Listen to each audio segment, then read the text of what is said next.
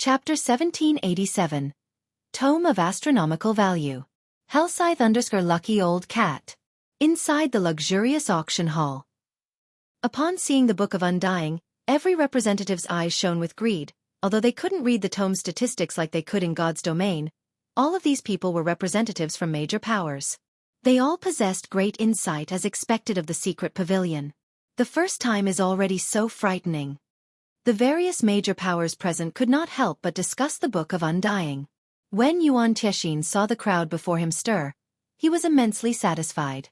This had been the reaction he had aimed for when he chose the Book of Undying as the first item. I believe that you all recognize the rarity of this Book of Undying. For the buyer's benefit, I won't share the specifics of this tome's attributes. I will only give a general summary. This tome is a dark gold ranked item. Even so, it is a super rare item that can resurrect the dead. This item will halve the death penalty for players it resurrects. It can also be used on NPCs. I believe you can recognize its value, Xianxia explained after hearing the item's introduction.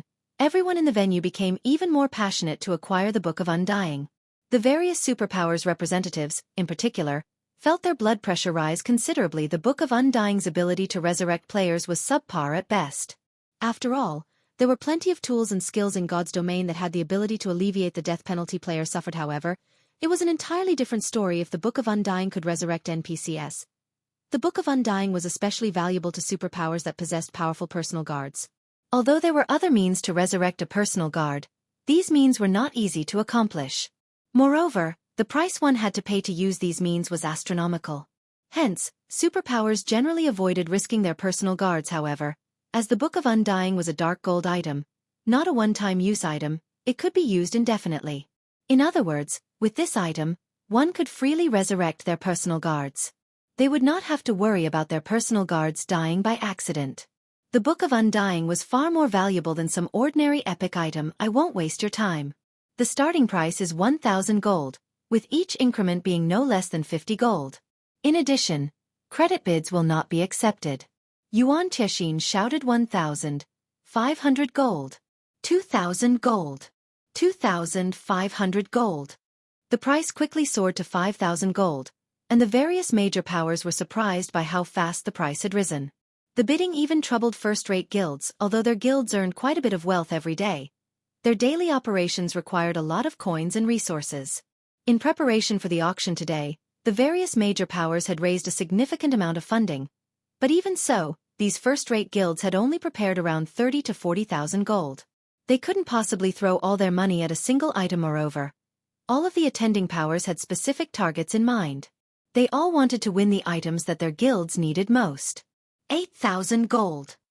9 Dragons Emperor, who sat in one of the second-floor rooms, increased the price by 3,000 gold, immediately silencing the various major powers in the first-floor hall. While the various powers could afford to raise the bid further, on the off chance that they won the tome, they'd have trouble winning the items they truly wanted. 10,000 gold. However, a few seconds after the 8,000 gold bid went up, Silverwing, who occupied room number 8, raised it. Who placed that bid? You can buy epic equipment with that kind of money. It seems Silverwing is the bidder.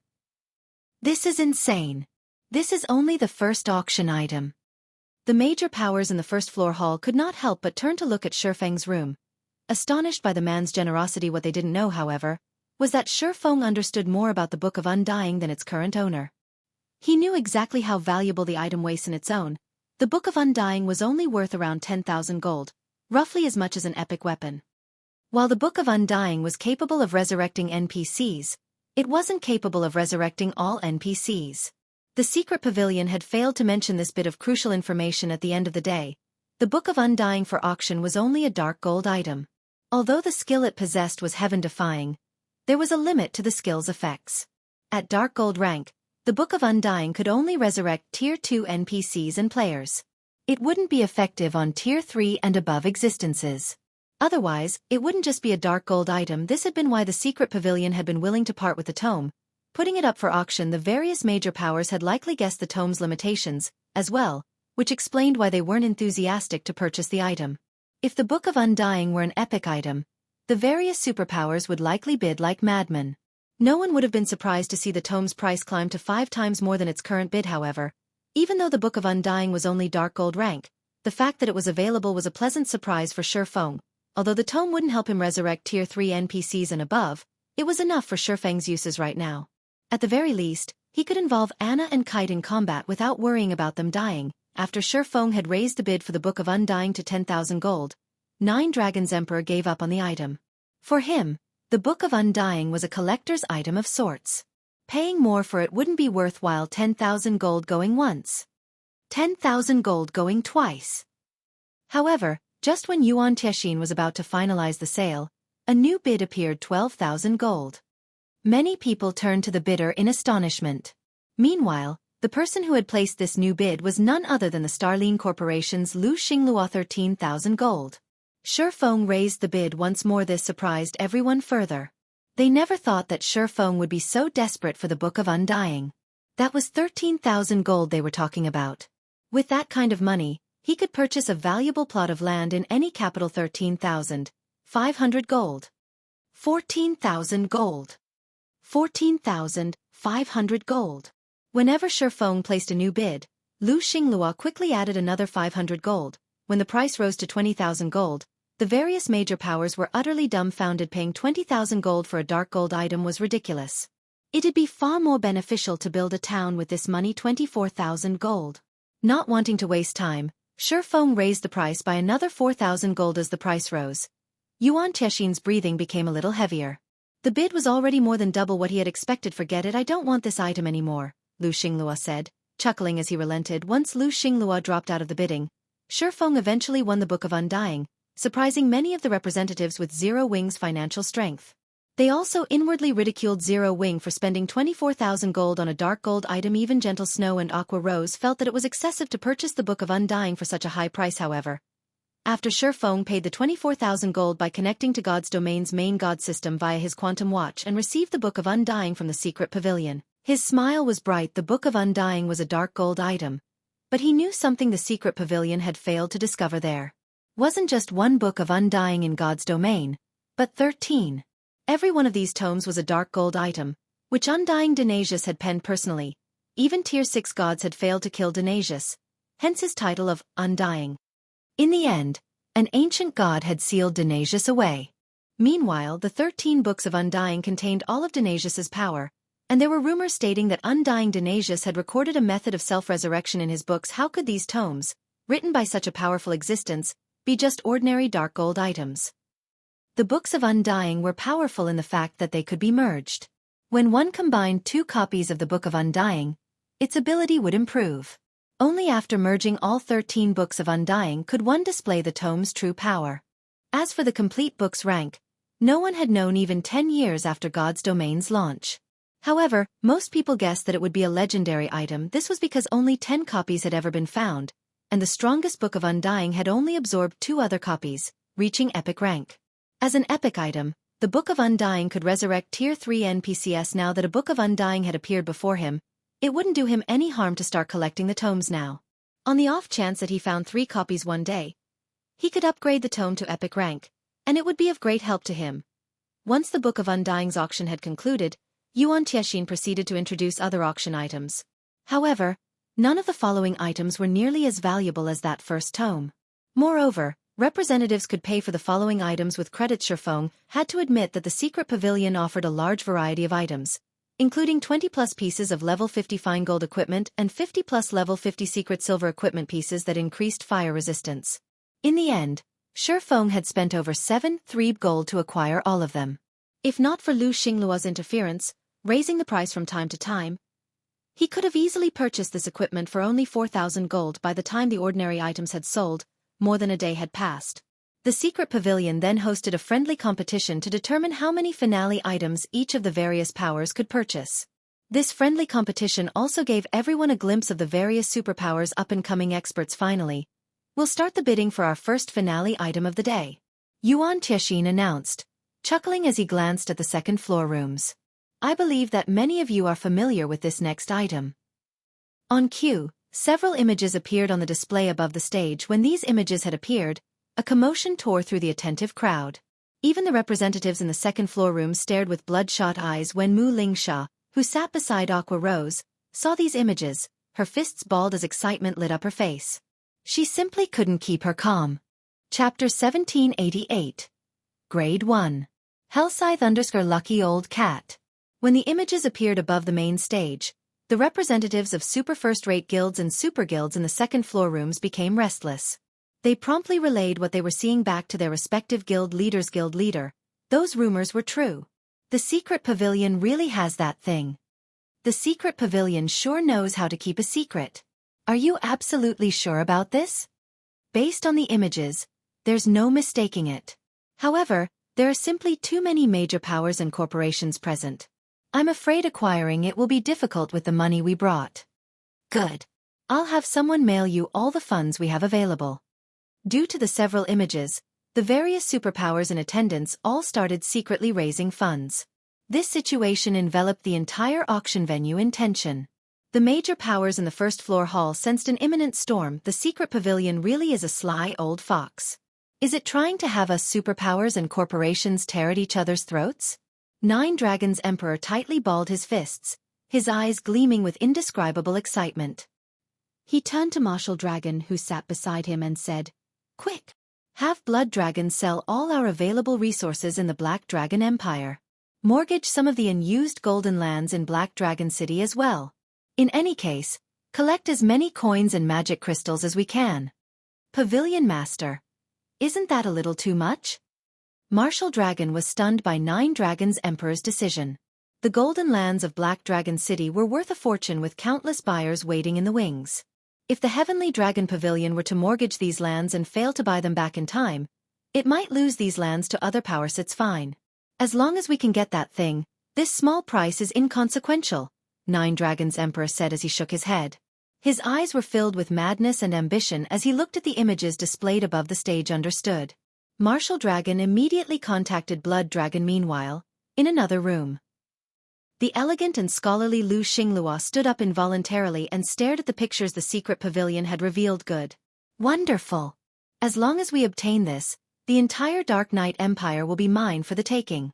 Nobody will be able to oppose me anymore. Lu Xinglua laughed. Congratulations, Guild Leader. At that time, both Crimson Emperor and Unyielding Soul will meet their end. Zhong Langqing, Lu Xinglua's bodyguard, exclaimed in excitement. How is the fundraising I tasked you with coming along? Lu Xinglua asked, turning around. Guild Leader, rest assured.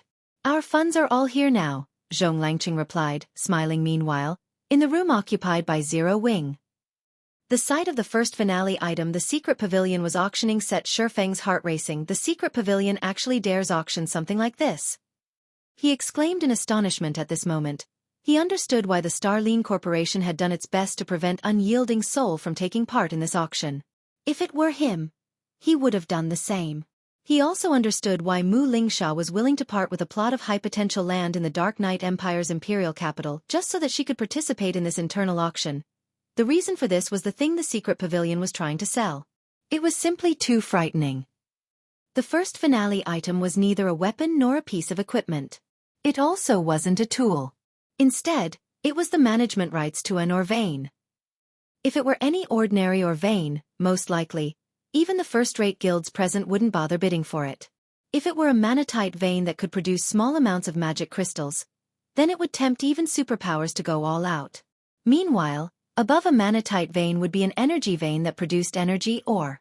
The discovery of an energy vein would definitely trigger a war among superguilds. However, manatite veins and energy veins, or veins capable of tempting even superpowers to take action, were considered only Grade 2 Orvanes in God's domain. The Orvane the secret pavilion had just revealed was a Grade 1 Orvane, a magic crystal vein. Based on the pictures shown, although the magic crystal vein the secret pavilion discovered was not a rich one, its value was still beyond that of a rich manatite vein or a rich energy vein. This magic crystal vein would supply enough magic crystals to sustain the daily operations of 2 superguilds and still have excess to spare. The surplus was because magic crystals were just the main product of a magic crystal vein. The byproducts of a magic crystal vein were also worth a fortune. One such example was magic silver, one of the top-ranking ores in God's domain in terms of hardness. It was considered a super rare material. When used in forging weapons and equipment, the final product would be unbreakable. This special property meant that even if the durability of the item with magic silver reached 0, the weapon or equipment would not become useless. Although its attributes would decrease by a significant margin, it could still be used due to this special property. An ingot of magic silver could sell for roughly 20 gold on the market. Any that appeared at such a price would be purchased almost instantly. While the occupants of the second-floor rooms were going crazy over the revealed images, Xianxia swept a glance at the various private rooms. Smiling, he said, "Everyone has now seen the item in question. If you are not familiar with it, you may find the relevant information in the libraries of kingdoms or empires. However, I believe that everyone present knows its value. The auction for this first finale item will be very simple. Same as always, it will go to the highest bidder. However, the secret pavilion will not be accepting credits for this sale. The winner of this auction will receive a 40% share in this magic crystal vein. In other words, the winner will receive 40% of this vein's harvest. Everyone might not know what 40% of the harvest entails. I won't go into the specifics, but suffice to say, 40% of this vein's harvest is definitely more than what you can get from an entire energy vein. Moreover, the byproducts of this magic crystal vein are all highly sought-after materials that can help elevate a guild's lifestyle players to a whole new level. However, before we start this auction, the secret pavilion also has to state one thing clearly. The winner of this auction will have to station a large number of experts and elites at the vein for the long run, and the number cannot be fewer than 100,000. If you are incapable of fulfilling this condition, winning the auction would be pointless. If nobody has any problems, then let us begin the auction for today's first finale item. The minimum bid will be 100,000 gold, and each increment must not be lower than 1,000 gold or 2,000 magic crystals. Upon hearing Xianxia's words, the lively auction venue suddenly fell deathly silent. The upper echelon of the various first-rate guilds seated in the first-floor hall could not help but gape. Any thoughts in the first-floor hall of competing for the mana crystal vein immediately vanished.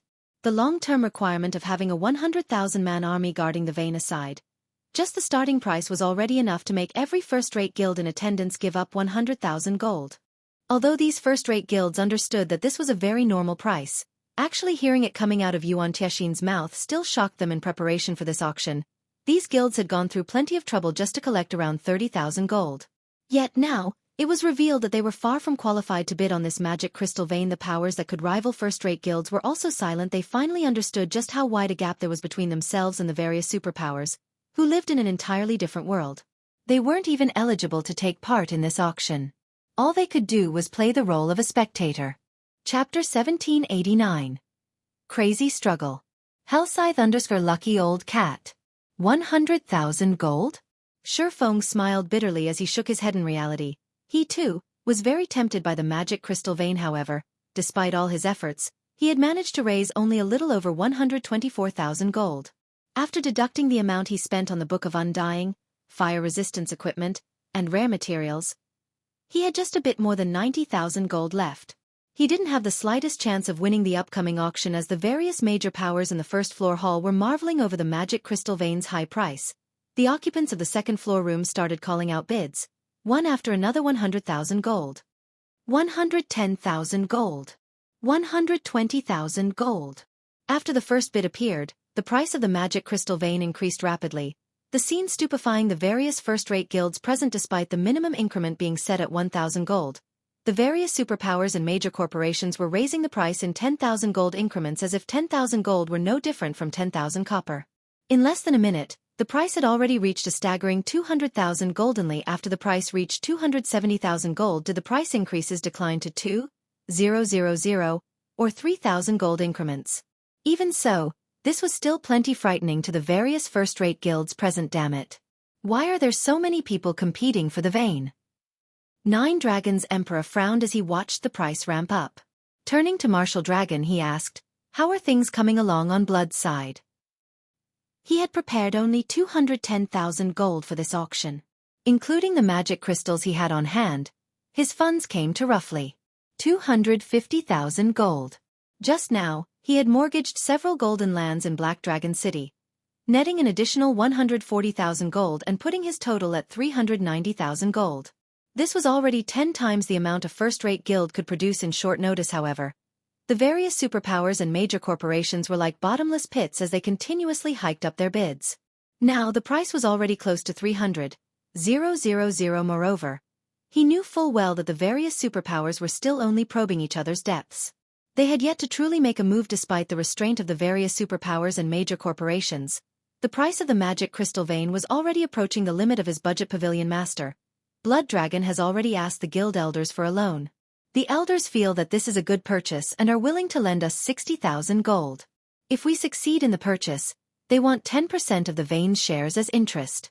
If we fail, they want 30% interest, Martial Dragon said helplessly. Although they all belonged to the same guild, the guild elders each operated their own faction. Although their factions were not strong individually, when they banded together, they were a frightening force to behold. Meanwhile, this combined power was under the great Pavilion Master's control. Hence, Pavilion Masters like Nine Dragons Emperor and Phoenix Rain could not command these elders. They could only try to rope in these elders to their side. Those old bastards actually have the gall to ask for 10% of the shares. Nine Dragons Emperor turned ashen upon hearing the loan conditions. The guild elders had outright asked for a quarter of the shares he would be getting. Fine. I agree to their conditions. However, tell them that 60,000 gold is too little. I will also need all of their magic crystals. Otherwise, I'll just give up on the auction. Although 60,000 gold was a significant sum, it was still insufficient for him to compete against the various superpowers. Only after he and the elders pooled everything they had would they stand a chance in the auction. While Nine Dragons Emperor was raising funds, the price of the magic crystal vein had already increased to 352,000 gold. At the same time, the various superpowers and major corporations were also doing their best to gather more funds. However, this price had already rendered the crowd in the first-floor hall utterly speechless. It seems some guilds and corporations are already approaching their limit. Lu Xinglua smiled when he noticed the rate of bidding slowing down. Turning to his bodyguard, he said, "Let's begin then." Understood. Zhong Langqing immediately keyed in a series of zeros on the bidding interface. 500,000 gold. The moment this price appeared, the entire auction venue went into an uproar. Even Shifeng's mouth twitched involuntarily when he saw this bid. With that kind of money, he could already build 2 cities in Star Moon Kingdom. Seeing this price also allowed him to understand just how frightening the various superpowers were. The difference between himself and them was not something that he could easily bridge just by having more information on God's domain. Why does the Starline Corporation have so much money? Nine Dragons Emperor felt like puking up blood when he saw this amount. Although the Starline Corporation was strong and had annexed quite a few first-rate guilds, it had also spent a lot of money to develop its guild, far more than what super first-rate guilds had spent. Logically, the corporation shouldn't have that many coins to spare at this moment, let alone Nine Dragons Emperor. Even the representatives of the Sacred Temple, Battle Wolves, Pantheon, Nine Heavens Pavilion, and other super guilds were taken aback by the Starline Corporation's bid. Although they, too, possessed that much money, spending it would no doubt cause their guild a cash flow shortage in the near term. The Starline Corporation's guild would definitely suffer an even greater setback shortly after Lu Xinglua placed the bid of 500,000 gold. Mu Lingsha also clenched her teeth and topped at 510,000 gold. This price likewise stunned the various superpowers present. Although Unyielding Soul was a super first-rate guild, as its development in the Dark Knight Empire had not gone smoothly, the guild should not have that much money to spare. However, what the various superpowers did not know was that, in order to contest for the management rights of the magic crystal vein, Unyielding Soul had long since mortgaged many of its properties and was prepared to duke it out with the Starline Corporation. After all, if the Starline Corporation acquired the magic crystal vein, Unyielding Soul's development in the Dark Knight Empire would be doomed. Hence, Unyielding Soul had accumulated a total of 625,000 gold's worth of coins and magic crystals to compete with the Starline Corporation. Ha ha ha. You want to compete against the Starline Corporation in terms of financial strength? Lu Xinglua sneered at Mu Lingsha's new bid. A pity. Truly a pity. The Starline Corporation might not have as powerful a background as a super first-rate guild like Unyielding Soul, but we do have high-level energy. In order to acquire the magic crystal vein, the Starline Corporation had traded 400,000 gold's worth of high-level energy with the secret pavilion. Of course, it had stipulated that Unyielding Soul would not be invited to the internal auction. Including the 300,000 gold the corporation raised, Starline had a total of 700,000 gold prepared to purchase the vein at this stage of the game. Even the various super guilds were incapable of taking out 700,000 gold, which was why he was confident of acquiring the magic crystal vein. After some back and forth, the price eventually reached 630,000 gold, the bid being placed by Lu Xinglua. This figure caused many of the superpowers present to give up on the auction. They also could not help but marvel at the Starline Corporation's financial strength. Aqua, I wish to borrow money from Zero Wing. I am willing to use a few plots of golden land in the Dark Knight Empire as collateral. These lands are worth around 70,000 gold in total. I wish to borrow 60,000 gold. I will pay you back in 5 days with 30% interest. If I fail to repay the loan, these golden lands will be Zero Wings, Xianxia said after making some calculations at this point. She could tell that the price of the magic crystal vein was already close to Lu Xingluo's limit. After all, the man was no longer as decisive when placing his bids. Meanwhile, through Aqua Rose, she had learned much about Zero Wing. Hence, she knew that Zero Wing had prepared quite a lot of funds for the auction this time. Several times more than the average first-rate guild, in fact. Hence, it should be possible for Zero Wing to lend her 60,000 gold if she had these 60,000 gold coins. She would have a greater chance of winning against Lu Xingluo. This. Aqua Rose was slightly troubled as she turned to look at Shifeng, unsure whether she should agree to this request or not. Miss Mu, how about this? I can lend you 100,000 gold's worth of funds. However, Zero Wing does not need any collateral or the 30% interest. We only want to borrow some manpower from Unyielding Soul. What do you think of this proposal? Shifeng suggested. Although he had thought of using this opportunity to acquire some of the magic crystal vein shares, the percentage of shares he could obtain in the end would most likely not amount to much. In that case, the number of magic crystals Zero Wing could get from the vein would be a drop in the bucket, given Zero Wing's current magic crystal shortage. Meanwhile, earning an additional 18,000 gold from the 30% interest would not help Zero Wing by much, either. Rather than these negligible benefits, it would be far more meaningful to borrow Unyielding Soul's strength, instead. After all, it was normally impossible to borrow the strength of a superpower without paying an exorbitant price. You don't need any collateral or interest. You're willing to lend us 100,000 gold in exchange for only manpower? Xianxia's eyes widened in shock as she stared at Shifeng, her mind finding both Zero Wing's financial strength and Shifeng's proposed conditions inconceivable. Chapter 1790. Or Vein of Astronomical Value. Hellscythe_Lucky Old Cat. Upon hearing Shifeng's proposal, Aqua Rose and Gentle Snow could not help but stare at him in disbelief. They could not understand why he would actually abandon such a good opportunity to make money and instead settle for just borrowing manpower from Unyielding Soul. Meanwhile, during the time Shifeng and Xianxia were discussing this point, Xianxia had slammed his gavel for the second time. 630,000. Going twice. Is there nobody present willing to offer a higher price?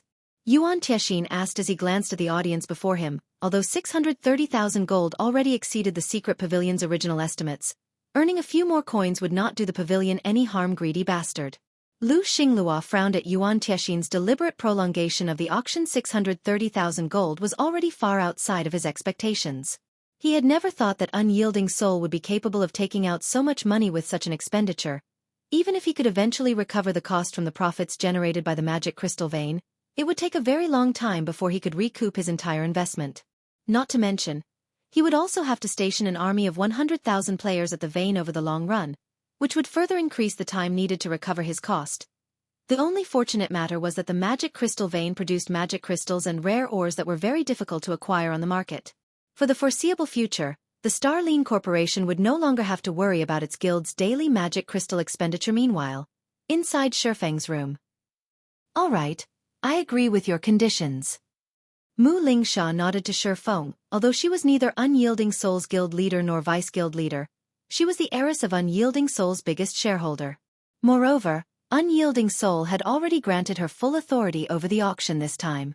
If it was only getting some of Unyielding Soul's members to help Zero Wing with a task, she could easily approve this matter with her authority. All right? I'll write up a contract. You should place a bid first. Shifeng smiled when he heard Xianxia's reply. With the help of a super first-rate guild like Unyielding Soul, he could proceed smoothly with the next step of his plans. Compared to what he stood to gain through this help, making a few thousand coins of profit was not worth mentioning whatsoever. Since both sides had come to an agreement, Xianxia hurriedly placed a new bid. 632,000 gold. Xianxia shouted. The secret pavilion's internal auction was different from the auctions held in God's domain, where players had to have enough currency in their pockets to place their bids. The secret pavilion did not bother verifying how much the bidders had.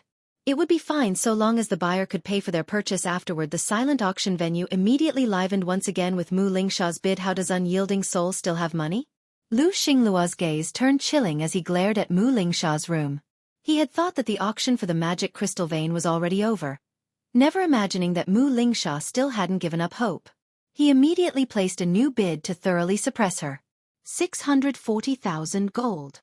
642,000 gold. 650,000 gold. 652,000 gold. A heated struggle between Lu Xinglua and Mu Lingsha broke out, the price reaching 672,000 gold in short order. This situation shocked the various superpowers present. These superpowers were fully aware of the financial strength of their rivals. Even if some of them were superior to others, the disparity was not that much. However, the wealth the Starline Corporation and Unyielding Soul were displaying had already exceeded the liquid assets a superpower should wield. This was no longer a competition of liquidity. This was basically an all-out struggle between two superpowers. This is impossible. Unyielding Soul can't possibly have this much money, Lu Xinglua said as he looked at Mu Lingsha's room. Just then, he happened to catch sight of Mu Lingsha signing some kind of contract with Shifeng. Damn it! That little bug dares to lend money to Unyielding Soul. At this moment, even a fool could tell that Zero Wing had lent Unyielding Soul a lot of coins. Hence, Super First-Rate Guild was able to persist in this auction. Mu Lingsha, do you think you can win against the Starline Corporation just because you borrowed some money from a little bug? Lu Xinglua placed another bid. 700,000 gold. Although Zero Wing had lent coins to Unyielding Soul, how much could an up-and-coming guild that could rival first-rate guilds possibly have? It would already be plenty amazing if Zero Wing had even 70,000 or 80,000 gold. If Lu Xinglua included the amount of money Zero Wing spent earlier, he estimated that the guild would be able to lend around 50,000 gold, at most, to Mu Lingsha. Previously, she had also stopped placing bids after the price reached 630,000 gold, which meant that her personal limit was 630,000 gold. Including the 50,000 gold from Zero Wing, she would have only around 680,000 gold in total. With his bid of 700,000 gold, he would definitely triumph over Mu Lingsha. The people inside the auction venue gasped upon hearing Lu Xinglua's bid. If he were to spend so much money to acquire the magic crystal vein, he would have to wait for 3 months or so just to recoup his costs. However, 700,000 gold at this stage of the game was definitely more valuable than 700,000 gold 3 months later. After all, coins and magic crystals were constantly depreciating in value in God's domain. Of course, the purchase also wasn't without benefits. With the magic crystal vein, Lu Xinglua would convert 700,000 gold into magic crystals and various rare ores. In the long term, it was still more beneficial to have the magic crystal vein than not to have it. However, before Yuan Tiexin could even hammer his gavel once, Mu Lingsha made another bid. 710,000 gold. Are you kidding me? How does Unyielding Soul have so much money? The people present were dumbfounded at Mu Lingsha's bid. Logically, the increment in price should taper off as the auction approached its end. Yet, now, Mu Lingsha had actually raised the size of her increment to 10,000 gold. Impossible. Lu Xinglua could not help but turn to look at Shifeng, confusion written on his face. How can a new guild like his possibly have so much money? Guild leader, what should we do? We only have a little over 703,000 gold left. We don't have any more money to continue bidding, Zhong Langqing said anxiously. Good. Very good. Lu Xinglua's gaze turned deathly chilling. Contact the secret pavilion and tell them I have some business with them. Understood.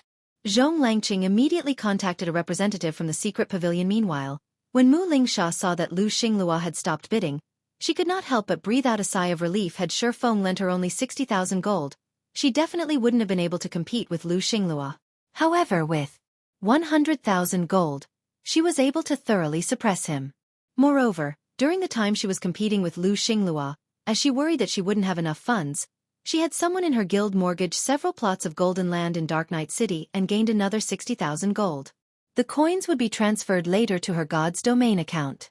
Seeing that nobody was bidding, Yuan Tiexin very quickly slammed his gavel once, saying, 710,000, going once. Is there anyone willing to place a higher bid? You should know that this is very likely to be your only chance to see a magic crystal vein. You might not get another chance like this in the future. At this moment, Yuan Tiexin was ecstatic. After all, in just under a minute, he had earned nearly 100,000 gold more for the vein. However, despite Yuan Tiexin's words, the auction venue remained silent. Nobody was willing to place any more bids. 710,000. Going twice.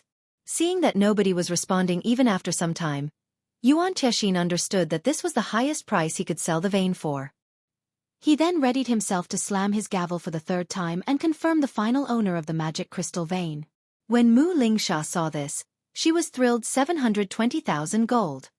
At this time, however, Lu Xinglua suddenly broke the silence. How is this possible? Mu Lingxia was astounded as she looked at Lu Xinglua's solemn expression. Nevertheless, she very quickly placed another bid, saying, 730,000 gold. 750,000 gold. Lu Xinglua said, sending a chilling glare at Mu Lingxia and Shifeng. Despite Lu Xinglua's glare, Mu Lingxia showed no intentions of giving up whatsoever. 760,000 gold. 770,000 gold. 780,000 gold. 800,000 gold. In the end, Lu Xinglua directly raised the price by an additional 20,000 gold, causing Mu Lingxia's complexion to darken considerably. That price exceeded the limits of what she could afford in the end. After Xianxia slammed his gavel 3 times, Lu Xinglua was announced the winner of the Magic Crystal Veins management rights. This outcome sent the entire auction venue into an uproar. 800,000 gold. This was already double the liquid funds a superpower possessed at this stage of the game. Although Lu Xinglua had acquired the Magic Crystal Vein, throughout the remaining part of the auction, he glared hatefully at Mu Lingxia and Shifeng. In order to emerge as the final victor, he had been forced to sell a large amount of high-level energy to the secret pavilion, far more than what the corporation had authorized. Although he eventually won the auction, he had to spend nearly 200,000 gold more. How could he possibly be in a mood for celebration? Langqing, once we return, gather all the information you can find on Zero Wing and pass it to Dark Soul. Have Dark Soul mobilize right away. If Dark Soul is lacking in strength, have a portion of our main force support it. I want Zero Wing to disappear from God's domain immediately. Lu Xinglua said. A mere bug dares cause me to lose 200,000 gold. Understood. Zhong Langqing replied eagerly. The thing he loved doing the most was none other than annihilating small guilds. Chapter 1791. Crazy actions. The uproar caused by the auction of the Magic Crystal Vein distracted the various powers in attendance from the many excellent finale items appearing after the vein. Most focused their attention on the implications of the Magic Crystal Vein. Now that the Starline Corporation had the Magic Crystal Vein, combined with its financial strength and military strength, its development in God's domain would most likely skyrocket in the future. Particularly, when it came to magic crystals, the Starline Corporation would have a massive advantage over everyone else. Now that Starline has obtained the Magic Crystal Vein, the Dark Knight Empire will probably belong to Starline from now on. Crimson Emperor and Unyielding Soul sure are pitiful. The two of them going all out was what allowed Starline to annex 2 former super first-rate guilds in one go. Without the sudden influx of experts and veteran players, Starline wouldn't have developed so quickly and become capable of rivaling Crimson Emperor and Unyielding Soul. Now that Starline has acquired a Magic Crystal Vein as well, it'll be able to nurture more experts through the Divine Colosseum. That's right. Most likely, it won't be long before Crimson Emperor and Unyielding Soul get chased out of the Dark Knight Empire. Unyielding Soul is truly unfortunate. It was just a little bit short of acquiring the Magic Crystal Vein. It really makes you wonder where the Starline Corporation managed to get so much money from. Everyone secretly discussed the matter between the Starline Corporation and Unyielding Soul. The auction of the Magic Crystal Vein had determined the future of the Dark Knight Empire. This situation also prompted some first-rate guilds, which had been developing in the Dark Knight Empire all this time, to draft alternate plans. Meanwhile, inside Zero Wing's private room. After this auction, Gentle Snow and Aqua Rose gained newfound recognition of the financial strength of major corporations compared to the major corporations. The amount of money Zero Wing possessed was not worth mentioning whatsoever. They also realized just how far Zero Wing was from becoming a superpower in God's domain. The guild was already severely lacking just in the aspect of financial strength, so this is the Starline Corporation's strength? Mu Lingxia could not help a bitter smile when she saw Lu Xinglua acquiring the Magic Crystal Vein. Despite all her efforts, she still lost in the end. Fortunately, she did not suffer a total loss in this auction. At the very least, she had forced Starline to spend a large portion of its wealth. With this, Starline would not have the funds to develop rapidly within the short term. Following which, Mu Lingxia turned to look at Shifeng and said, "Thank you for your help. As per our agreement, I will have Unyielding Soul help you out once." That's just wonderful. In reality, the thing I need Unyielding Soul's help with is very simple. I need you to lend me 60 Tier 2 experts to raid a team dungeon. I believe that with Unyielding Soul's strength, that should be doable, Shifeng said, directly revealing the task he wanted Unyielding Soul's help for currently. Expert players in God's domain had already reached level 53 and level 54. The number of experts that had gone to attempt their Tier 2 promotions was also very high. At this stage of the game, most first-rate guilds already had a dozen or so Tier 2 experts in their ranks, with some having even more than 20. As for super first-rate guilds, they definitely had more than 60 Tier 2 experts help with raiding a team dungeon. Mu Lingxia was slightly surprised by Shifeng's request. She had expected Shifeng to have Unyielding Soul act as a deterrence to Beast Emperor in the Orc Empire. She had never thought that Shifeng would only want to borrow some Tier 2 experts to raid a team dungeon. Alright, that won't be a problem. When will the raid be? Where should we meet up? In reality, Mu Lingxia wasn't the only person surprised by Shifeng's request. Even Aqua Rose and Gentle Snow were confused at this situation. They had the rare opportunity of getting Unyielding Soul to owe them a favor. Yet Shifeng was wasting this favor to borrow some experts to raid a team dungeon. Although there were some team dungeons that Zero Wing was currently still incapable of raiding, given enough time, Zero Wing would have more Tier 2 experts of its own. There was simply no need to get the help of other guilds. I hope that we can start tomorrow. The meeting point will be Star Moon Kingdom's White River City. As for the exact time, I'll have Aqua notify you once we enter God's domain. May I know if that is acceptable? Shifeng asked tomorrow. It seems you're quite pressed for time. However, all the better. The sooner this favor is repaid, the sooner Unyielding Soul will be able to relax, Mu Lingxia said, smiling. All right, I'll head back and make the necessary arrangements. I'll be sure to send over the people you asked for on time tomorrow. Big Sis Lingxia, are you returning so soon? The auction for the finale items is just beginning. There are bound to be some excellent items coming out. Isn't it a waste to leave right now? Aqua Rose asked, surprised when she noticed Mu Lingxia standing up from her seat. My goal this time is only the magic crystal vein. Now that the Starline Corporation has acquired it, I naturally have no reason to stay. Rather than waste time here, it is much better if I return and start making the necessary preparations, Mu Lingxia explained. However, I must also remind you that Lu Xinglua is a vengeful bastard. Now that you have gone against him, although he won't be able to dispatch his guild's armies after you, he is very likely to send a large number of experts to target Zero Wing. It is best if you all beware. Thank you for your reminder, Shifeng said. In reality, Shifeng had a much greater understanding of the Starline Corporation than Mu Lingxia did during his previous life. The Starline Corporation had quickly become the overlord of the Dark Knight Empire by relying on its advantages from entering God's domain at the game's launch and having a large amount of high-level energy. Moreover, aside from the Empire, Starline had also taken control of several neighboring kingdoms. Eventually, the corporation annihilated Unyielding Soul and developed into a bona fide super guild. Meanwhile, Lu Xinglua, the guild leader of the Starline Corporation's guild, was also famed for being incomparably ruthless. As Lu Xinglua had close ties with dark players, those who became his enemy were often hunted down by dark players. Some first-rate guilds had even gotten wiped out because of this. After Mu Lingxia was done speaking, she promptly left the room. Now, only 4 people remained inside guild leader. Just which dungeon are we going to raid that we actually need Unyielding Soul's strength? Gentle Snow asked quietly, unable to rein in her curiosity. After seeing Mu Lingxia leave, although she wasn't one to self-praise, she believed that Zero Wing's dungeon raiding capabilities were not the slightest bit weaker than those of the superpowers of God's domain.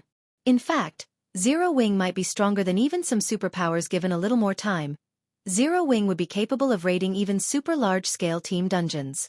Hence, there really wasn't a need to employ the help of a super first-rate guild. No, we're not just going to borrow Unyielding Soul's strength, Shifeng said, smiling. Afterward, we're going to borrow the Dragon Phoenix Pavilion's strength as well. Borrow the Dragon Phoenix Pavilion's strength? Gentle Snow grew even more confused at Shifeng's words. She simply could not figure out what Shifeng intended to do. Shifeng wasn't satisfied with getting the help of just one super first-rate guild. He was even going to get the help of with super first-rate guilds. Aqua Rose was similarly surprised by Shifeng's declaration. Guild leader, we can't possibly be trying to raid the Flaming Ruins now, right? A hint of shock flashed across Aqua Rose's eyes as she suddenly thought of a possibility. No matter how she tried, The only team dungeon that she could think of that would necessitate the help of Unyielding Soul and the Dragon Phoenix Pavilion would be Star Moon Kingdom's Flaming Ruins. A level 50 super large-scale team dungeon up to now, nobody in the game had managed to acquire the first clear of even a level 50. 100-man hard mode team dungeon. Trying to challenge a 200-man team dungeon was simply insane. After all, the raid difficulty of a super large-scale team dungeon was many times greater than that of a 100-man team dungeon. It simply wasn't a challenge that current players could overcome. Moreover, the final loot one would get from the two dungeons was mostly of the same quality. Rather than waste time raiding a super large-scale team dungeon, it was much better to raid a large-scale team dungeon. Of course not, Shifeng said, shaking his head. Our goal is the neutral map Eclipse Gate super large-scale team dungeon, Eclipse Throne. Meanwhile, during the time the secret pavilion was holding its internal auction, things were very lively over at Dark Soul's residence in Light Shadow City, a dark city in the Dark Knight Empire. Currently, many rarely seen experts had gathered this really is a rare occurrence. Boss, why did you suddenly have us all come here? Are we waging war on a guild? Lonely Lamp, a core member of the Dark Hunters Adventurer team, asked curiously as he looked at the core members of Dark Soul in the room. A direct order came from the Starline Corporation. A level 54, Tier 2 male berserker looking to be in his 40s said, smiling. Which guild is unlucky enough to get targeted by the Starline Corporation? Lonely Lamp asked, laughing. The last time Dark Soul had mobilized such a powerful force was when they were targeting a first-rate guild. In the end, said first-rate guild had very nearly disappeared from God's domain. Fortunately though, the first-rate guild managed to pack up and leave the Dark Knight Empire in time. Rubbing his beard, the Tier 2 berserker thought back to the message he received a while ago before replying, it seems it's a guild called Zero Wing. Chapter 1792. Upgrading a magic weapon. Hellscythe_lucky old cat. We're targeting Zero Wing? Lonely Lamp could not help his surprise when he heard the Tier 2 berserker's words. Could it be Star Moon Kingdom Zero Wing? That's right. Looking at Lonely Lamp curiously, the Tier 2 berserker asked, is there a problem? And no. Lonely Lamp shook his head, his complexion darkening slightly. He had never thought that the various adventurer teams belonging to Dark Soul had actually been gathered this time to deal with Zero Wing. This is interesting, a soldierly man seated before Lonely Lamp said, his lips curling up slightly. Originally, I was planning to take care of this Zero Wing sometime in the future. Now, it seems that won't be necessary. Commander Shark, does Dark Hunters have some kind of grudge against Zero Wing? A beautiful womanly lady wearing dark blue robes asked, a faint smile on her face. We crossed paths when carrying out a client's commission. Although we managed to complete the commission, our side suffered quite a loss as well, the soldierly man named Black Shark replied, a cold glint flashing in his eyes. To be able to make your Dark Hunters eat a loss, Zero Wing must be quite capable. It's no wonder the Alliance Master has gathered us here today, the beautiful lady said. When the time comes, if Commander Shark needs any help in the battle, do make sure to ask Dark Claw. Then, I'll have to thank you in advance for the help, Commander Spirit, Black Shark replied. Lonely Lamp could not help but grow excited upon overhearing the conversation between Black Shark and Veiled Spirit. Even now, he still remembered with hate the time Shifeng had killed him. Although his commander had also stated previously that they would make Zero Wing pay, he was painfully aware of just how powerful Zero Wing was. Even if the entire Dark Hunters adventurer team mobilized, they wouldn't be a match for Zero Wing. However, it was a different story now. Dark Soul was a dark alliance of over 10 dark adventurer teams. If these adventurer teams mobilized simultaneously, the alliance would have no problem throwing the entire Star Moon Kingdom into chaos. After all, the dark adventurer teams capable of joining Dark Soul were all frighteningly powerful. Just as everyone inside the meeting room was discussing this matter, 3 players suddenly entered the room. At the lead was a level 50 male guardian knight wearing pitch black armor. The beast-like young man carried on his back a crystalline shield that released crimson flames. Following this guardian knight was a level 55 female ranger, and a level 55 male elementalist. The equipment these 3 players wore elicited a little envy in the adventurer team commanders present. These 3 players had a minimum of 3 pieces of epic equipment each. The guardian knight in the lead in particular had 4 pieces of epic equipment plus a weapon and shield of indiscernible rank. However, although the weapons and shields ranks were not distinguishable, the density of the mana circulating around them indicated that they were definitely extraordinary items. Meanwhile, this young man was none other than Tigerbreaker, the Alliance Master of Dark Soul. Although Tigerbreaker looked very young, Nobody present dared underestimate him because he had risen to fame much sooner than anyone else here had. He was actually already over 45 and had once inspired fear and helplessness even in super first-rate guilds. This man was also why the various dark adventurer teams present were willing to join an alliance like Dark Suli. Assume you all have been notified of the reason you are gathered here? Tiger Breaker said after taking his seat. The Starline Corporation's intent is to have us annihilate Zero Wing as soon as possible. Rest assured, the remuneration provided is very bountiful. Like usual, whoever contributes more will get more. According to the data we collected, Zero Wing has the strength of a first-rate guild. As for our plan of annihilation, we'll go about it like always and target Zero Wing's core combatants and upper echelon first. Whatever loot you get from your kills will belong to you. If there are no problems, we'll move out now. Tiger Breaker's words immediately filled everyone present with enthusiasm. They had been eagerly awaiting such a large-scale campaign for a long time now. This was their motivation for joining Dark Soul, to begin with. While their respective adventurer teams might have great difficulty annihilating a large guild all by themselves, doing so would be a walk in the park if over a dozen of them worked together. Every time their alliance received a mission to annihilate a guild, they made a fortune for themselves. The profits they gained from annihilating first-rate guilds, in particular, were astronomical. Alliance Master. What happened with the Starline Corporation that it's in such a rush to annihilate Zero Wing? The level 55 male elementalist standing beside Tiger Breaker asked curiously after seeing that the representatives of the various dark adventurer teams had left. In the past, they always gave us a few days to prepare. Now, they're not even giving us a day. I'm not sure about this, Tiger Breaker replied, shaking his head. However, it doesn't matter. The target has the strength of just a first-rate guild. It's not the first time they're doing such a task. Indeed. With the current strength of the various adventurer teams, every one of them can easily mess up a first-rate guild all by themselves. If they work together, even the top-ranking first-rate guilds will suffer, the male elementalist said, chuckling. Right, after they're done with this mission, our next target will most likely be Unyielding Soul. Make sure you get the necessary preparations done. Even though Unyielding Soul has fallen behind the times, it is still a super first-rate guild. It won't be an easy opponent, Tiger Breaker said. Alliance Master, rest assured, as long as that batch of resources arrives, we'll be able to nurture a large group of experts very quickly, the elementalist said confidently. Star Moon Kingdom, White River City. After the secret pavilion's auction, Shifeng immediately returned to the Greenwater Villa and logged back into God's domain. The first thing he did after getting online was contact Phoenix Rain and have her send every Tier 2 expert she had to White River City. After making the necessary arrangements, he handed 30,000 gold to Aqua Rose and had her continue fortifying Silverwing Town. He then took out another 30,000 gold and secretly fortified the Lost Town. Next, he gathered the rare materials he brought over from the Ice Crystal World and 19 lifestyle players at the Candlelight Trading Firm. Finally, he used the Holy City's emblem and brought the 19 lifestyle players to the Holy City of Titan. At this point, the Abyssal Blade was still just a level 45 magic weapon. Although the Abyssal Blade remained very powerful, it was severely mismatched for his current level. Compared to Killing Ray, the Abyssal Blade was no different from baggage to him. Meanwhile, the Eclipse Throne was a level 50 super large-scale team dungeon in the Eclipse Gate, a neutral map. Its difficulty was much greater than even that of the level 50 super large-scale team dungeons in Kingdoms and Empires, not to mention the special environment inside the Eclipse Throne.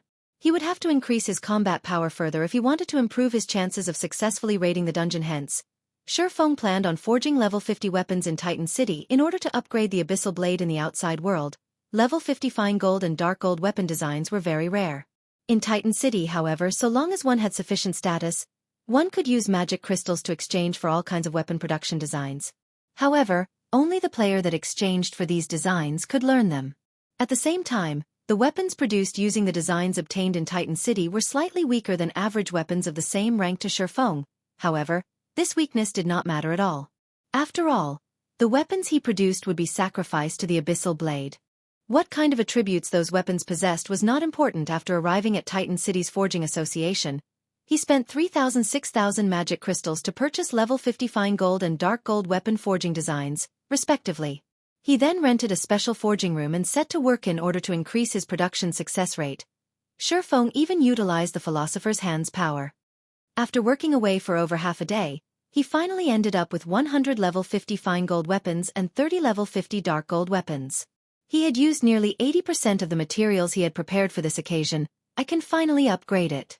After taking a good look at the pile of weapons stacked on the table before him, Shifeng unsheathed the abyssal blade. Devour. Chapter 1793. Black Dragon appears.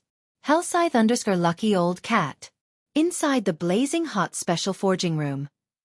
After Shifeng chose to upgrade the abyssal blade, he felt space inside the room freeze. Pitch black divine runes lit up the silver sword before him, and the black dragon coiled around the hilt opened its eyes abruptly. As if the ornament had gained life, the black dragon let loose a deafening roar. The dragon's roar made the room tremble so violently that Shifeng even thought it might collapse. Following which, a terrifying aura saturated that was so powerful that Shifeng felt his body grow multitudes heavier. He couldn't move an inch. How is it so powerful? Shifeng stared at the hovering abyssal blade, afraid. The weapon's current aura was many times stronger than it had been during the previous upgrades. If not for the magic arrays that reinforced the special forging room, he had no doubt that the roar would have crumbled the room. The dragon's roar hadn't only affected the special forging room Shifeng occupied. Candlelight's lifestyle players, who practiced forging techniques in their own rooms, heard the deafening announcement and felt the world quake. They all felt a horrific pressure weigh on them the moment after the roar, preventing them from moving. What's going on? Why can't I move? Everyone was afraid of the sudden pressure. They could all sense death linger as if they stood before the open mouth of some ferocious beast. When the abyssal blade's aura reached its peak, even the Forging Association's Tier 2 NPCs dropped to the ground. Only the patrolling Tier 3 NPCs remained standing, but when these NPCs turned to the Forging Association, they did so with grim expressions. They felt as if they were staring at a live dragon, not a building. After another 10 seconds, the aura disappeared, and everything returned to normal. However, Shifeng, who stood before this phenomenon's cause, looked decidedly less than pleased. He no longer stood in the special forging room. In fact, it seemed as if he had been transported to some kind of dusky world. Only he and the gigantic magic array he stood on seemed to occupy this world. So, this is a magic weapons backlash? Shifeng thought as he looked at the pitch-black dragon that stood over 10 meters tall before him. The black dragon quietly observed him in return. Although it didn't move, it radiated a horrific aura that even made Katie Green, a Tier 5 sacred magic knight, look like a joke. A dragon. Shifeng was absolutely certain that the black dragon before him was a bona fide dragon, although it was much smaller than ordinary dragons. However, its aura was several times stronger than an ordinary dragon's. Human, give me your body, the black dragon uttered in the human language as it watched Shifeng with crimson eyes. Saying so, the black dragon widened its mouth and bit down on Shifeng with lightning speed. It had only needed an instant to reach the swordsman, and the attack caught Shifeng off guard. Is this it for me? Shifeng panicked, but when the black dragon's maw was only 10 centimeters away from Shifeng, it suddenly stopped before Shifeng knew it. Silver chains had appeared around the black dragon's body, binding the creature. Damnable magic array. The black dragon roared and struggled fiercely against the chains. Regardless, the chains refused to budge. On the contrary, they steadily sapped away the black dragon's power. Shrinking its body, the chains only disappeared after they had reduced the black dragon to 6 meters in height. Meanwhile, Shifeng had noticed the dragon's attributes: Black Dragon King, Dragon, Lord, level 50. HP 32, 000, 000/32, 000, 000. What a high HP! Shifeng could not help but gasp when he saw the Black Dragon King's statistics. An ordinary level 50 lord would only have around 10 million HP, with the high HP ones having around 15 million. Yet the Black Dragon King had 32 million HP. Before Shifeng could say anything, the Black Dragon King charged at him, one of its scaly claws transforming into a streak of light as it swiped at him. The Black Dragon King was only slightly slower than a Tier 3 Great Lord of the same level, human food. With each step, the ground below the dragon's feet sank. Its immense strength could even put great lords of the same level to shame. The dragon race was an apex race in God's domain. They were even capable of slaughtering gods. Their superior life ratings allowed them to challenge opponents above their own tiers. Although the Black Dragon King was only a Tier 2 lord, a Tier 2 dragon was much stronger than an ordinary Great Lord. If it came down to a fight, the Black Dragon King could easily kill a Tier 3 Great Lord. As a mountain-like claw descended on Shifeng, explosions rang out as it tore apart space itself. A Lord-ranked dragon? Shifeng smiled as he watched the Black Dragon King. He then swung Killing Ray to block the dragon's claw boom. When the pitch claw collided with Killing Ray, sparks scattered, and the earth beneath the collision sunk slightly, yet despite the impact, Shifeng hadn't moved. He didn't even receive a single point of damage human. The Black Dragon King was momentarily stunned to find Shifeng unharmed. Although Shifeng was over 10 levels higher, the difference in life ratings could easily make up for the gap and more. Normally, it should be able to send Shifeng flying with a single slap. However, the human had stopped the dragon's attack with relative ease, taking no damage. It's no wonder why so many experts were devoured by their magic weapons. The backlash is actually so powerful. Shifeng smiled at the stunned Black Dragon King. It's a pity that I have the Heavenly Dragon's breath. Although I haven't fully repaired the ring yet, it still gives me an advantage against dragons, following which, Shifeng activated Shadow Blade, sending 1 sword light and 9 shadows at the Black Dragon King. Responding quickly, the Black Dragon King swiped its claws and blocked 3 attacks, but the remaining 7 struck the monster, each dealing over -20,000 damage, over -40,000 with critical hits, not giving the Black Dragon King an opportunity to react. Shifeng followed up with Chop, forcing the Black Dragon King to take a step back. He then used Thundering Flash, and damages exceeding -30,000 appeared above the Black Dragon King's head. One after another. A dragon might be a troublesome foe for others, but it was no problem for Shifeng. Shifeng already had frightening basic attributes. In addition, he had the Heavenly Dragon's Breath's passive skill, Dragon's Domination, which decreased enemy dragons' basic attributes by 20% and increased his own by 500 points each. Right now, the level 50 Black Dragon King was weaker than Shifeng when it came to basic attributes. However, inside this special space, Shifeng couldn't use the items and tools he carried in his bag, so facing a dragon with 32 million HP was still a considerable challenge. Wasting no time, Shifeng activated Power of Darkness, increasing his basic attributes by another 120%. Now, his normal attacks dealt over -40,000 damage, and his skills could deal over -100,000. This put the Black Dragon King at a disadvantage, and its HP fell at an unprecedented rate. Despicable human. When the Black Dragon King's HP fell to 50%, it expressed its anger with a deafening roar. Pitch-black flames then appeared around it, transforming into flaming swords that surrounded Shifeng. The Black Dragon King had summoned 30 of these fiery weapons, each sword carrying the Black Dragon King's power. Despite Shifeng's superior basic attributes, he had no choice but to dodge or block the burning swords. If any of these summoned weapons struck him, he'd lose over 26,000 HP in an instant. Meanwhile, under the effects of Power of Darkness, Shifeng only had a measly 180,000 HP. If he were struck 7 or 8 times, he'd be dead. Hence, Shifeng had no choice but to defend himself while fighting. Whenever his HP fell below 30%, he would activate Life Domain and heal himself. However, once Shifeng's berserk skill ended, the two combatants entered a stalemate. Time continued to pass. 10 minutes. 20 minutes. 30 minutes. Finally, after 40 minutes, the Black Dragon King's HP fell to 10%, and Shifeng activated Heavenly Dragon's power, increasing his strength, defense, and HP significantly. With Heavenly Dragon's power, Shifeng could completely suppress the dragon. He turned some of his focus away from defense, enduring the Flaming Sword's attacks to strike the Black Dragon King's chest. The hit was a critical, dealing more than -100,000 damage to the Lord. Following which, the Black Dragon King's HP began to decrease much faster than before. 8%. 6%. 3%. Shifeng also steadily lost HP. Despite Heavenly Dragon's powers buffs, each Flaming Sword shaved off over 10,000 HP. Against the 30 Flaming Sword's relentless attacks, it was inevitable that he'd lose HP rapidly. 90%. 70%. 50%. Die! Once the Black Dragon King had very little HP remaining, Shifeng used Lightning Slash. Suddenly, a damage of over -400,000 appeared above the Black Dragon King's head and devoured of the Lord's last strand of HP. By the time the Black Dragon King's body disappeared, Shifeng had less than 1/3 of his HP remaining. Chapter 1794. Dragon Soul. Hellscythe_lucky old cat. I finally won. Shifeng could not help but breathe a sigh of relief as he watched the Black Dragon King's body fade away. A dragon's strength was simply too high. If Heavenly Dragon's power hadn't suppressed the monster while boosting Shifeng's basic attributes, the battle might have ended differently. Fortunately, the Black Dragon King had only been a level 50 lord, the same level that Shifeng was trying to upgrade the Abyssal Blade to. Had the Black Dragon King been the same level as Shifeng, the battle would have definitely been far more difficult. With this knowledge, Shifeng would have to be more careful during future upgrades.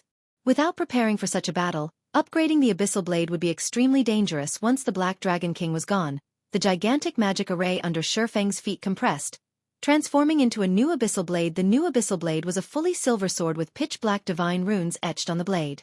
Grey mist circled the weapon, and it gave off a chilling aura. This is the newly upgraded Abyssal Blade? When Shifeng gripped the new Abyssal Blade, he could clearly feel the sword pulsate. It felt as if the sword had become an extension of his body. What truly surprised Shifeng, however, was the new information in the weapon's attribute panel. Abyssal Blade, one-handed sword, magic weapon. Attack power plus 2070, all attributes plus 170, attack speed plus 27, ignore levels plus 20, attacks have 70% chance to cause 220% damage, 30% chance to cause 300% damage. Every attack increases damage by 2% to a maximum of 24% if wielder belongs to a swordsman-related class. All skill levels plus 5 increase. Free ability points received for every increase in level by 2 points. Equipment level 50. Can be upgraded. Devour 100 level 55 fine gold weapons and 30 level 55 dark gold weapons to upgrade to level 55. Equipment tier 2. Can be evolved. Devour 100 mana crystals or eternal ice crystals to evolve to tier 3. Additional active skill 1. Phantom Kill, tier 2. Instantly creates a doppelganger under the wielder's control. Doppelganger has 90% of the wielder's attributes and all skills. The wielder can swap positions with the doppelganger at any time. Duration: 1 minute, 30 seconds. Cooldown: 5 minutes. Additional active skill 2. Abyssal Bind, tier 2. Binds up to 3 enemies simultaneously and prevents movement, reducing defense and magic resistance by 100%. The higher tiered the target is, the weaker the effect will be. Duration: 5 seconds. Cooldown: 40 seconds. Additional active skill 3. 9 Dragon Slash, tier 2. Instantly creates 16 phantoms of the Abyssal Blade for wielder's use. Each phantom sword deals up to 80% damage. Duration: 30 seconds. Cooldown: 5 minutes. Additional active skill 4. Abyssal Curse, tier 2. Prevents all targets within a radius of 50 yards from moving or attacking for 6 seconds, and reduces their attributes by 20% for 10 minutes. Effect doubles if there is only one target in range. Cooldown: 20 minutes. Additional active skill 5. Dragon Soul, tier 2. Grants a doppelganger a dragon's soul, transforming it into a black dragon. The transformed doppelganger will have the same life rating as a black dragon. Duration: 3 minutes. Cooldown: 48 hours. Additional passive skill. Abyssal Will. Improves wielder's physique depending on the surrounding mana density. The higher the mana density, the greater the improvement. Additional Profound Inheritance. Black Emperor, tier 2. When activated, every critical hit will accumulate 1 stack of death aura. Each stack can be used to increase all attributes by 2% and attack speed and movement speed by 1% for 12 seconds, or to reduce the cooldown of a skill by 4 seconds. Maximum of 30 stacks of death aura. Duration: 10 minutes. Cooldown: 8 hours. The famed Smith Alices personally created the Abyssal Blade using the Black Dragon King's fangs as material. It is one of 36 famed swords, ranking 31st. However, the Black Dragon King himself has cursed this sword. Beyond the immense strength the blade offers, the wielder must face a backlash after a certain amount of time. However, after Jack had remodeled the Abyssal Blade with a star crystal, the strength of the backlash has been reduced greatly. If the wielder is unable to suppress the backlash, the wielder will receive the Black Dragon King's curse, permanently reducing all attributes by 50%. Unable to be dropped, unable to be traded, unable to be destroyed. After this latest upgrade, the Abyssal Blade's attack power was on par with a two-handed epic weapon of the same level, although it wasn't quite as strong as Killing Ray. After all, the Abyssal Blade was only level 50, whereas Killing Ray's level automatically increased to match its user's level regardless.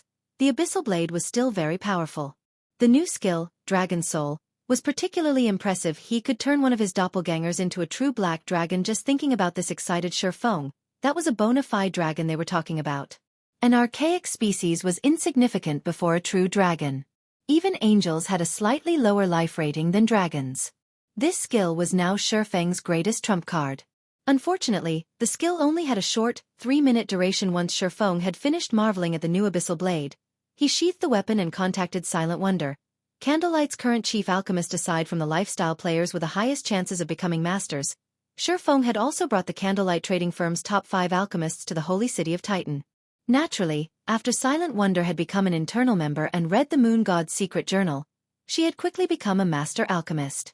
Now, she was the trading firm's #1 alchemist in terms of alchemy techniques. Since Candlelight had too many lifestyle players for Melancholic Smile to manage alone, Shifeng had split the management responsibilities for each subclass among their respective chiefs. How is the Elven Silver production coining along? Shifeng asked. Elven Silver was an alchemy recipe that could only be found in Titan City. Each copy cost an exorbitant 800 magic crystals. Elven Silver was also very difficult to produce. Even if an advanced alchemist had the help of various support tools, they would be fortunate if they could achieve a 20% production success rate, and each attempt cost roughly 4 gold. Elven Silver only had one function: temporary physical reinforcement. Not only could it increase one's physique and stamina, but it would also improve their resistance significantly. It was an extremely valuable potion and had been a must-have when raiding super large-scale team dungeons during Shifeng's previous life. Since Candlelight's alchemy standard had been lacking, Shifeng hadn't had his alchemists attempt to produce Elven Silver.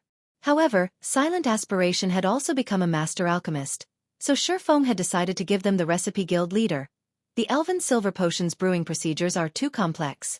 Even now, we only have 217 bottles. May I know if that is enough? Silent Wonder said, a little embarrassed. 217. So many. Shifeng was slightly surprised when he heard Silent Wonder's report.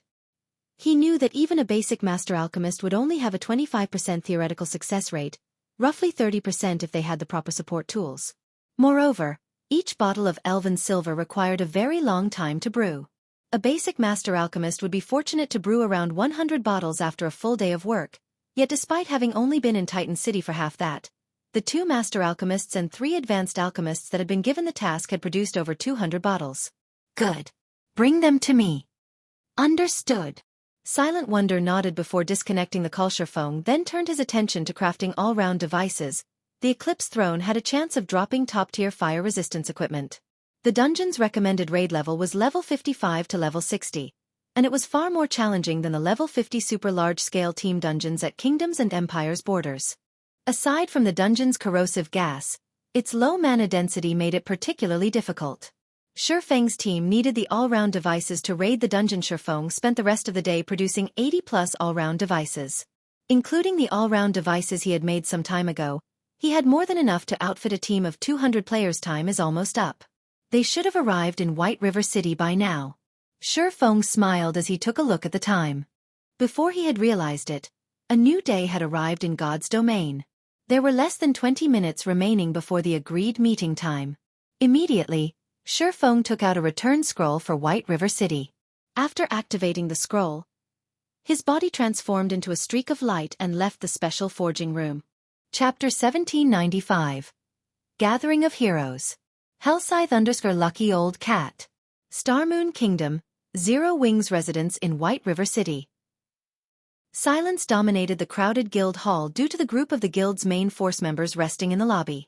The lowest-leveled player among this group was level 54, Tier 2, and the weakest equipment they wore was level 50 Fine Gold rank. The players who led the group even wore multiple pieces of epic equipment. These people were none other than Fire Dance, Cola, Shadow Sword, Blackie, Turtle Dove, Yi Wumian, Violet Cloud, Minor Wind, and Flying Shadow. Most of these players had been in the guild since its founding and had participated in countless guild wars and expeditions alongside Zero Wing's guild leader. Zero Wing had already become the #1 guild in Starmoon Kingdom both in terms of financial power and strength. Countless players in the kingdom studied Fire Dance and the others' battle videos. Unknowingly, they had become idols in Starmoon Kingdom. Flaming Rose Fire Dance. Tyrant Bear Cola. Why have all of these celebrities gathered here? Is our guild about to embark on some important operation? They're too cool. When can I become a core member and join their ranks? Our guild has recruited a lot of new members recently. As a result, the requirements to become a core member have become stricter. In other guilds, you can become a core member as long as you reach the Trial Tower's 5th floor and have enough GCPs. In Zero Wing, however, I've heard that you need to reach the Trial Tower's 6th floor at minimum. I've heard the same, but even if you become a core member, It's very difficult to get recruited for the guild's main force right now. Even the main force's weakest member can reach the 6th floor's late stage and has a grasp of at least 2 basic combat techniques. If you want to become a party leader, you'll need to reach the 7th floor's middle stage or higher and grasp at least 3 basic combat techniques and 1 advanced combat technique. The guild members inside the guild hall were ecstatic when they saw Fire Dance and the others. This was especially true for the new recruits. Many of Zero Wing's new recruits had only decided to join Zero Wing because of experts like Fire Dance and her companions. Suddenly, shrieks echoed throughout the hall. A man in his 30s had entered the hall, carrying 2 long swords at his waist. Arcs of blue electricity danced around one of the weapons, while a gray mist surrounded the other. Ambient mana collected around the man passively, and he radiated an aura so powerful that those around him unconsciously stepped aside. This middle-aged man was none other than Shifeng's Black Flame Persona guild leader. The guild leader has arrived. It's really the guild leader. His aura is so powerful. He is so much stronger than the battle videos make him out to be. When the guild members saw Shifeng, excitement and reverence filled their eyes. Black Flame was a living legend in Star Moon Kingdom and was responsible for many miracles, never suffering defeat. Just the name, Black Flame, made expert players in Star Moon Kingdom shudder in response to the exclamations. Shifeng could only offer a troubled smile as he approached Fire Dance and her team guild leader. All 85 Tier 2 players we have right now are present. We can set out right away, Aqua Rose said as Shifeng walked over to the group. Shifeng examined the main force members that had stood to greet him. The group included the experts from the Black Dragon Empire branch that Gentle Snow managed. Even Yulan, who managed Zero Wing City's daily affairs, was here. Silent Blade, Yu Zipping, who had recently been promoted to Tier 2, was also present. Some of these players had been incredibly famous during his previous life. In this life, however, these people had gathered in the guild he had created. Not even a first-rate guild could field 85 Tier 2 players at this stage of the game.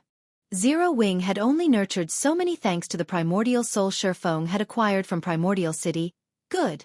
Let's move out, Shifeng said, nodding. He then led the group toward the agreed meeting point in White River City. Shifeng and the 85 Tier 2 players left Zero Wing's residence on their mounts. The players on the street gasped when they saw Shifeng's group. These Zero Wing players were, after all, quite eye-catching. Their mounts alone were terrifying, with the weakest at mysterious iron rank. Meanwhile, the players' statistics were simply horrific. When Shifeng's group had taken to the street, the various powers in White River City began to panic. They all feared that Zero Wing had targeted them. White River City, Airport. Due to the appearance of the Eclipse Gate, the airport had become one of the most popular hubs in White River City, especially for the city's various guilds and adventurer teams. Not only was the Eclipse Gate a high-resource map, but the map also produced plenty of rare herbs and ores. There was also the precious energy essence, which could be used to nurture guild mounts. The Eclipse Gate was undoubtedly the best option to grind and earn money for players who didn't want to travel to the distant or Empire. Currently, the players from the Dragon Phoenix Pavilion and Unyielding Soul had gathered in the airport's rest area. These two guilds' presence made the other players in the rest area nervous, feeling a great pressure weigh on them. The teams were frightening, with each made up of around 60 Tier 2 players. Players recognized these guild members as Tier 2 players due to the Tier 2 class insignias that only Tier 2 classes received. This insignia could only be acquired by completing a very difficult quest, and not only was it proof of one's strength, but it also increased skill and spell effects by 10%. Big Sis Rain, Zero Wing is amazing. They actually borrowed so many experts from Unyielding Soul. Even Unyielding Soul's first vice guild leader, Unyielding Heart, has made an appearance. Blue Phoenix exclaimed, looking at the middle-aged man some distance away. The man was slim and wore a set of dark blue sacred armor with a pure white cloak thrown over his shoulders. Unyielding Heart had been well known in the virtual gaming world for many years now. He had been responsible for various miracles in previous virtual reality games. His performance had been just as frightening after he had joined God's domain. He had single-handedly slain 2 of Crimson Emperor's domain realm experts when he had led Unyielding Soul's trump card Legion to capture the Dark Knight Empire's serene town. His success had allowed Unyielding Soul to gain an upper hand, surpassing Crimson Emperor's development in the Dark Knight Empire. Blue Phoenix found it truly hard to imagine that an important figure like Unyielding Heart would actually help Zero Wing. Unyielding Soul should have some internal arrangement with Zero Wing, Phoenix Rain said as she glanced at Unyielding Heart. Honestly, his arrival had surprised her, as well. Even if Unyielding Soul had some kind of business with Zero Wing, it shouldn't have been easy for Zero Wing to acquire Unyielding Heart's assistance. After all, the position of First Vice Guild Leader came with a lot of responsibilities, An unyielding soul situation in the Dark Knight Empire wasn't looking good. Logically, Unyielding Heart should not have the leisure to work for another guild on the other side. Unyielding Soul's members were just as surprised to see the Dragon Phoenix Pavilion's members in the airport vice guild leader. That woman over there seems to be Pavilion Master Phoenix Rain from the Dragon Phoenix Pavilion. A level 54, Tier 2 male cleric whispered to Unyielding Heart. Moreover, the genius Blue Phoenix is here. It seems Zero Wing isn't as simple as we thought. Indeed. Although rumors have mentioned that the Dragon Phoenix Pavilion has a good relationship with Zero Wing, I didn't expect the pavilion to dispatch one of its pavilion masters for a request for help. It seems their relationship runs much deeper than the rumors make it out, Unyielding Heart said, frowning slightly as he considered the matter. He had come here with very little expectations of Zero Wing. He had only joined the expedition due to Mu Lingsha's request, but he had never dreamed that Zero Wing could even acquire the assistance of God's Domain's famous demon queen, Phoenix Rain. Currently, Phoenix Rain held the most sway among the two pavilion masters in the Dragon Phoenix Pavilion. She also had the strongest chance of becoming the next great pavilion master. Phoenix Rain's presence in a foreign area alone was enough to cause a commotion nowadays. If the public realized that she was here to help Zero Wing, it would cause a sensation that would sweep across God's Domain. While the Dragon Phoenix Pavilion and Unyielding Soul discussed each other, excited cries reached them from outside of the airport. Many players in the lobby ran over immediately to take a look. A short moment later, a group of players entered the airport's main lobby. All of these players were at least level 54, with some at level 56. Their equipment was just as impressive. At this stage of the game, level 50 fine gold equipment was even extremely rare in the various superpowers, yet such equipment was the weakest that could be found on these 80+ players. Chapter 1796. Extraordinary Foundation. Hellscythe_Lucky Old Cat. Inside the sports arena-sized main lobby, the appearance of Shifeng's group triggered an uproar among the players present. Is this real? These people are all equipped with level 50 fine gold equipment at the very minimum. Why is Zero Wing here? Crap. Zero Wing actually has more than 10 people at level 56. How are they leveling up so quickly? When the players inside the lobby saw Zero Wing's team of 86, their eyes nearly fell out of their sockets. Although the various large guilds were making excellent progress in raiding level 50 team dungeons, most of the equipment they acquired were only level 50 secret silver equipment. Level 50 fine gold equipment were so rare that only the upper echelons of large guilds had a few pieces on them. Nevertheless, every one of Zero Wing's team of 86 was geared in level 50 fine gold equipment at the very minimum. This was simply inconceivable. The levels of Zero Wing's members were even more incredible. Currently, most expert players were only at level 53. Only experts that leveled up extremely quickly would be at level 54. As for those capable of reaching level 55, they were top-ranking existences in Star Moon Kingdom and could rank within the top 20 or top 30 in empires. Although the various large guilds usually had some experts that would choose not to reveal their levels, they still wouldn't be too far ahead. Yet Zero Wing actually had more than 10 players at level 56 inches. Other words, if Zero Wing wanted to, it could easily monopolize the top 10 positions of the ranking list of an empire. The members of the Dragon Phoenix Pavilion and Unyielding Soul were similarly shocked when they saw Shifeng and the other members of Zero Wing. Why does Zero Wing have so many Tier 2 players? Both Phoenix Rain and Unyielding Heart were astonished when they finished counting Zero Wing's members. The shock they felt from this revelation was much greater than that from the sight of Zero Wing's equipment. Currently, first-rate guilds would be fortunate to have even 20 Tier 2 players. After all, the Tier 2 promotion quest was no walk in the park. Moreover, in view of future promotions, most players would choose to challenge the hard mode Tier 2 promotion quest at the very minimum, which had considerably high requirements for a player's equipment standard and combat standard. With the current level and equipment standard of players, completing the hard mode promotion quest would be extremely difficult. One of the reasons why their two super first-rate guilds had so many Tier 2 players at this stage of the game was the many peak experts in their guilds. Another reason was that they gave their peak experts priority when allocating resources. These two factors were how their guilds managed to nurture so many Tier 2 players. Yet, despite Zero Wing being such a small guild, it actually boasted over 80 Tier 2 players, a number only slightly lower than what their two super first-rate guilds possessed. Sorry for the delay. I had to make some preparations, Shifeng said, smiling as he looked at Phoenix Rain and Unyielding Heart. You came just in time. However, Guild Leader Black Flame, this is such a surprise. I never thought that you would be leading the dungeon raid personally, Phoenix Rain said, her gaze filled with curiosity and surprise as she looked at Shifeng. Her curiosity was because Black Flame was in attendance.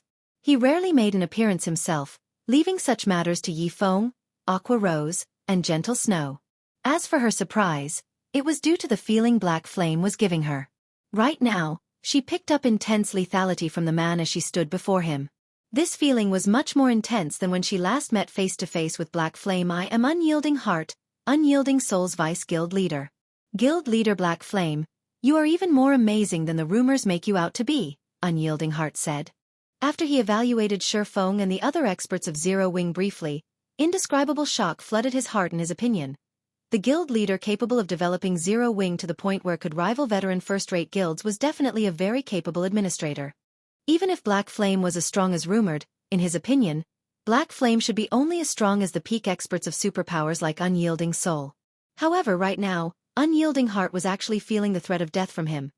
Something he had rarely come across since entering God's domain. Moreover, he also felt a considerable threat from several other players from Zero Wing. Unyielding Heart found it truly unbelievable that a guild that had no backing would be capable of acquiring so many experts. Vice Guild Leader, I just used an advanced identification skill on them. Aside from Black Flame, quite a few players from Zero Wing possess weapons and equipment of indiscernible rank, a male cleric standing beside Unyielding Heart said, shuddering. I believe these weapons and equipment are either magic weapons or epic rank, and they number over 40. Over 40? Are you sure about this? Unyielding Heart could not help being surprised. Once again, Unyielding Soul was a super first-rate guild. However, thus far, it only had roughly 40 epic weapons, epic equipment, and magic weapons in total. Zero Wing actually surpassed Unyielding Soul in this aspect. How was such a thing possible? Although Unyielding Soul was no longer as strong as it was during its peak, it was still much stronger than the ordinary super first-rate guild. At the very least, it was still slightly stronger than the current Dragon Phoenix Pavilion, which, according to its investigations, only had around 30 epic weapons, epic equipment, and magic weapons. Even if the pavilion managed to hide some, it would be a miracle if the pavilion had 35 of such items. I'm absolutely sure of it, the male cleric said, a bitter smile forming on his face. He, too, had hoped that he had seen wrong or was hallucinating. However, he had already checked this information multiple times using his advanced identification skill. Not to mention, he could not read a single piece of information from Black Flame. All he got was a bunch of unknown when observing the man, a fact that he did not reveal when he looked at Black Flame. He even suspected that his identification skill was malfunctioning. However, when he tried inspecting Unyielding Heart's equipment, his skill worked as normal. He also refrained from saying that, Black Flame aside, Fire Dance, Aqua Rose, Gentle Snow, Cola, Turtle Dove, and Violet Cloud actually possessed more unidentifiable items than Unyielding Heart when looking at Fire Dance and the others. Cycling Light even got the impression that the team he was looking at right now was the main force of a superpower rather than one of a first-rate guild. Is Zero Wing really just at the standard of a first-rate guild? Cycling Light muttered to himself. In reality, Cycling Light wasn't the only one having such thoughts. Unyielding Heart did as well. Setting aside other factors, the combat power of Zero Wing's main force was already on the level of super first-rate guilds. Guild Leader Black Flame, may I know which super large-scale team dungeon you have called us here to raid? Is it the Flaming Ruins or Silent Castle? Phoenix Rain asked curiously. If we know which dungeon we're raiding, we'll be able to plan ahead. In Star Moon Kingdom, there were only 2 level 50 super large-scale team dungeons that were relatively easy to raid: the Flaming Ruins and Silent Castle. Among super large-scale team dungeons, these 2 dungeons could be considered basic dungeons. All the others were of the intermediate difficulty.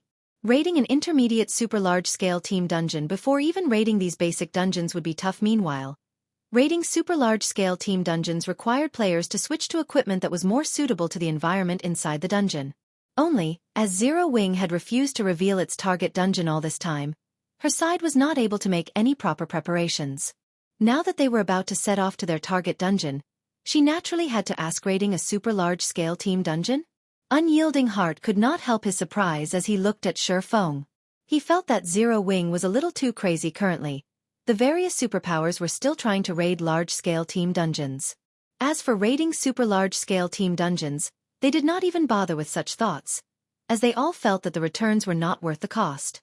After all, although the difficulty of a super large-scale team dungeon was much greater than that of a large-scale team dungeon, the quality of the loot one could acquire from both types of dungeons was mostly the same. Yet, while the various superpowers had not even managed to obtain the first clear of a level 50 large-scale team dungeon, Zero Wing actually wanted to raid a level 50 super large-scale team dungeon. No, Neither of those two dungeons are our target, Shifeng said, shaking his head.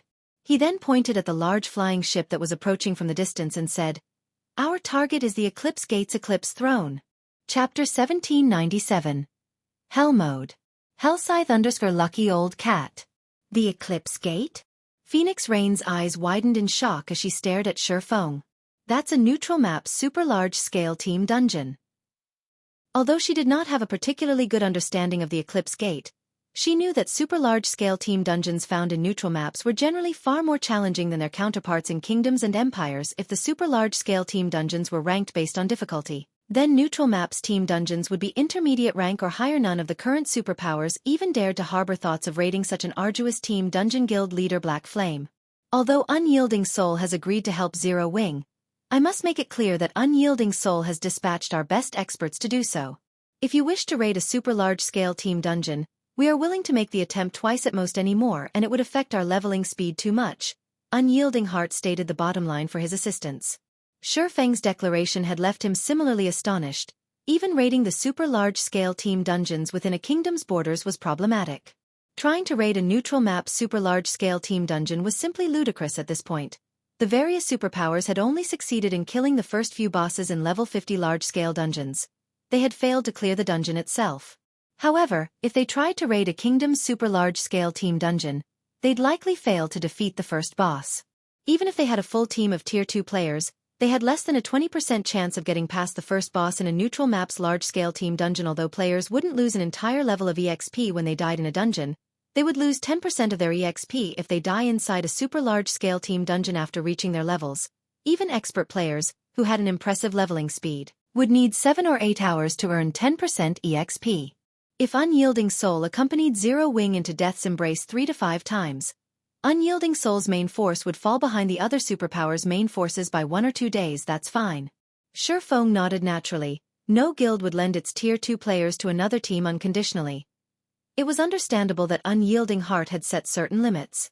In fact, Phoenix Rain had already informed Shifeng of her bottom line. It's fine? Shifeng's composure surprised Unyielding Heart a little. The point of his statement regarding his limits was to inform Shifeng that he wouldn't tolerate meaningless ventures and that Zero Wing's guild leader should cherish this opportunity. However, Shifeng's response was utterly void of anxiety. The man hadn't even frowned. It was as if this limitation wasn't a problem at all. Even Phoenix Rain carefully observed Shifeng's reactions.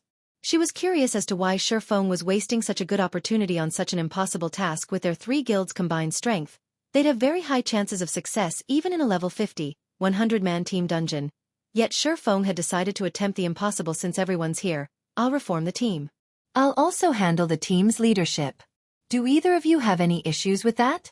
Shifeng asked Phoenix Rain and Unyielding Heart. Neither of the 2 guild leaders had any particular opinions on the arrangement. Both guilds had come to offer their assistance, after all. The most they could do was support Zero Wing very quickly. Shifeng created a new team of 200 Tier 2 players. He then led the team to a flying ship that was headed for the Eclipse Gate. Meanwhile, inside a high-class restaurant in Star Moon City, a large group of cloaked players drank and bantered. Intense killing intent wafted from every one of these players, and some even radiated a dense bloodlust. Commander, our scouts have just reported back, stating that Zero Wing's main force members and upper echelons have boarded a flying ship for the Eclipse Gate. Should we move out? Or should we notify the other adventurer teams? Lonely Lamp excitedly asked Black Shark, who was currently enjoying a glass of blazing fruit wine. They've finally left their nest. Taking a big gulp, Black Shark smiled and said, "Forget about the other adventurer teams. I'm not in the habit of sharing such golden opportunities. Notify our team. Tell them to bring those items and set out immediately. We must not let the other adventurer teams get ahead of us." Understood. Lonely Lamp replied. He had waited for this moment for a long time. Shortly after, the Dark Hunters adventurer team set off toward the Eclipse Gate, Sun-Chasing Fortress. The Sun-Chasing Fortress was the only safe zone NPCs guarded in the Eclipse Gate. A large number of flying ships docked in the fortress each day, and since the fortress was a hub for multiple kingdoms' forces, the Sun-Chasing Fortress's player population was even higher than a kingdom's capital. When Shifeng's team exited the airport, they were greeted by the sight of players hawking their wares and forming teams by the street. The fortress was no less lively than Star Moon Kingdom's Star Moon City. However, although the Sun-Chasing Fortress was very popular, the various large Guilds weren't particularly fond of this place since players couldn't purchase lands in an NPC fortress. Instead, it had become a hub for independent players, and there were far more of these players than those from guilds. To avoid attracting too much attention, Shifeng had his team members don their black cloaks before leaving the fortress on the backs of their mounts. Even so, their group still earned sidelong glances from the payers they passed. The Eclipse throne was an ancient fortress in the Eclipse Gate's inner region. Corrosive behemoths roamed around Eclipse throne, and a corrosive fog, which would numb players' senses and slow their reactions, was ever present around the dungeon. Because of these factors, very few players were willing to grind here. Fortunately, this also meant that the monsters in this area had a higher chance of dropping energy essence, so a few players still wandered the area. Old 3, be careful not to lure those corrosive spiders. Commander, are you that distrusting of my abilities? A 20-man team occupied itself by grinding corrosive scorpions in the dense, wet jungle. The team's level 53 shield warrior maneuvered through the forest while over 100 level 54 special elite ranked corrosive scorpions chased after him. Meanwhile, the team's 3 healers maintained the shield warrior's HP, while the remaining ranged players bombarded the scorpions with one AoE attack after another. With over 10 players launching AoE skills and spells simultaneously, the corrosive scorpion's HP rapidly decreased. After a short moment, the corrosive scorpions began to fall. Very quickly, every monster chasing the shield warrior had died. At this time, an assassin, which had followed the shield warrior stealthily, collected the scorpion's loot. Commander, we got one. An energy essence dropped. The level 53 assassin exclaimed as he picked up a dark green crystal. Good. Lure more monsters. The level 54 elementalist leading the team this time commanded, nodding approvingly. He was very satisfied with the loot acquired from this batch of monsters. As this assassin prepared to head off to lure more monsters, he noticed a team of players swiftly moving through the jungle ahead. This team completely disregarded the monsters around them as they made a beeline for the ancient fortress. As a result of these players' recklessness, they had lured many of the jungle's monsters. After getting a better look, the assassin discovered over 1,000 monsters running after these strange players. Among them were over a dozen level 55 Great Lord ranked corrosive behemoths, and over 100 level 55 Lord ranked corrosive spiders. Crap! What are these people trying to do? The level 53 assassin gaped. Although the corrosive behemoths were only level 55 Great Lords, the corrosive gas their bodies released was extremely powerful. MTs weren't able to approach these monsters. Because of that, any team that visited this jungle did their best to avoid the corrosive behemoths as much as possible. Although the corrosive spiders' gas wasn't as detrimental as the behemoths, they could also launch spiderwebs to seal players' movement. Having to face a force that included both the corrosive behemoths and spiders would be an absolute nightmare for players. However, before the level 53 assassins could say anything, one of these reckless players, a man, halted the team before the fortress walls. The man then swung his blue longsword. Suddenly, golden divine swords fell from the sky, restricting the corrosive spider, which led the monster army, to a specific area. Towering pillars of fire then rose from the ground, engulfing the trapped corrosive spiders. At the same time, the other team members launched one AoE attack and large-scale destruction spell after another. For a moment, the jungle shook with the bombardment. Before 2 minutes had passed, every monster chasing the reckless team was dead. Even the dozen or so corrosive behemoths lay motionless on the ground. This scene dumbfounded the 20-man adventurer team that grinded corrosive scorpions some distance away. Who are those people? By the looks of them, they seem to be guild players. The guild emblem the guy in the lead is wearing, I think it belongs to Zero Wing. They should be Zero Wing's members. What's going on? Why are Zero Wing's members here? Shock overwhelmed the adventurer team's members as they watched Shifeng and the others loot the fallen monsters. Just as these adventurers wondered what Shifeng's group was trying to do, Shifeng arrived before the passage leading into the ancient fortress. Are we not going to rest first? Phoenix Rain asked curiously. No, we don't have the time for that. As long as we are surrounded by this corrosive gas, our stamina will continuously deplete, and the corrosive gas in our bodies would become denser. If we waste too much time here, we'll run out of stamina sooner or later.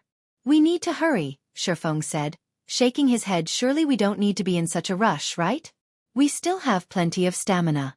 At the rate that we're losing stamina, we should have more than enough even if we're raiding a super large-scale team dungeon, Unyielding Heart said after briefly estimating his stamina consumption. He felt that Shifeng was trying to move too fast. They were going to challenge a super large-scale team dungeon. It would be wise to let the team rest, so they could fight in peak condition. If we're only talking about the hard mode Eclipse Throne, then of course, we'll have enough stamina for the raid, but we're here for hell mode. The corrosive gas is much stronger inside. Being inside the dungeon will further agitate the gas, and we'll lose stamina far more quickly. We need to hurry. Shifeng explained. Chapter 1798. Fortress Assault. Hellscythe_lucky old cat. Hell mode. Unyielding Heart stared at Shifeng in disbelief. Only after taking some time to process Shifeng's statement did he ask, Guild Leader Black Flame, you must be joking, right? He had barely been able to accept the fact that Shifeng wanted to raid a neutral map super large-scale team dungeon. But raiding the dungeon's hell mode was too much. This was beyond foolish courage. It was plain suicide. The hell mode of a level 50, large-scale team dungeon was already difficult enough that the various superpowers couldn't even get past the first boss, let alone the hell mode of a level 50, super large-scale team dungeon. Moreover, a super large-scale team dungeon's hell mode was far more severe than hard mode. Each death would take 15% of the player's EXP. 2 deaths in hell mode was the equivalent of 3 deaths in hard mode. Even Phoenix Rain frowned at Shifeng's declaration. She had to admit that Shifeng was too full of surprises. Although she doubted that the man would execute a plan that he wasn't confident in, raiding the hell mode of a level 50, super large-scale team dungeon at this time simply wasn't realistic. Hell mode might seem difficult, but it isn't impossible. As long as we cooperate well enough and react quickly enough, the dungeon won't pose much of a threat. Shifeng explained. He was very familiar with the Eclipse Throne. It was one of the few dungeons that dropped top-tier fire resistance equipment. He had raided the dungeon more than 20 times in his previous life, and he had raided the hell mode roughly 7 or 8 times. He knew how to dominate this dungeon. Moreover, he had specifically invited the experts from 2 super first-rate guilds. How could he possibly settle for the hard mode Eclipse Throne with such a rare opportunity? Not much of a problem? Phoenix Rain was at a loss for words. It seemed as if Shifeng were treating the Eclipse Throne like some 6-man party dungeon. However, with things as they were, she couldn't really argue with Shifeng's decision. Not only had Zero Wing invited the Dragon Phoenix Pavilion, but it had also secured Unyielding Soul's help. In the end, she decided to leave the decision of how to utilize this chance to Zero Wing, following which, Shifeng chose the Eclipse Throne's hell mode. His team members wore skeptical expressions as they followed the man into the horrific skeletal head that had appeared before the ancient fortress's entrance. Hell mode. Am I seeing things? Are Zero Wing's members insane? They actually want to raid the hell mode Eclipse Throne? Most of the various superpowers are still struggling to get the first clear of level 50, 100-man hard mode team dungeons. Well, Zero Wing is Star Moon Kingdom's #1 guild. Since they dare to enter the dungeon, they should have some confidence of clearing it. Confidence. That can't be possible, right? That is the hell mode of a 200-man team dungeon we are talking about, not a 50-man team dungeon. After the adventurers in the jungle watched Shifeng's team disappear into the dungeon, they broke into a heated discussion. They were all very confused as to why Zero Wing would take such a huge risk to raid the hell mode Eclipse Throne. Meanwhile, inside the Eclipse Throne, once Shifeng and the others entered the fortress, they felt their 5 senses dull. Corrosive gas surrounded them, steadily depleting their stamina. The ambient mana was also significantly less dense than outside of the fortress. This decreased the player's efficiency with their skills and spells. Although the dense corrosive gas and thin ambient mana was alarming, those factors became of little significance once they saw the corrosive monsters roaming the dungeon. Corrosive Zombie, Undead, Lord. Level 56. HP 13, 000, 000/13, 000, 000. Corrosive Abomination, Undead, Great Lord. Level 56. HP 37, 000, 000/37, 000, 000. Corrosive Earth Dragon, Undead, Grand Lord. Level 56. HP 90, 000, 000/90, 000, 000. There were easily over 10,000 corrosive monsters wandering down the streets before them. Moreover, these monsters had formed patrol squads and marched down the streets. Aside from the large number of monsters, rapid-fire ballistas had been set up on the castle walls ahead. Multiple corrosive zombies manned each of these war weapons, and as long as those monsters discovered their team, they would face an intense bombardment. These players felt as if they were on a crusade against an army of corrosive monsters, not a dungeon raid. Why is the difference so massive? Phoenix Rain wore a solemn expression as she watched the corrosive army that surrounded the castle. She had challenged a super large-scale team dungeon before, but her team had quickly given up the attempt once they realized that they were no match for the first boss. Her team had at least been able to clear out the mobs and reach the first boss. Here, however, she wasn't even sure that they could get through the mobs. Although the super large-scale hard mode team dungeon she had challenged had been occupied by a lot of monsters, her team hadn't had to face such an exaggerated number as they did now. Here, a single patrol squad easily had over 300 monsters. The weakest among these monsters was a lord. Even a 200-man team of Tier 2 experts would have a hard time against 300-plus lords, great lords, and grand lords. Furthermore, this dungeon's environment prevented players from exhibiting their full combat power. They also had to worry about the war weapons mounted on the castle's walls. If they accidentally lured a second wave of monsters, they'd have no choice but to flee. Guild leader Black Flame, we're not going to fight our way through this army, are we? Unyielding Heart felt an intense pressure bear down on him as he surveyed the monsters and rapid-fire ballistas, but seeing Shifeng's previous confidence, the man should have a method to get past these obstacles in mind. Of course not, Shifeng said, shaking his head. We're charging into the castle. Charging straight through those monsters? Unyielding Heart asked, flabbergasted as he pointed at the monsters on the streets before him. For a moment, he even wondered if Shifeng were truly Zero Wing's guild leader. Are you certain? Yes. If we try to clear out these monsters slowly, we'll run out of stamina before we even get to the first boss, Shifeng said, determined. But before we move out, I want everyone to use these items. Saying so, Shifeng took out the all-round devices and elven silver potions he had prepared and distributed them to every member on the team. If players wished to raid the Hell Mode Eclipse throne, they needed to restore their 5 senses, mana, and stamina. Otherwise, they'd be annihilated before they even met the first boss. Raiding a super large-scale team dungeon was different from a large-scale team dungeon. Rather than a dungeon raid, it was more appropriate to call it a miniature war. Most importantly, a team was limited to 200 players. Trying to clear the dungeon with brute force while at such a massive numerical disadvantage would be nearly impossible. At the very least, such a feat was impossible with his team's current standard. When brute force wasn't a viable option, a team would have to raid the dungeon by using their numbers and making appropriate sacrifices at the right times. By doing so, clearing the dungeon was possible, albeit a little cruel this time, though. Shifeng did not intend to use such a method. Rather, his plan was a little more forceful. Although Phoenix Rain and Unyielding Heart were still willing to believe in Shifeng's confidence, they couldn't help but wonder if they were as safe as Shifeng claimed as they watched the monsters cover the streets. What's this? When Phoenix Rain, Unyielding Heart, and the other team members received the all-round devices and elven silver, they didn't understand what Shifeng intended. However, gasps escaped them after they inspected the 2 items' attribute panels. Chapter 1799. Another magic crystal treasure chest. Hellscythe_lucky old cat. Guild leader Black Flame, do you have more of these items? Unyielding Heart could not help but ask after inspecting the all-round device and elven silver in his hands. If you have extras, I'd like to buy some.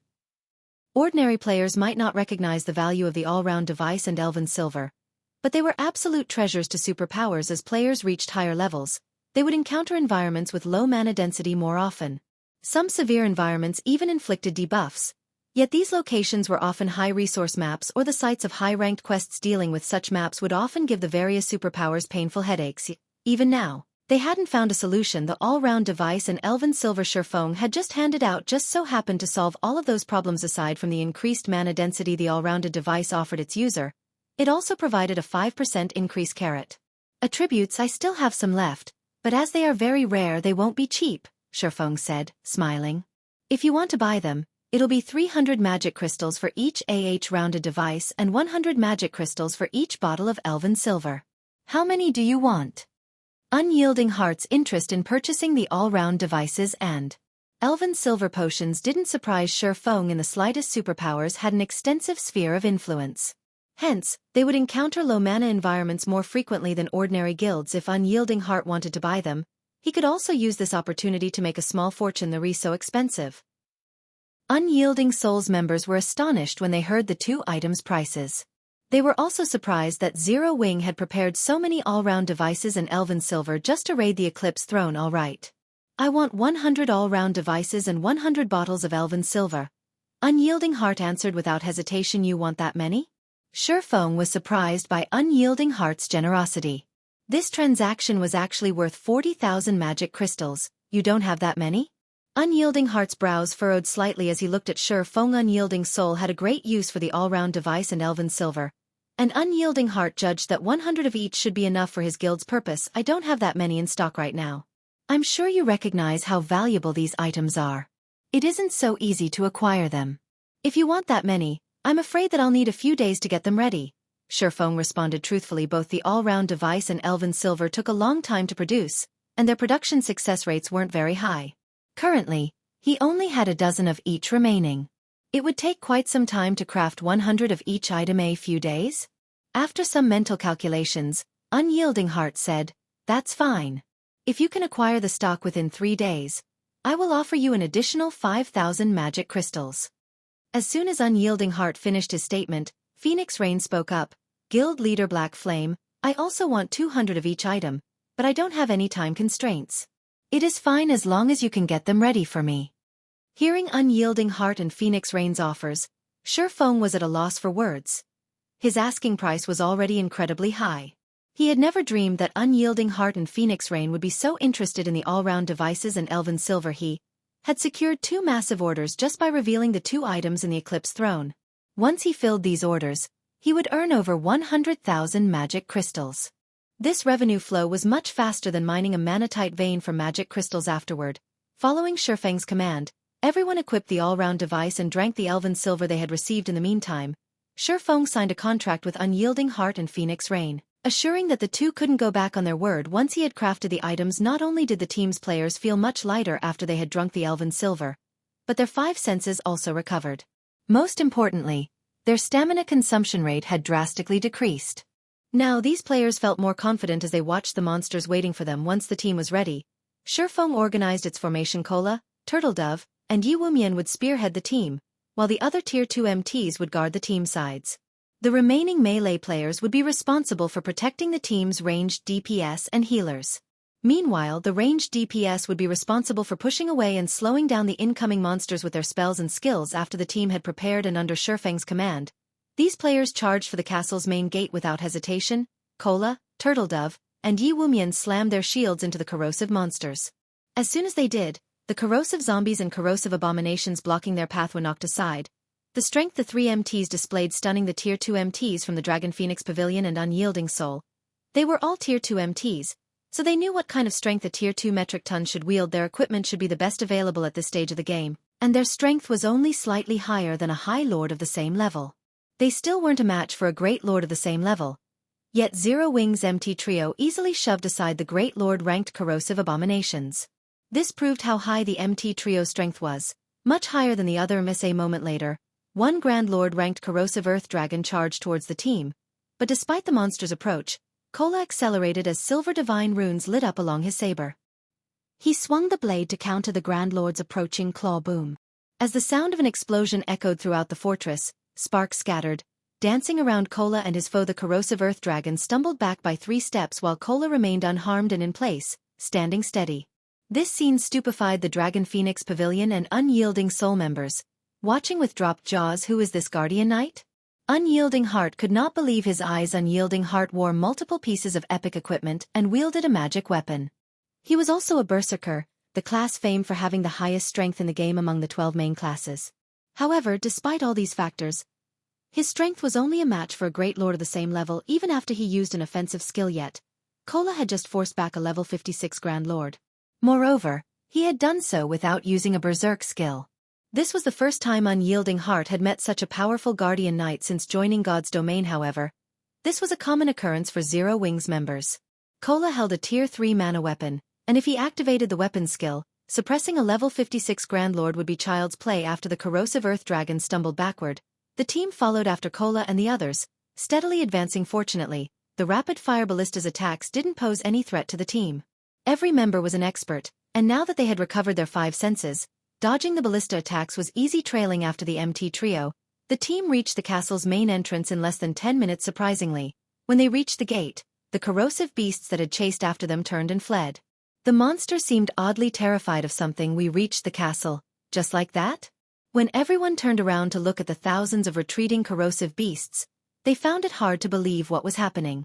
It felt like some strange dream. So, this is the Sword King's strength? When Unyielding Heart glanced around the perfectly intact team, he more or less realized that Shifeng hadn't come to the Eclipse throne to get himself killed. He was actually confident of succeeding here by Unyielding Heart's estimates. It might have taken the team more than 5 hours to reach the castle gates if they had attempted to carve a path towards the castle. Yet Shifeng had shortened that time to 7 minutes.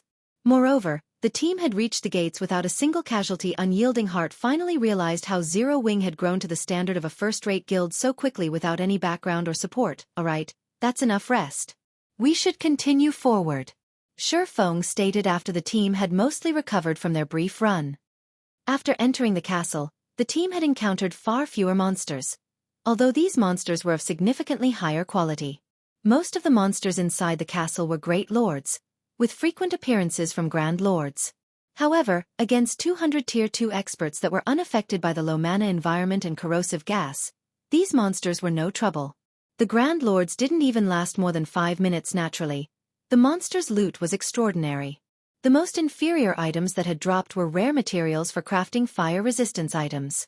If the team were lucky, the monsters would even drop level 55 fine gold fire resistance equipment. By the time the team had reached the first boss, a total of 6 such equipment pieces had dropped, inciting the Dragon Phoenix Pavilion and Unyielding Soul's Envy. Level 55 fine gold equipment was the equivalent of level 50 dark gold equipment. Despite these players' position as their superpowers Tier 2 experts, they only had a few pieces of level 50 dark gold equipment, much less dark gold equipment that increased fire resistance. After fighting and advancing for over an hour, the team reached a large arena inside the castle. Tall walls and steel cages lined the arena, and standing in its center was a 5-meter-tall humanoid monster. The monster was geared in crimson armor and wielded a one-handed axe in each of its 2 hands. Despite the monster's immobile state, it radiated an intense aura that made the watching players afraid. Troll hero, humanoid creature, mythic, level 57. HP 500,000, 000/500, 000. Everyone involuntarily gulped upon seeing the troll hero statistics, permeated by their fear. Not only was the troll hero a bona fide mythic monster, but it also had an attribute boost due to its home being a team dungeon. After the team members examined the troll hero for a moment, they noticed the steel cage hanging above the boss's head. What's that? A treasure chest? That should be a treasure chest. Though, I can't tell its rank. That's not right. An ordinary treasure chest is either made of wood or metal, but that treasure chest is made entirely of magic crystals. The Dragon Phoenix Pavilion and Unyielding Soul members fell into a heated discussion after discovering the treasure chest within the steel cage. But when Shifeng noticed the treasure chest, his eyes glowed with excitement. A magic crystal treasure chest. Chapter 1800. Violent MT. Hellscythe_lucky old cat. This is the first time I've ever seen such a treasure chest. What rank is it? This is a super large-scale hell mode team dungeon.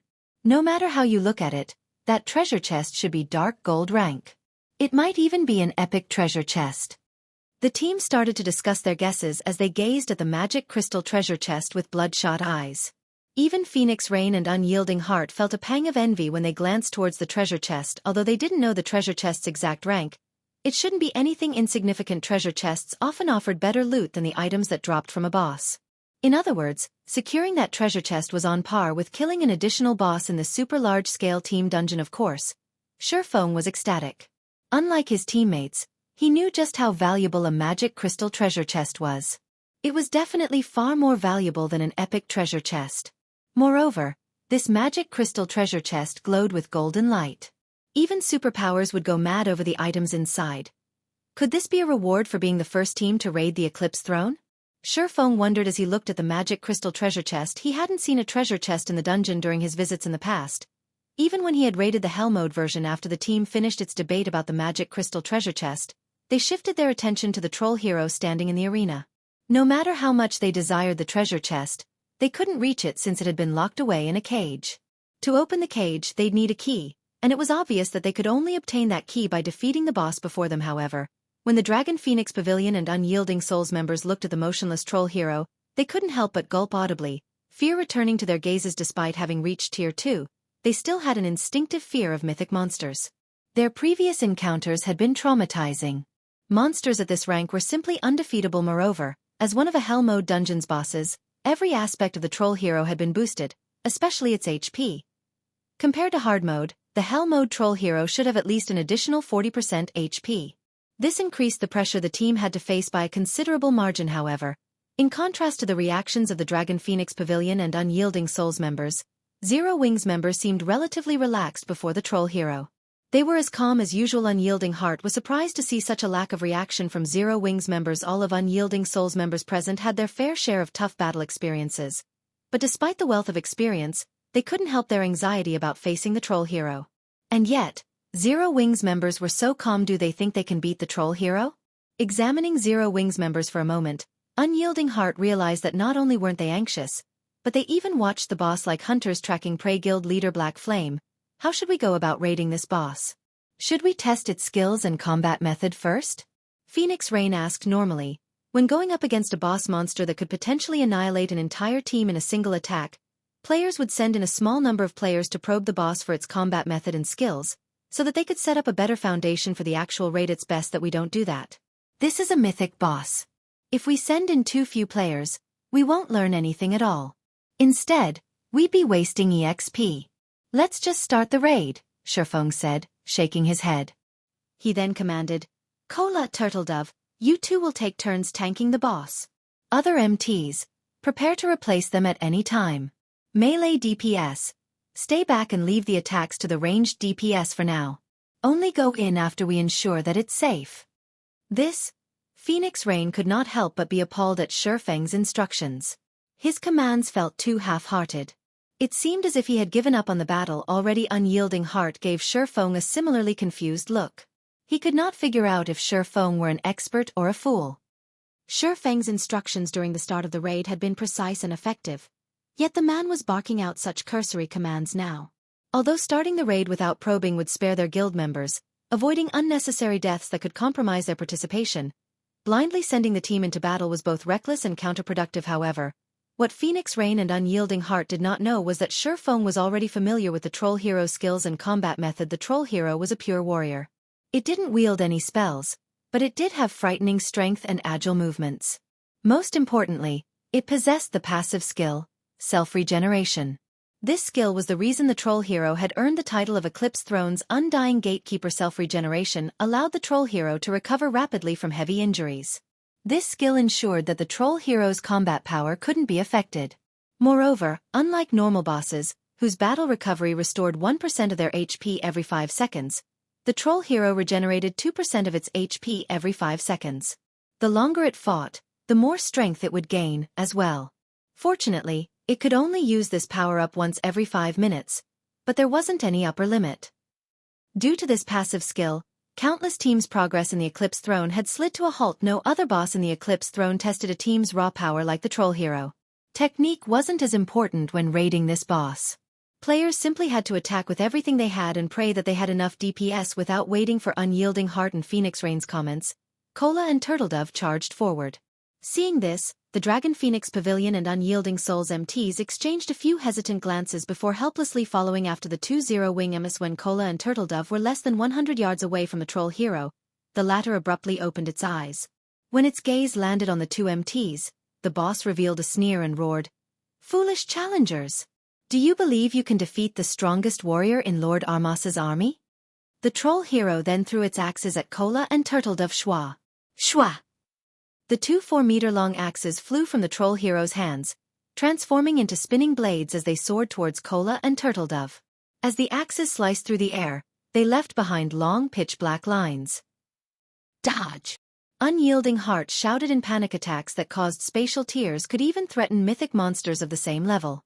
If current players received such an attack, even powerful MTs like Cola and Turtledove, they'd likely die instantly. However, just before the axes reached these MTs, Turtledove slid in front of Cola.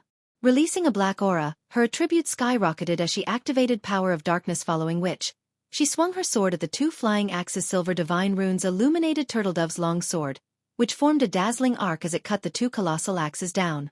Boom! Boom! With two explosions, the axes crashed to the ground. As for Turtledove, she had been forced to take 3 steps back to stabilize her stance. At the same time, 2 damages exceeding -20,000 appeared above her head. However, to Turtledove, who had 140,000 HP after activating Power of Darkness, the damage was tolerable. Meanwhile, the rear-line healers, who had long since prepared for this moment, released several healing spells, instantly restoring Turtledove's HP to fullies. What is going on? She blocked both attacks all by herself? I'm not seeing things right. How did she stop those attacks so easily? Is that really a mythic monster? Didn't you notice that she activated her Berserk skill? Even if that's the case, she shouldn't be able to stand against a mythic monster. Moreover, the boss used a skill. Those attacks had definitely been enhanced. Both the Dragon Phoenix Pavilion and Unyielding Souls members gaped at Turtledove, who had resumed her charge towards the boss when the troll hero charged at her in return. Turtledove smiled brightly. When less than 30 yards separated both sides, Turtledove activated the Steel Crown's additional skill, Steel Impact. Suddenly, her speed doubled. Raising her shield, she transformed into an afterimage. A moment later, she appeared before the troll hero and slammed her shield into the boss. Immediately, the troll hero flew back by over 20 yards. Chapter 1801. Sturdy Team. Hellscythe_lucky old cat. As they watched the troll hero fly 20 yards across the arena and slam into the ground, the Dragon Phoenix Pavilion and Unyielding Soul members watching from a distance were stunned. She sent it flying. That's a mythic boss we're talking about. Just how much strength does she have? Is she really a guardian knight? For a time, the Dragon Phoenix Pavilion and Unyielding Soul members fell into a heated discussion. None of them could believe their eyes. Unyielding Heart was particularly shocked. Not even Unyielding Soul had an MT with such astonishing strength. Finally, Unyielding Heart more or less understood where Zero Wing found the confidence to raid the Hell Mode. Eclipse Throne MTs played a crucial role in dungeon raids. Oftentimes, a failed dungeon raid wasn't a result of a lack of DPS. Rather, the team's MTs weren't able to survive against the bosses long enough. However, as long as a team had an MT that could tank the boss, even if the first raid attempt failed, the team would use the next few attempts to probe the boss for weaknesses and would eventually defeat it. The reason that the various superpowers didn't dare to touch a level 50 super large-scale team dungeon at this stage of the game was the lack of capable MS. How did her strength improve by so much? Phoenix Rain was wrought with confusion as she watched Turtledove. When she had met Turtledove last, the female Guardian Knight had already been very powerful, easily tanking a Grand Lord by herself. However, after not seeing Turtledove for some time, the female Guardian Knight had grown to become capable of throwing a mythic boss. The speed at which Turtledove grew stronger was simply terrifying even after this shocking revelation. However, Zero Wing's members were still unsurprised. They knew that Turtledove had upgraded her Steel Crown to epic rank. Meanwhile, the Steel Crown's additional skill, Steel Impact, had also improved. Now, instead of increasing her strength by 300% and speed by 100%, the skill increased her strength by 400% and speed by 150%. With such a boost, it was only natural for her to send a level 56 mythic boss flying. After the troll hero's clash with Turtledove, its HP fell by over 150,000. Turtledove had secured the troll hero's aggro. With an angry roar, the boss's muscles bulged, and it stomped on the ground before transforming into a blur as it charged at the female Guardian Knight. Fortunately, since the troll hero's axes were still stuck in the ground behind Turtledove, it didn't pose much of a threat. In fact, Turtledove did not even bother to avoid the charge. Instead, she thrust the point of her shield into the ground and prepared to receive the troll hero's charge head-on Tier 2 skill, Backfolding. Backfolding was a Tier 2 skill Turtledove had recently acquired from the Primordial Divine Ruin. It was a super rare skill that could reflect an incoming attack from the front boom. When the troll hero crashed into Turtledove's shield, its massive frame stumbled 3 steps backward, a damage of over -500,000 appearing above its head. Good. Ranged players, attack. Surefoam commanded when he saw that Turtledove had solidified her aggro spells and arrows bombarded the troll hero, and damages of over -10,000 appeared above the target's head, one after another. Occasionally, damages exceeding -40,000 also floated above the boss's head. These damages originated from Zhao Yueru, who wielded Frostflame's Wrath. Her attacks were particularly prominent among the bombardment. Her ice and fire-type spells were clearly stronger than the other Tier 2 Elementalist spells on the team. What a high damage. Zero Wing actually has such a powerful Elementalist? Unyielding Souls magical class players were stupefied by Zhao Yueru's performance. They were bona fide Tier 2 players and wore the best equipment available at this stage of the game. The fact that they were able to deal over minus 10,000 damage to a mythic boss was already impressive, and would attract the awe of many expert layers. However, Zhao Yueru's attacks had utterly changed their views on the world. Not only did Zhao Yueru's attacks consistently deal over minus 40,000 damage, but some of her attacks also dealt twice that without a critical hit. Her DPS alone could rival the total DPS of 5 of them. Unyielding Soul's magical class players couldn't figure out what was happening. Despite the fact that they were all Tier 2 players, the difference between them was massive. What these players didn't know was that Frostflame's Wrath improved its wielder's ice and fire-type spells by 1 tier. Now that Zhao Yueru was Tier 2, her Tier 2 spells have been upgraded to Tier 3. Not even Shifeng was confident of beating out Zhao Yueru's DPS. When the team saw the Flame Witch's damage, they became far more confident of defeating the Troll Hero under the unceasing magical bombardment. The Troll Hero rapidly lost HP. However, after 5 seconds, something happened that stupefied the team. The boss instantly healed all of the damage the team's ranged players had caused. What's going on? Why did it fully recover its HP? Didn't we take more than 1% of its HP in the last 5 seconds? These players were dumbfounded as they stared at the unharmed Troll Hero. They couldn't understand how the boss had recovered all of its lost HPA passive skill. Unyielding Heart and Phoenix Rain quickly reached the conclusion that this disconcerting issue had been caused by one of the boss's skills. There was no other way to explain how the boss had recovered more than 1% of its HP in the last 5 seconds. This turn of events extinguished the little confidence everyone had gained from Zhao Yueru's performance. This boss's combat method is very simple. If the boss takes about 1 second to charge up when it lifts both axes into the air, it'll execute an AoE attack. You'll be safe from this AoE attack as long as you remain more than 15 yards away from the boss. If it charges up for only half a second, it'll execute a straight line attack. In that case, you'll be safe if you maintain a distance of more than 25 yards from the boss. So, pay attention to dodging. When you're attacking, you'll have a higher chance at hitting the boss if you execute 2-part attacks. Shifeng commanded through the team chat. If everyone's ready, then melee players, join the assault. He's learned the boss's attack method already? Unyielding Heart could not help his surprise as he watched Shifeng calmly issue commands. Normally, a raid team would need 2 or 3 minutes to figure out a boss monster's attack pattern. Depending on the attack pattern's complexity, a raid team may even need over 10 minutes to figure it out. Despite fighting for a few short seconds, Shifeng had already figured out this boss's attack method. Hearing Shifeng's orders, the team sprung into action as Shifeng had stated. Although the difference between a 1 second and 0.5 second charging time was subtle, the team's expert players easily recognized the difference. Hence, practically no one died when the boss used its 2 AoE skills. Moreover, when everyone assaulted the boss according to Shifeng's requirements, their hit rate was extremely high.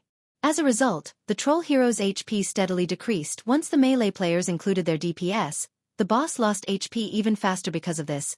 These players had a newfound admiration for Shifeng's leadership. If a team had such a capable commander, the team's overall combat power would no doubt rise by a small margin. While the improvement might not be significant, this small difference could become a deciding factor in whether or not a team could clear a dungeon after another 5 seconds. The team managed to shave off a little over 2% of the Troll Hero's HP. However, when the Troll Hero's self-regeneration took effect, it instantly recovered 2% of its total HP. Healing most of the damage. It was evident that the team was in for a long battle of attrition. Not even this is enough to beat it? Phoenix Rain thought, frowning. With the team's current DPS, it was possible to whittle the boss down and kill it eventually, but at the current rate that the healers were burning through their mana, they wouldn't last until the battle ended. Unyielding Heart had come to the same realization. It might be fine if they were raiding a 50-man team dungeon, but in super large-scale team dungeons, players were prohibited from using magic arrays to suppress the boss. Players had to rely on their own strength to defeat the dungeon bosses. This was also why the various superpowers couldn't raid super large-scale team dungeons yet. At this rate, it was only a matter of time before the Troll Hero annihilated the team. Sure enough, it is too much to ask for current players to defeat this thing. Shifeng could not help but reveal a bitter smile as he watched the Troll Hero's HP bar. He then took out the Ring of Gospel from his bag and injected 7,000 magic crystals. World projection. Ring of Brilliance. Chapter 1802. Set equipment of astronomical value.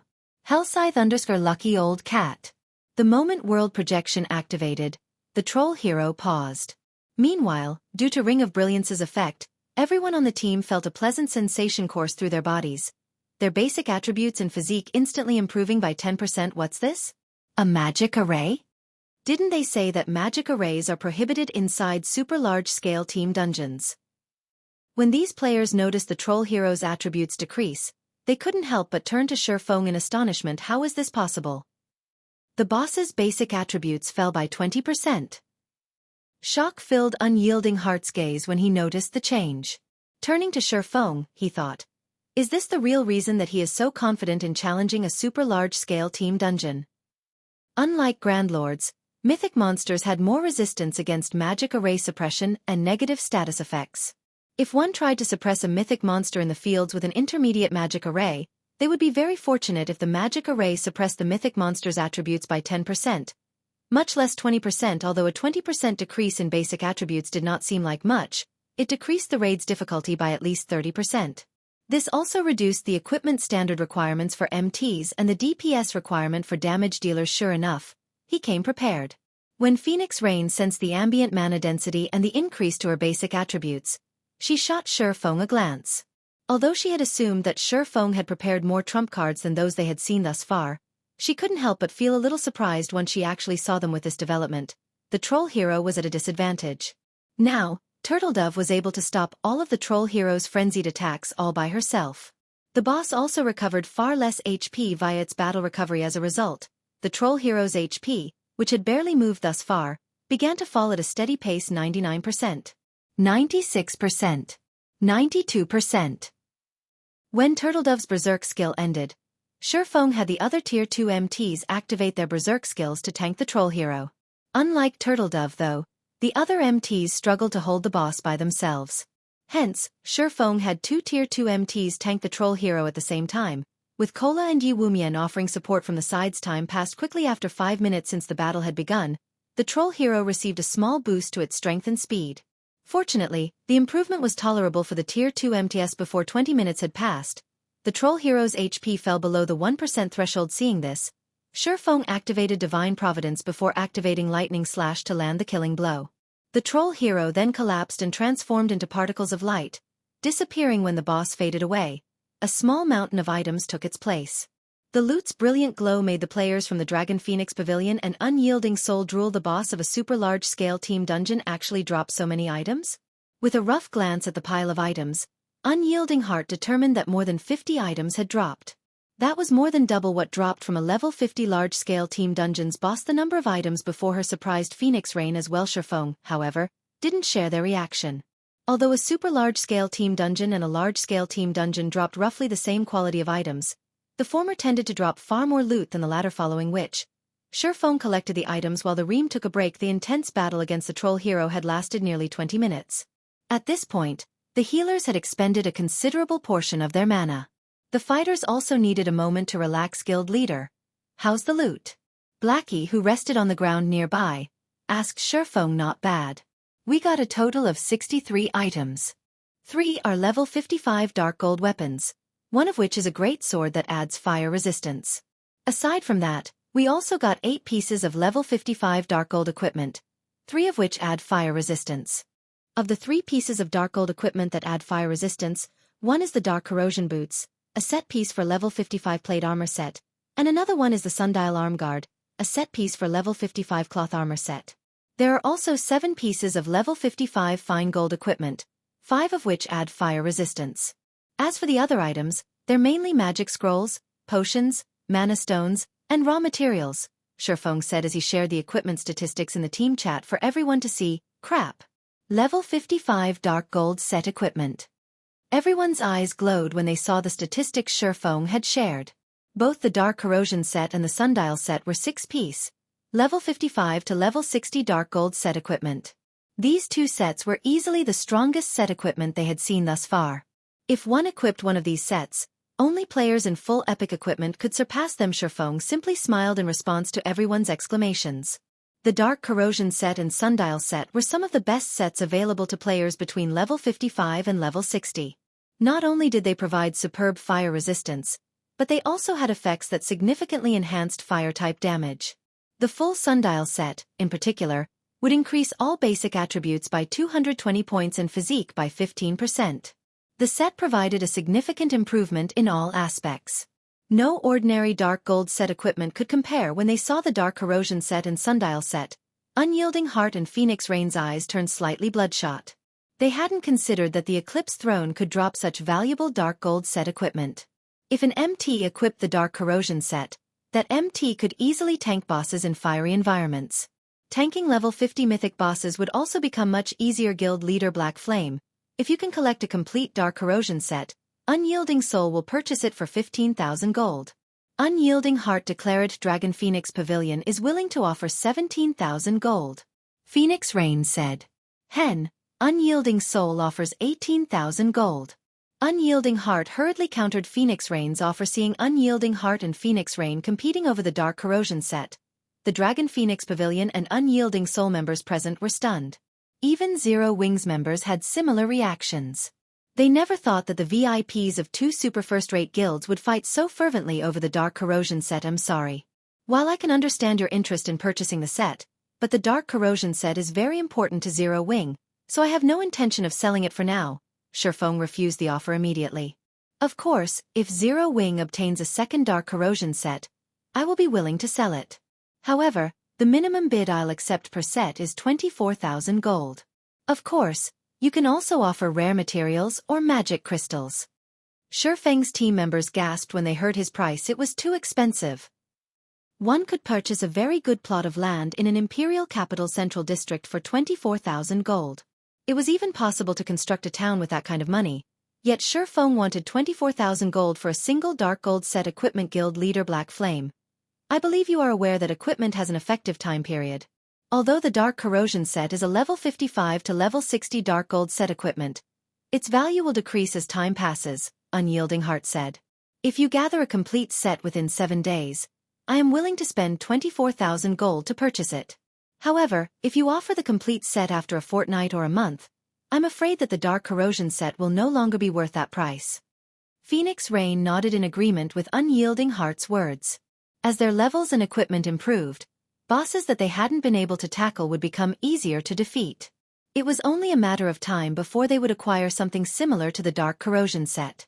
They were only willing to buy the Dark Corrosion set now to jumpstart their plans, but as their time advantage shrunk, the set equipment's value would decrease as well. Rest assured. Zero Wing should have no problem securing a second Dark Corrosion set within 7 days. If we fail to collect a second set, I will put the first up for sale, Shifeng said. Although the Dark Corrosion set was precious, its drop rate in the Hell Mode Eclipse throne was relatively high. He also had the Icarus's Heart. Super large-scale team dungeons reset once a week, and after another 7 days, Zero Wing would have far more Tier 2 experts. While Zero Wing wasn't guaranteed to acquire 2 Dark Corrosion sets after 2 dungeon raids, securing one shouldn't be an issue. After some negotiations, Shifeng decided to hold an auction for the Dark Corrosion set in 10 days. The set's final owner would depend on who offered the highest price, Phoenix Rain or Unyielding Heart. Once Shifeng had organized the loot, he turned his gaze to the magic crystal treasure chest in the gigantic iron cage above. When the troll hero had died, it had also dropped a pitch-black key. This key, without a doubt, was related to the massive cage. Shifeng then activated Gale Domain and flew towards the hanging cage. Chapter 1803. Greatsword Saint. Hellscythe Lucky Old Cat. The iron cage above the arena was as large as a house.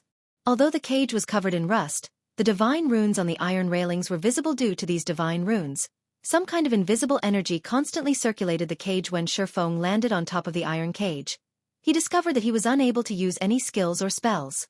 His body also felt heavy, his movements becoming sluggish. What powerful suppression!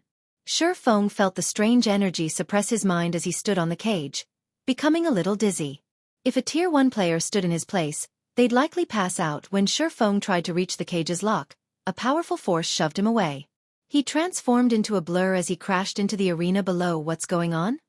Didn't he already get a key? Phoenix Rain and Unyielding Heart were a little surprised when Shifeng's figure slammed into the ground from their position. They had only seen Shifeng fly like a cannonball the moment he had reached the cage's lock. They had never seen anything like it. Once Shifeng stood, he shook his head, still dizzy. He then fell into deep thought as he stared at the iron cage that one blow had dealt -60,000 damage. If a cloth armor or plate armor class with low HP had taken the blow, they would have died instantly. Guild leader, is the key unable to open the cage? Aqua Rose asked curiously as she looked at Shifeng, whose HP had fallen to a critical level. No.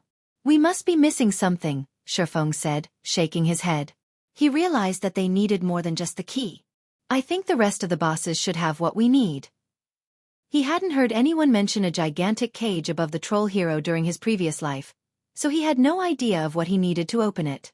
However, since this was clearly a reward for the first team that challenged the Hell Mode Eclipse throne, the following bosses should carry what he needed. After Shifeng rested for a while, he led the team onward. The Eclipse throne's castle was massive, and the troll hero was only the castle's gatekeeper. Under Shifeng's command, the team slaughtered the patrolling monsters inside the castle. After nearly 2 hours, the team arrived at a garden. Along the way, the team had killed a large number of monsters. Overall, these monsters dropped a total of 5 pieces of level 55 fine gold equipment and 1 level 55 dark gold equipment piece. Since none of them provided fire resistance, Shifeng decided to hold an internal auction for the Zero Wing members on the team. This made the Dragon Phoenix Pavilion and Unyielding Soul members jealous. Even now, they did not have a single piece of level 55 fine gold equipment, much less level 55 dark gold equipment. Guild leader, there's a boss ahead. Fire Dance, who scouted for the team, reported through the team chat. Hearing Fire Dance's report, everyone went on high alert and ventured through the garden carefully. After about another minute, the team found a courtyard that could very well be described with the word paradise. Surrounded by greenery and gorgeous flowers, a giant wolf lay slumbering beneath a large tree. The wolf was 6 meters long and covered in crimson fur. Corrosive Wolf King, demonic beast, mythic. Level 57. HP 400, 000, 000/400, 000, 000. This boss's aura is so strong. The corrosive gas this boss is giving off is really dense too. I can already feel my stamina decreasing faster than before, despite standing so far away. The team members watched the Corrosive Wolf King with solemn expressions. If the Corrosive Wolf King were similar to the troll hero, they would not have to worry. However, bosses like the Corrosive Wolf King, which could cause constant damage or inflict debuffs, were the most troublesome. These bosses would place an immense burden on the team's healers. If the healers couldn't keep up with the constant damage, it would only be a matter of time before the boss annihilated the team. All MTs form groups of 3 and stand in these specified locations. Melee DPS split up into groups as well and stand beside the MTs. Healers and ranged DPS will run after the boss throughout the raid. If there are no problems, let's begin. Shifeng simply used the standard procedures for a boss raid and had his team move out. This left Phoenix Rain and Unyielding Heart speechless. Although they wanted to express their opinions about Shifeng's instructions, they held back and followed his orders. When they recalled the swordsman's ability to adapt as soon as the raid began, Shifeng activated Ring of Brilliance. This time though, he did not activate World Projection. Ring of Brilliance only cost 2,000 magic crystals, whereas World Projection cost 5,000 magic crystals. Meanwhile, the biggest problem with the Corrosive Wolf King was the low mana environment, which weakened the effects of skills and spells. There was no actual need to suppress the boss's attributes, following which, under Shifeng's orders, the team shaved off the Corrosive Wolf King's HP. Whenever too much corrosive gas contaminated the MT group that tanked the boss, Shifeng ordered another MT group to take its place. By replacing the MTs responsible for tanking the boss, the contaminated MTs had enough time to recover. As for the healing aspect of the raid, Shifeng wasn't worried thanks to Violet Cloud's holy prayer and his life domain. By alternating these 2 AoE heals, the team's healers were able to conserve their mana in the end. It took less than half an hour to defeat the almighty Corrosive Wolf King. When the Corrosive Wolf King had died, it had also dropped a pile of items, including the head and leg parts for the Dark Corrosion set. The team then proceeded toward the third boss, the Corrosive Dryad. As with the last boss, Shifeng used the standard raid procedures, splitting the MTs into groups to deal with the Corrosive Dryad's numerous tendrils. Meanwhile, the melee players would open up a path for the ranged DPS to bombard the Dryad with fire-type skills and spells. During this raid, Zhao Yueru, with her Frost Flame's Wrath, shone brightly. Like the Corrosive Wolf King, it took less than 30 minutes for the Corrosive Dryad to fall. Meanwhile, the Corrosive Dryad dropped 5 pieces of level 55 dark gold equipment and 8 pieces of level 55 fine gold equipment, all of which added fire resistance. Among the 5 pieces of dark gold equipment, 2 were set pieces for the Dark Corrosion set, specifically the arm guards and belt. By the time the team defeated the Corrosive Dryad, including the 2 other bosses and mobs they killed, everyone on the team had gained roughly 20% more EXP. Their leveling speed in the dungeon was much faster than grinding elsewhere. This left the Dragon Phoenix Pavilion and Unyielding Souls members speechless. They currently rated a level 50 super large-scale team dungeons hell mode, yet not only hadn't they died and lost EXP, but their experience bars had also increased faster than grinding monsters outside of the dungeon. If they were to retell this tale, nobody would believe them. What surprised these super first-rate guilds members the most was the fact that they had only used the standard raid procedures to defeat every boss they had encountered. Despite facing mythic monsters, they had managed to defeat these bosses, one after another, without so much as suffering a single casualty. Since when were standard raid tactics so effective in super large-scale team dungeons? The bosses they had raided thus far were much easier compared to the bosses in large-scale team dungeons. However, unlike their companions, Phoenix Rain and Unyielding Heart realized what was happening. Their team hadn't defeated these powerful mythic bosses so easily because the standard raid procedures were so effective in this dungeon, but because Zero Wing's MTs, healers, and DPS were astoundingly powerful. There was also Shifeng's heaven-defying Ring of Gospel, which could weaken the bosses and enhance their entire team. Without these factors, all of these boss fights would have been incredibly difficult or ended in a team wipe. The Eclipse Throne had a total of 4 bosses. Now that they had killed 3, only the final boss remained. Both Phoenix Rain and Unyielding Heart felt as if they were in a dream, following which, under Shifeng's command, the team soon reached the throne room housing the final boss. The throne room was also on the castle's top floor. When the team reached the throne room, they encountered a young man lying before the room's tightly shut doors. The young man wore golden armor and carried a great sword that radiated a holy light on his back. If one inspected this young man, they would discover that he was a level 60 mythic NPC. When Shifeng saw this NPC youth's name, he was stunned. Why is he here?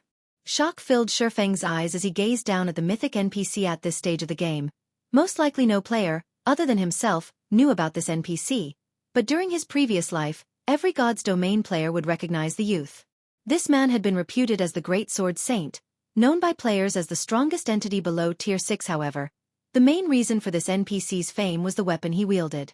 It was also the easiest weapon to find among the 10 great legendary weapons, the Glorious Will. Chapter 1804. Epic Team Quest. Hellscythe_Lucky Old Cat. Shifeng had never thought that he would actually come across the Greatsword Saint Edward in the Eclipse Throne. From what he remembered, the Greatsword Saint was stationed at the ruined mountain range in the continent of God's Domain. Although the Glorious Will was the easiest of the 10 great legendary weapons to come by, even after 10 years, no player had managed to acquire the real Glorious Will. There had been a player that managed to acquire a replica of the Glorious Will, who had been titled the Glorious Sword Saint. Rumors had it that the Glorious Sword Saint had acquired the replica from a quest. Other rumors claimed that the replica came from the loot of a powerful field boss. There were also some that stated it was a commission made by a famed smith. Although the Glorious Sword Saint had eventually revealed that the Glorious Will replica came from a quest given out by Great Sword Saint Edward, nobody believed him. The reason for this was that many players had tried increasing their favorability with Great Sword Saint Edward after the revelation. However, no matter how high their favorability reached, the NPC did not offer them the same quest. Hence, everyone concluded that the Glorious Sword Saint had lied to conceal the origin of his weapon. Could that person's weapon have come from here? Shifeng thought as he looked at the Great Sword Saint Edward lying quietly against the doors to the throne room. When he raided the Hell Mode Eclipse Throne in his previous life, he had never come across Edward.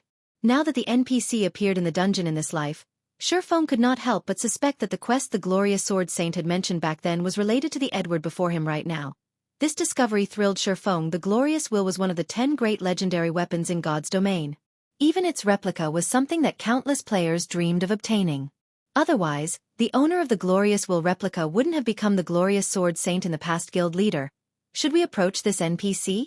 Aqua Rose asked. Of course, Shifeng replied, nodding before walking up to the NPC. When Shifeng got within 20 yards of Edward, the resting NPC abruptly opened his eyes. Adventurers, this isn't a place any of you should come to. Armas has stolen the Sun Crown. His strength exceeds your imagination. You all had best turn back now, Edward said, somewhat exhausted. Upon hearing Edward's words, Shifeng immediately connected the dots and concluded that the quest to acquire the Glorious Will replica came from this Edward. Lord Edward, we are not afraid of danger. If there is anything we can help you with, please say so, Shifeng declared. Since you are determined, so be it. Brave adventurers, Armas has only recently stolen the Sun Crown. He has yet to absorb its power completely. I hope that you can help me reclaim the Sun Crown, Edward said after giving the matter some thought. System. Do you wish to accept the Epic Team Quest, Sun Crown? Quest content. Help Edward reclaim the Sun Crown that Armas stole. Rewards unknown. Sherfong accepted the quest without hesitation. Everyone else in the team gaped in shock when they read the notification. They had never thought that they could receive an epic team quest in such a place. This situation made Phoenix Rain an unyielding heart envy. Zero Wing. Even more, this epic team quest was essentially a dungeon raiding quest. Successfully raiding the dungeon meant the completion of this quest. It was basically a bonus reward to Zero Wing. Brave adventurers, follow me. It is time for this evil lich to receive his due, Edward said as he stood up.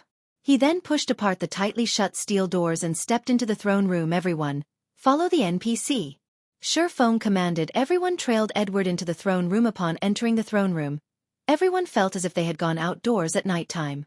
The ceiling of the throne room resembled the starry sky at night. At the far end of the throne room, seated high up on the throne, was a 2-meter-tall skeleton dressed in midnight robes, wearing a fiery crown on its skull and holding a golden staff. This skeleton was none other than the Lich Armas.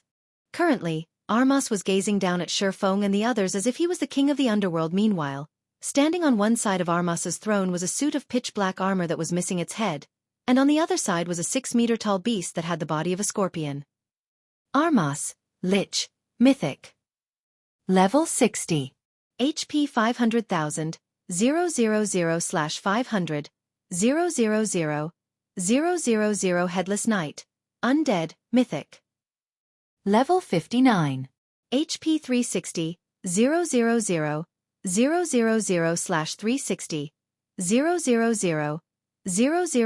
Scorpion Snake King, Demonic Beast, Mythic. Level 59. HP 420, 000/420,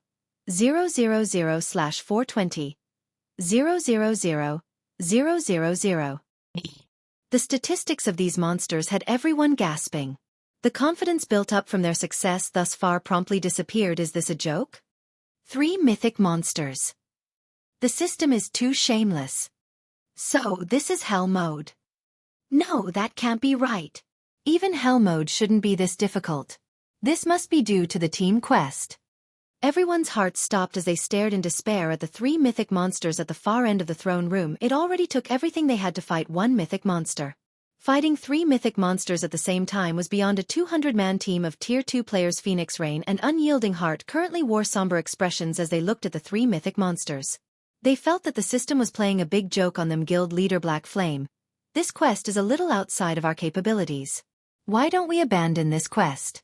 With our team's current strength, it is simply impossible to go up against 3 mythic monsters simultaneously, Phoenix Rain suggested. Unyielding Heart nodded his head in agreement. This was no longer a feasible challenge for current players. At the very least, their entire 200-man team needed to be fully equipped in level 55 or even level 60 Dark Gold equipment, with the main members of the team having multiple pieces of epic weapons and equipment. Only then could they cope with 3 mythic monsters at once. At this moment, Sherfong had a gloomy expression. He had never imagined that the epic team quest would be so vicious. If there were only 2 mythic monsters, he still had the means to deal with them. However, with his current team, challenging 3 mythic monsters simultaneously was asking too much. Must I give up? When Sherfong thought about how much he had gone through to obtain this quest, reluctance filled his heart. No, if even my current team can't complete this quest, how could the Glorious Sword Saints team possibly have completed it? As the first team to conquer the Hell Mode Eclipse throne, the Glorious Sword Saints team might be slightly superior to Sherfang's current team in terms of equipment standards, but there was definitely a limit to the difference. Not to mention, he had the Ring of Gospel to improve his team's basic attributes and suppress the mythic monsters. At this moment, the sound of a system notification suddenly entered everyone's ear system. You have accepted the epic team quest, Sun Crown. Please select your challenge difficulty system. There are 3 difficulties available: Bronze, Silver, and Gold. Depending on the difficulty selected, the final reward will also be adjusted. Please choose carefully. The difficulty cannot be changed once selected. Chapter 1805. Skyrocketing Combat Power. Hellscythe_Lucky Old Cat. There are 3 different difficulties? Sherfong more or less understood how the glorious Sword Saint had completed this quest in the past after seeing the system notification. Bronze rank was no doubt the easiest. It was also very likely that the glorious Sword Saint had chosen this difficulty to complete the epic team quest. However, the only problem right now was that the system did not clearly state the difficulty standards if players had to fight all 3 mythic monsters at once. Which difficulty was it? If bronze difficulty had that requirement, then even Feng had to admit defeat. When he had raided the Hell Mode Eclipse throne during his previous life, Armas had been the only boss at the end of the dungeon. The Lich hadn't had any subordinates at his side. With his current team, it was simply impossible to take on Armas and his 2 subordinates simultaneously. If, however, the challenge before him was gold rank, then he could attempt bronze or silver. This difficulty selection really is troublesome. The system actually refuses to provide any information about our options. It's impossible to make a good decision. Phoenix Rain frowned as she watched Armas and his 2 subordinates without any information as a benchmark. They would waste all of the effort they had put into this dungeon raid thus far on the off chance that they made the wrong selection. Brave adventurers, Armas and his subordinates are very strong. If you can't hold on after the battle begins in a moment, you can gather around me. Although I haven't fully recovered my power yet, I can unfold a domain around me. The domain will, more or less, weaken their power. Edward suddenly said. Power hasn't fully recovered yet? Unfold a domain? Feng could not help but turn to look at Edward upon hearing the NPC's words. So that's the case. Guild leader, did you figure something out? Aqua Rose asked curiously when she saw Feng's smile. I now understand this quest's difficulty standards, Feng said as he gestured to Edward. The challenge difficulty doesn't refer to the 3 bosses. It refers to the support Edward can provide. The more difficult the challenge, the more limited Edward's help will be. Hearing Feng's words, realization dawned on the team. They all felt that Feng's guess was likely the right one. However, a gloomy atmosphere descended on the team again. Even if Edward could help, his assistance had a limit. Moreover, after all was said and done, they still had to face 3 mythic monsters simultaneously. After giving the matter some thought, Feng decided to choose the silver rank difficulty. He felt that his team's overall combat power was higher than the Glorious Sword Saint's raid team in the past. If the Glorious Sword Saint had been able to clear the bronze challenge, then his team should have a high chance of clearing the silver challenge. Although the gold challenge's rewards might be abundant, Feng didn't think it was worth the risk. Since the system notification had clearly stated that one could not change their difficulty selection once they had made their choice, it was likely that they'd only have one opportunity to challenge this quest. If they failed the quest, they'd walk away with nothing. Hence, Feng decided on the silver challenge system. You have chosen to challenge the silver difficulty system. It is detected that you are challenging the Sun Crown quest for the first time. Difficulty selection may be altered to normal mode or hero mode. For normal mode, the boss's attributes will be weakened by 20%. Based on your performance in the battle, the reward will range between bronze rank and silver rank. For hero mode, the boss's attributes will be weakened by 10%. Based on your performance in the battle, the reward given will range between silver rank and gold rank. This privilege is only available on the first challenge. You may also forsake this opportunity and choose the standard difficulties. Please choose wisely. Privilege for the first challenge? Feng could not help his grin. He now realized how the Glorious Sword Saint had completed the quest, following which Feng chose hero mode. If all 3 mythic monsters' basic attributes fell by 20%, it would undoubtedly be of great help to the team. It was no wonder why the Glorious Sword Saint's raid team had defeated all 3 mythic bosses. Although hero mode only weakened the bosses by 10%, he should be able to reduce the mythic boss's basic attributes by nearly 30% with the Ring of Gospel Suppression. With Cola, Turtledove, and Yi Wumian's strength, plus the other Tier 2 MTs, they should be able to keep all 3 bosses in check. Hero mode? Unyielding Heart was speechless when he saw Feng's selection. Is he insane? Phoenix Rain was similarly surprised. Feng's initial decision to choose the silver challenge was understandable since they had so little information to work with, and regardless of their choice, they still had to face 3 mythic bosses at once. However, now that they had concrete numbers, Feng had chosen hero mode. This decision was confusing. While she understood that with Feng's Ring of Gospel, it was possible to suppress the 3 bosses further, but the biggest problem wasn't whether or not the team's MTs could tank the bosses. It was whether or not the team had enough DPS. Moreover, since they had to fight 3 mythic bosses simultaneously, the pressure on the team's healers would be unprecedented. When the raid began, the healers' mana expenditure would be massive. If their healers ran out of mana in the middle of the raid, they'd definitely team wipe. They had to reduce the boss's maximum HP as much as possible to ensure a greater chance of success. Although there was only a 10% difference between normal mode and hero mode, the three bosses had a combined 1,280,000,000 HP. A 10% difference meant that their team had to deal with an additional 128 million HP. Moreover, there was the matter of battle recovery. This would undoubtedly extend the raid's duration by a significant amount of time, which would increase the risk of the team's healers running out of mana mid-battle. Meanwhile, after Shifeng had selected the fight's difficulty, the three mythic bosses lost 10% of their attributes good. Cola, Turtledove, Yi Wumian, each of you will tank one of the bosses. The other MTs will support them. Prioritize the Scorpion Snake King, Shifeng said. He then took out the Bible of Darkness and summoned a Tier 3 demon. Everyone, release the limiter on your weapons altogether. For the raid, he had armed every participating Zero Wing member with Tier 2 and Tier 3 mana weapons. Especially the Tier 2 mana weapons. Of the 85 Zero Wing members he had with him this time, he had armed each with at least 3 Tier 2 mana weapons. Initially, he had only planned to use the mana weapons when the team lacked firepower. Now that they were required to go up against 3 mythic bosses simultaneously, he couldn't afford to be stingy with the mana weapons. Hearing Shifeng's words, Zero Wing's members, who had felt a little gloomy, revealed excited expressions. Thus far, only the MTs had been allowed to liberate their mana weapons power. The rest of them hadn't been allowed. Now that Shifeng had given them permission, they could use their mana weapons skill whenever they wanted to exhibit immense power. What's going on with Zero Wing's members? The Dragon Phoenix Pavilion and Unyielding Soul members were confused to see Zero Wing's members brim with confidence and fighting spirit. However, after Shifeng used World Projection and Ring of Brilliance, and Cola, Turtledove, and Yi Wumian had stabilized their aggro, the scenes that followed thoroughly dumbfounded Dragon Phoenix Pavilion and Unyielding Soul members. After Edward activated his domain, the domain reducing the three bosses' reaction speed by 30% and attack power by 20%. This greatly reduced the pressure Cola and the others faced after the Scorpion Snake King and Headless Knight lost nearly 30% of their attributes. The two bosses were a joke. Even the team's regular Tier 2 MTs could tank the two bosses' fierce assaults on their own, let alone Turtledove and Yi Wumian. This allowed the DPS to attack the two bosses freely. The Dragon Phoenix Pavilion and Unyielding Souls Tier 2 experts were fortunate if their attacks dealt more than -10,000 damage. Yet Zero Wing's experts dealt over -30,000 damage with each attack. The latter's magical class experts even landed multiple attacks that dealt over -50,000 damage. The damage Zero Wing's members dealt was simply ridiculous. Moreover, a Tier 3 demon bombarded the bosses in a frenzy, rapidly devouring their HP.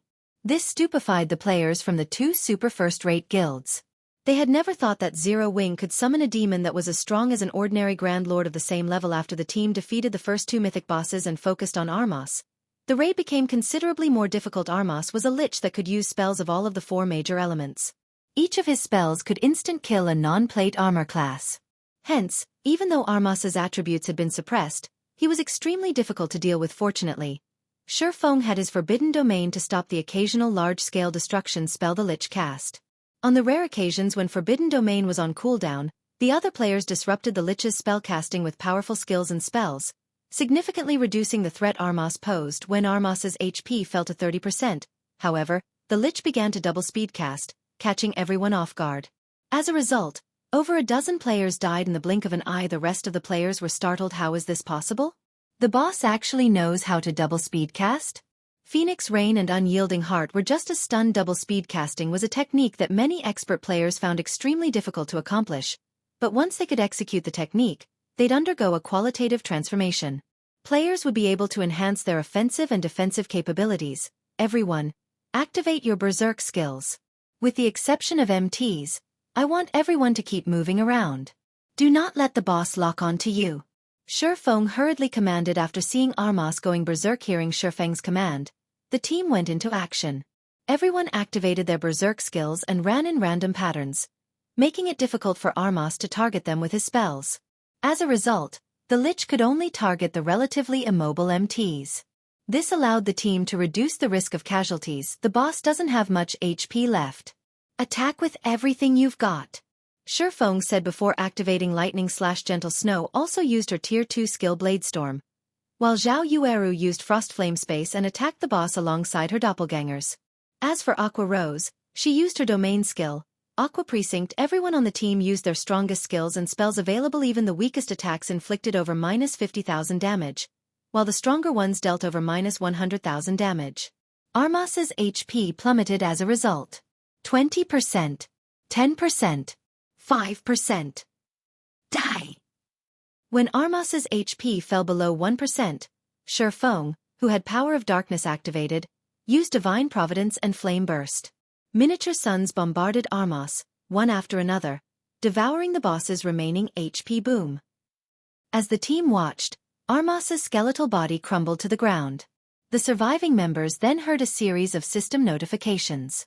Chapter 1806. Eclipse Throne First Clear. Hellscythe_lucky old cat. The boss is dead. We did it. We won. Everyone cried out with joy when they saw Armas's skeletal figure on the ground. Although Armas had killed over 60 of their 200-man team, they still defeated the final boss of the Eclipse Throne in the end. Not even the various superpowers dared to challenge this dungeon. Zero Wings members were similarly ecstatic. Although they had trusted Feng's decision, they couldn't help their excitement after actually watching Armas fall. After all, they had achieved a feat that not even God's domain's current superpowers were capable of. Everyone was particularly excited to see their names appear on the dungeon's glory list, which had appeared in the center of the throne room in the form of a stone monument after Armas's death. With this, their names would be permanently recorded and put on display for players that would clear the Hell Mode Eclipse Throne in the future. Even Feng breathed a sigh of relief. It had not been easy to defeat Armas and his two subordinates. He couldn't use many of his tools in a super large-scale team dungeon. The team had to rely on their weapons and equipment to take out the 3 mythic bosses system. Congratulations! You have obtained the first clear of the Hell Mode Eclipse Throne. Rewarding guild popularity +20, humanity reputation +20, all loot doubled system. Do you wish to release a congratulatory announcement to the public? If you do not make a decision within 30 seconds, the announcement will be made by default after giving the matter some thought. Feng chose not to inform the public of their success. While announcing Zero Wing's success of clearing the Hell Mode Eclipse Throne would garner a lot of fame to the guild, it would also attract more enemies. Furthermore, Zero Wing had stood out quite a bit lately thanks to Silverwing Town, earning a few superpowers envy. If the various superpowers knew that Zero Wing also had the strength to raid a super large-scale team dungeon, even if it had the help of the Dragon Phoenix Pavilion and Unyielding Soul, they would definitely relate this success to Silverwing Town at that time. The various superpowers would likely do everything they could to capture the town. Although Silverwing Town's development was coming along quite nicely right now, its defensive capabilities weren't strong enough, yet more time was needed to fortify the town properly. Phoenix Pavilion Master, Vice Guild Leader Hart, I hope that you will keep this matter a secret for the time being. I don't want too many people to know about what happened here, Feng said as he looked at Phoenix Rain and Unyielding Heart. That won't be a problem. The people I've brought today are my trusted subordinates. None of them will speak a word about today's raid, Unyielding Heart said. Nodding. There aren't any problems on my side either, Phoenix Rain said. Smiling. Publicizing their success today would only be a detriment. After all, they still had important business with Feng. If the various superpowers learned of the Dark Corrosion set, an intense struggle over the set would definitely ensue. Hence, both Unyielding Heart and Phoenix Rain welcomed the fact that Feng wanted to keep today's achievement confidential. Shortly after Feng decided against the congratulatory announcement, Armas's golden throne abruptly shattered. A small mountain of items took its place, radiating a glow that illuminated the throne room at a glance.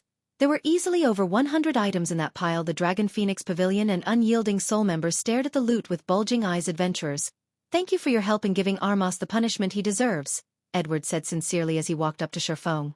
Edward held the golden crown that previously graced Armas's skull. Although Armas has died, his power has not vanished completely.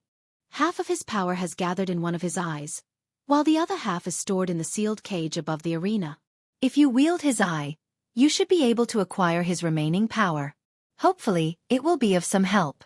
After Edward had said so, a magic array appeared beneath his feet. The Greatsword Saint then transformed into a streak of light and left the throne room system. Congratulations! You have completed the epic team quest, Sun Crown. Total deaths, 63. Time spent, 47 minutes, 28 seconds. Awarding Grade A evaluation, plus 30% EXP, 4 legacy skill points, and 1 Armas's Eye Grade A.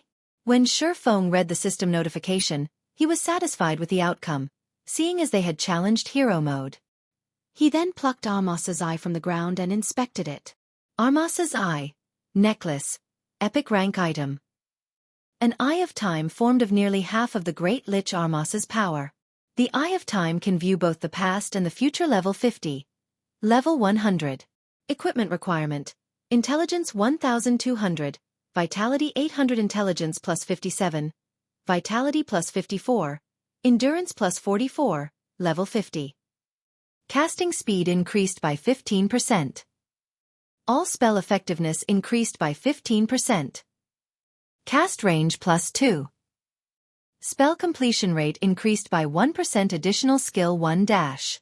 Eye of Future, when activated, allows the user to maintain an hour of simulated combat cooldown. 10 hours. Additional skill 2 dash. Eye of Past, tracks the target's movement and location for 3 hours cooldown. 6 hours. What heaven-defying skills! Feng was astonished after reading Armas's Eye's attribute panel. Armas's Eye's basic attributes were average at best, but the two skills were incredible. Eye of Future in particular was simply heaven-defying. With the Eye of Future, players could participate in a system-simulated battle before the actual fight. If this skill were used to raid bosses, players could test various strategies without sacrificing team members if used in a PvP battle. Although the main god system wouldn't be able to replicate enemy players' movements perfectly, it could mimic players with an 80% to 90% accuracy. If players could practice against their simulated opponents before the actual battle, they would be more confident during the actual battle. Most importantly, Eye of Future could reveal an enemy's true strength. Meanwhile, the simulated player would remain wholly ignorant of their trump card's exposure. The only downside was that Eye of Future had a very long cooldown. Even so, it was amazing. After Feng finished marveling over Armas's eye, he examined the rest of the loot. A total of 131 items had dropped from the throne. Over half were rare materials, magic crystals, and mana stones. Only 23 items were weapons and equipment. Among the weapons and equipment dropped, the best was the epic weapon, Nether Scepter, a top-tier staff for summoners. The staff enhanced summoned creatures using Nether Spirit, which increased their basic attributes by 25%. The staff could also summon a squad of Nether Guards, consisting of 1 captain and 9 soldiers. The captain was a High Lord, while the 9 soldiers were Lord Feng had also obtained the chest piece for the Dark Corrosion set, the last piece he needed to complete the Dark Gold set equipment. Including the set effects, the Dark Corrosion set granted a total of 180 points of fire resistance. With such high fire resistance, players would have no trouble against a fire-type boss. Moreover, the set offered higher basic attribute bonuses than ordinary Dark Gold set equipment of the same level. Feng had Cola equip the Dark Corrosion set without hesitation. Upon equipping the set, Cola's basic attributes skyrocketed. His HP also reached 87,000 with his fire resistance. A Tier 1 player's fire-type attacks will likely have no effect on me, Cola said, astonished when he saw his fire resistance. He now had more than 200 points. Wearing the red and black metallic armor, Cola looked like a war god that had just stepped off a battlefield of fire. Heat wafted off of him in waves. Seeing this, Unyielding Heart and Phoenix Rain raised their evaluation of the Dark Corrosion set. Feng didn't leave the team dungeon immediately after he tidied up the loot. Instead, he led the team back to the castle's arena. Now that Armas was dead, as Edward had said, he could retrieve the other half of Armas's power, which was inside the locked steel cage. When Feng thought about the glorious wool replica, his heart pounded with elation. Chapter 1807. Glorious Will's Replica. Hellscythe_lucky old cat. Once more, Feng stood before the rusted cage in the bloodlust-saturated arena. The mysterious power that previously protected the cage was now gone. This allowed Feng to approach the cage and unlock it with the key he had acquired from the troll hero Click. After opening the cage, the magic crystal treasure chest appeared before Feng in full. Curiosity overwhelmed the other players in the arena after seeing Feng unlock the cage. They were all eager to learn what the treasure chest contained. After all, this magic crystal treasure chest was the epic team quest's true reward. Please let the glorious will replica be inside. Feng inwardly prayed as he carefully opened the magic crystal treasure chest. Although the glorious sword saint had claimed that he had acquired the replica from a quest, he hadn't stated which quest. It was possible that he hadn't obtained the replica from this team dungeon. Hence, Feng wasn't certain that he would find the glorious will replica in this magic crystal treasure chest. As the loading bar slowly filled, Feng grew increasingly nervous. After the 20-second activation progress completed, the magic crystal treasure chest's lid slowly lifted on its own. Golden light then illuminated the entire arena. The arena's ambient mana even grew slightly denser. What's going on? Opening the treasure chest can actually increase the arena's mana density. This treasure chest is amazing. Could it be a legendary treasure chest? How is that even possible? Why would the system award players with a legendary treasure chest just for completing an epic team quest? At the very least, you'd have to complete a legendary quest to get something like that. I guess that's true. Even so, that chest definitely has an epic item. That's right. I had never thought that it was possible to acquire such a huge harvest by raiding a super large-scale team dungeon. We got so many more items than we could from a large-scale team dungeon. Zero Wing struck gold this time. With all of the weapons and equipment it earned from this raid, its main force will definitely become a lot stronger. Zero Wing will have a much easier time raiding super large-scale team dungeons in the future. As the light from the magic crystal treasure chest started to dim, the Dragon Phoenix Pavilion and Unyielding Soul members chatted among themselves. They could already see Zero Wing growing even stronger in the future. Even if the guild had a numbers problem right now and would not be able to raid other super large-scale team dungeons for some time, the guild should have no problems raiding large-scale team dungeons in kingdoms and empires with all of the loot it had acquired from the Eclipse throne cycling. Once we return, notify the guild's upper echelons and tell them that I'm holding an emergency meeting. Unyielding Heart whispered to the male cleric beside him, Vice Guild Leader. You couldn't possibly be thinking of inviting them, right? Cycling Light asked in surprise. Isn't that a little too risky? Aside from the other Vice Guild leaders, I'm afraid the guild leader won't agree to it. Zero Wing might be an outsider, but you've witnessed the guild's strength personally. Zero Wing's main force is no weaker than a super first-rate guild's. I believe that with this strength, the guild leader will be very happy to get Zero Wing's assistance, Unyielding Heart said, smiling. We truly have to thank Xianxia for this. If she hadn't sent us to help Zero Wing, we'd likely remain ignorant of Zero Wing's strength. Indeed. We really have to thank Miss Xianxia. Cycling Light nodded. Miss Xianxia likely discovered Zero Wing's strength a while ago, so she asked us to do everything we could to help the guild. He hadn't understood why Mu Xianxia had wanted them to help Zero Wing, but now, he had to admire her excellent insight. It was no wonder why Unyielding Soul's board of directors had voted to make Mu Xianxia the guild's current honorary elder when Mu Xianxia was first conferred the position. The decision had displeased many of the guild's upper echelons and elders. After all, Mu Xianxia was simply too young. She also wasn't very familiar with God's domain, and she wasn't particularly famous in the virtual gaming world. It simply wasn't fair that she should have so much authority in the guild. Looking at it now, however, Cycling Light thought that Mu Xianxia definitely deserved the position. Standing nearby, Blue Phoenix glanced at Unyielding Heart and Cycling Light. Big Sis Rain, it seems Unyielding Heart has become very interested in Zero Wing, Blue Phoenix said quietly. That's normal. The power Zero Wing displayed truly exceeded everyone's expectations. Zero Wing's strength is nothing like what a first-rate guild should have, Phoenix Rain said, chuckling. Nine Dragons Emperor is still trying to find a way to eliminate Zero Wing. I'm really curious to see what kind of expression he'll make once he learns that Unyielding Soul wants to deepen its relationship with his rival. The struggle for the position of Great Pavilion Master had grown more intense lately, and thanks to the wonderful misunderstanding that Zero Wing was one of her subordinates, she had gained the upper hand in the competition for the position. Although she had tried multiple times to refute the misunderstanding, she no longer felt that it was a bad thing to let the misunderstanding continue. The stronger Zero Wing became, the greater her chance would be of becoming the next Great Pavilion Master. However, she was surprised when she considered how fast Zero Wing developed. When she had first encountered Zero Wing, it had been just another small guild in the kingdom. Now, however, even a veteran super first-rate guild like Unyielding Soul considered Zero Wing important. This development speed was a little scary. Meanwhile, when the magic crystal treasure chest opened fully within the iron cage, Shifeng was stunned by what he saw. He had to admit that a gold magic crystal treasure chest was indeed amazing. The items inside were far more impressive than the contents of an epic treasure chest. Although this gold magic crystal treasure chest didn't have as many items as the one he had found in the Lost Town, the item's quality was just as high. There were a total of 5 items inside the treasure chest. The first was an epic consumable called Frost Hell. It was a domain tool that could be used to alter the weather. However, it could only be used 5 times. The second item was a warrior summoning order.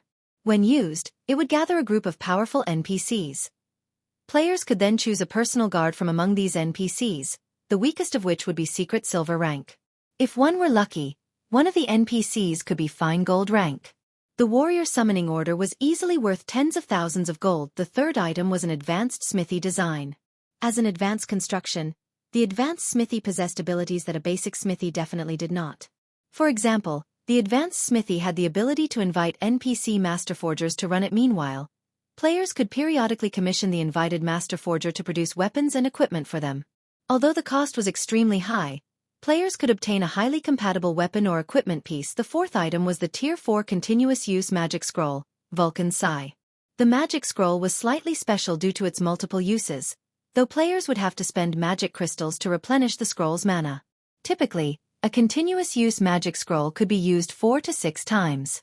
It was easily worth more than a piece of ordinary epic equipment. The final item was a cool, dazzling golden greatsword.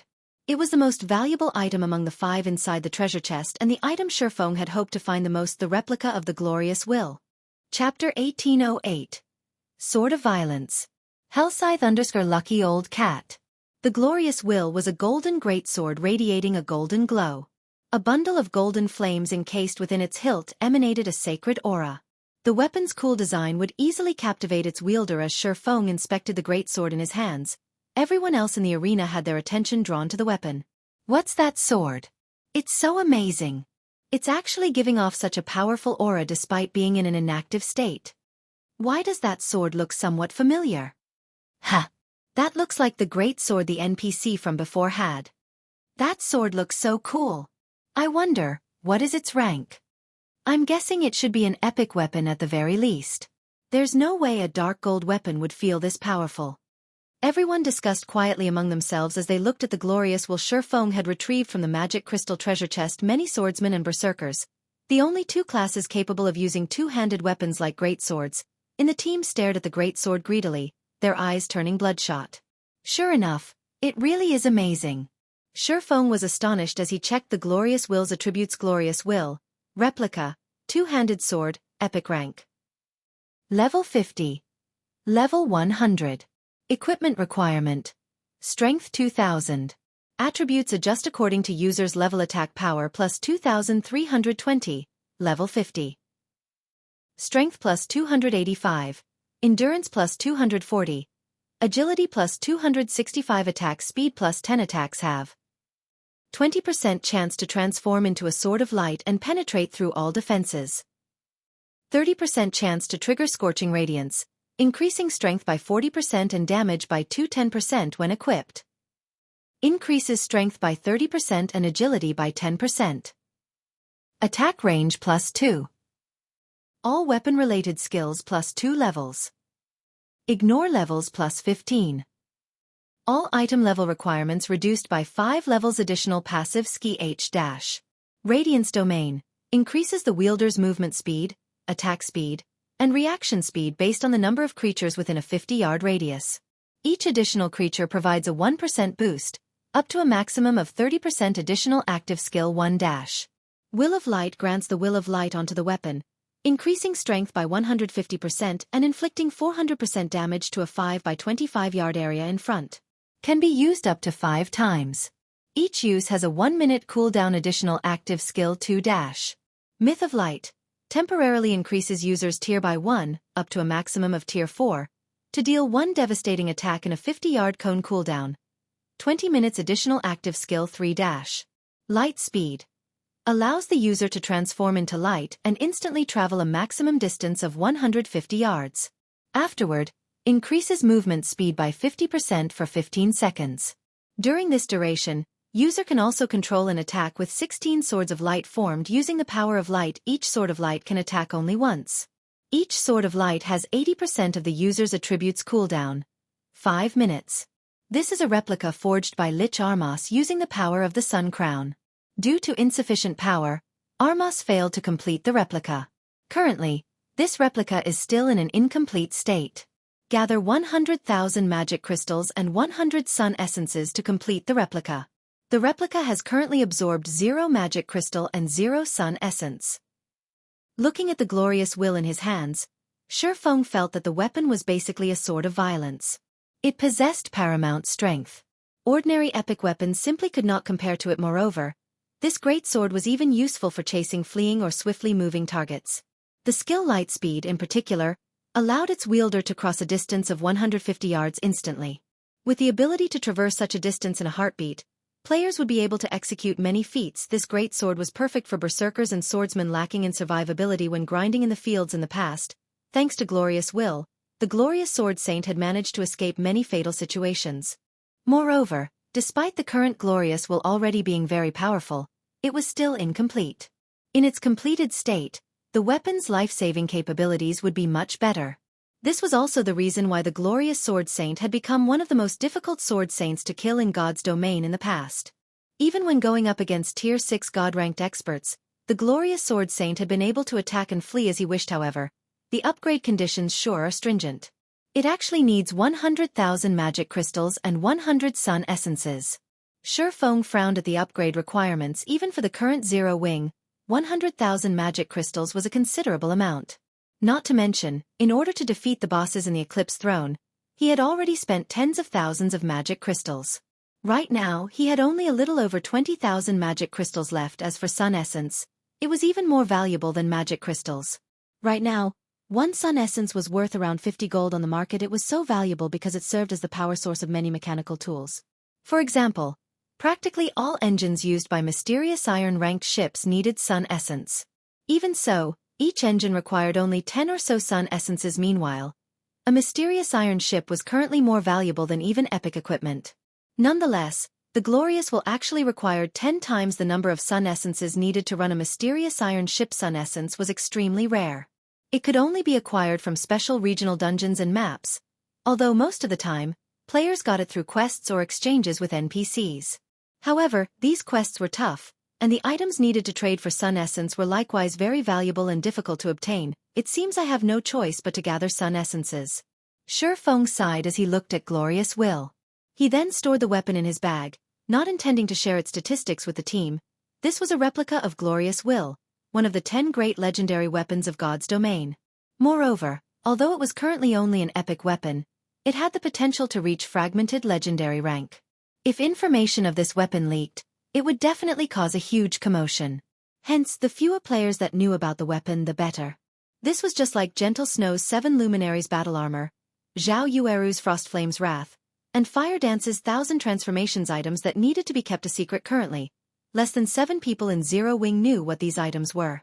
Hence, even until now, their details had yet to leak to the public. Nobody aside from these people knew that the number of fragmented legendary items and items capable of being upgraded to the fragmented legendary rank in Zero Wing's hands was close to 10. If this matter became public, every superpower in the game would instantly target Zero Wing. When everyone saw Shifeng exiting the cage, they were all sensible and refrained from asking about the contents of the treasure chest. Zero Wing's members, in particular, understood that if he wished to share information about the loot with them, he would naturally do so. If he didn't, however, he absolutely would not tell them. Snow, learn this skill book. I'll also leave this weapon for you to use, Shifeng said after walking up to Gentle Snow. He then passed the super rare skill Titan's Hand, which he acquired previously, and the Glorious Will replica to Gentle Snow. Currently, in Zero Wing, aside from himself, the only other person who possessed over 2,000 points in strength was Gentle Snow, who had claimed one of Star Moon Kingdom's 5 great legacies. Even Fire Dance's strength was still a little far from 2,000 points. Moreover, Fire Dance was an assassin and, thus, incapable of using two-handed weapons. As for the other players in Zero Wing, while some berserkers might be close to attaining 2,000 strength, their techniques were far from equal to Gentle Snow's. Besides, Gentle Snow was the vice guild leader managing Zero Wing's branch in the Black Dragon Empire. She would need greater power to have others submit to her commands. As for Titan's Hand, it was a useful skill that would boost Gentle Snow's combat power. Titan's Hand allowed berserkers to temporarily wield two-handed weapons simultaneously. Although only one weapon's basic attributes would apply, the skills and effects of the inactive weapon could still be used like normal. For me? Gentle Snow was slightly confused as she received the Titan's Hand skill book and Glorious Will. However, after she inspected the items, she was dumbfounded, especially when she saw the attributes of Glorious Will. Guild leader, this. You are the only person in the entire guild who has enough strength to use this weapon. Nobody else can use it. Letting it sit inside the guild warehouse would be a huge waste, Shifeng said. Understand? I'll make sure to put it to good use. As an expert sword user, Gentle Snow could not help but be excited as she held Glorious Will. After trading Glorious Will to Gentle Snow, Shifeng had everyone exit the team dungeon. The team disappeared from the arena and appeared outside the Eclipse throne's entrance in the blink of an eye. Guild leader Black Flame, "We'll be leaving first then. Once you collect another Dark Corrosion set, you must remember to contact us," Unyielding Heart said. "Of course. Once I have the second set, I'll contact both of you immediately." Shifeng nodded. He was also very eager to sell the Dark Corrosion set. After all, this was a huge money-making opportunity. However, right when the Dragon Phoenix Pavilion and Unyielding Soul members were activating their return scrolls, a magic array suddenly appeared in the sky. In the next moment, the activation process of everyone's return scrolls was forcibly halted. "UVE made us wait for quite some time now.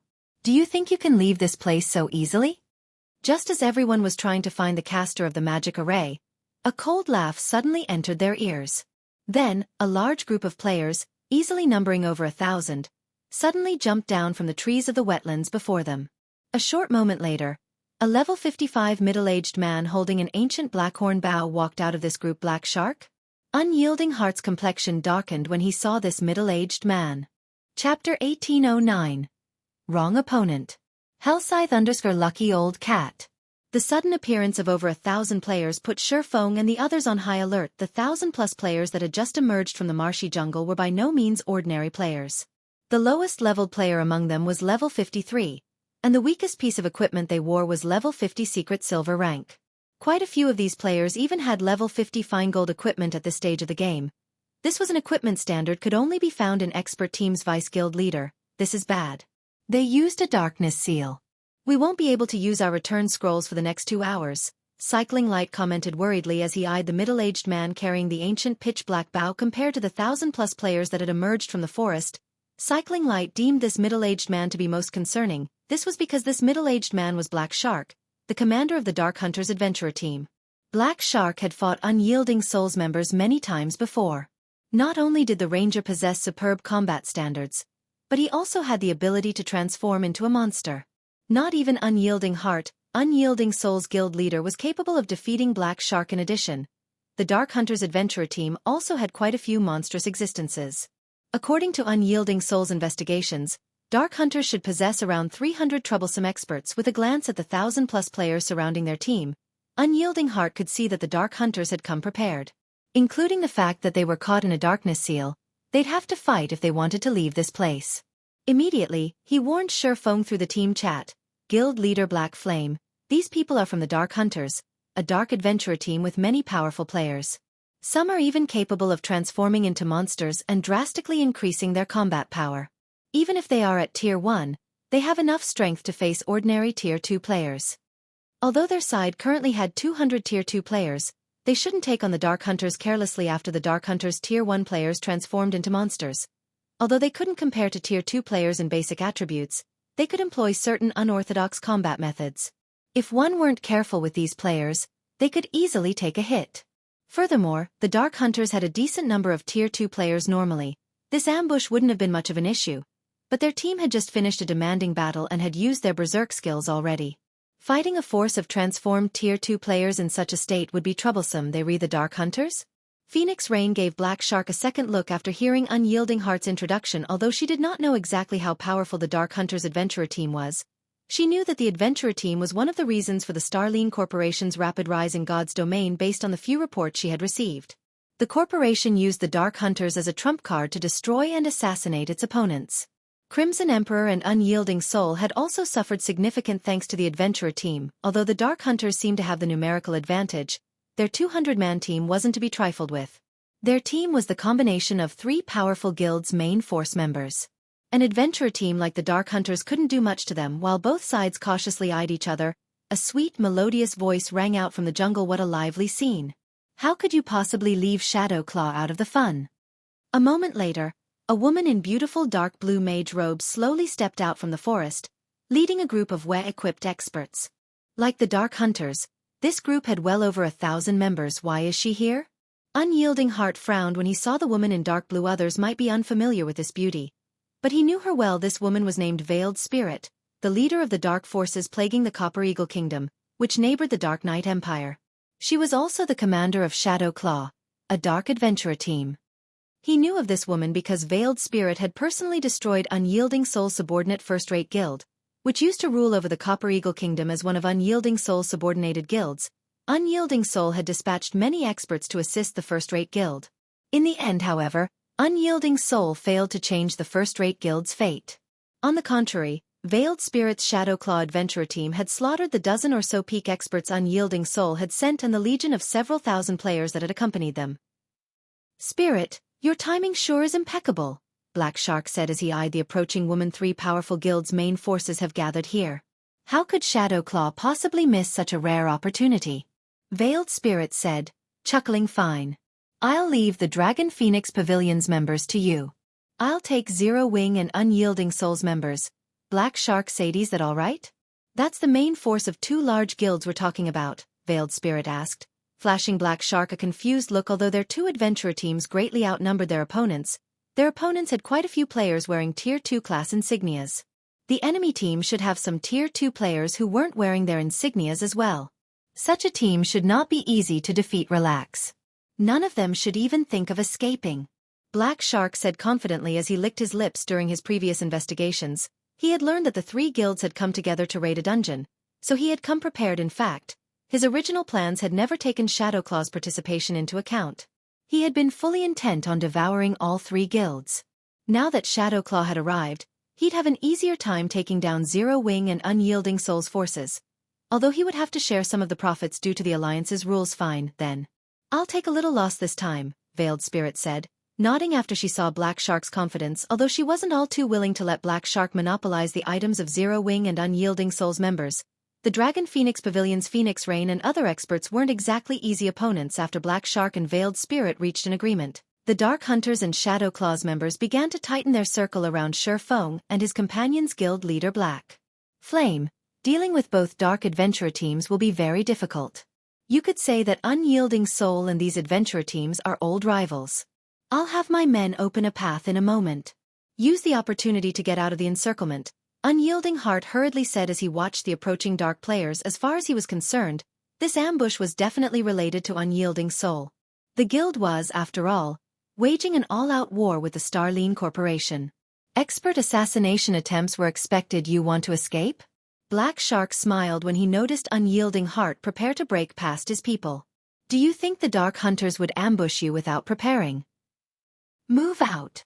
As soon as Black Shark said so, over 300 Dark Hunters transformed into monsters.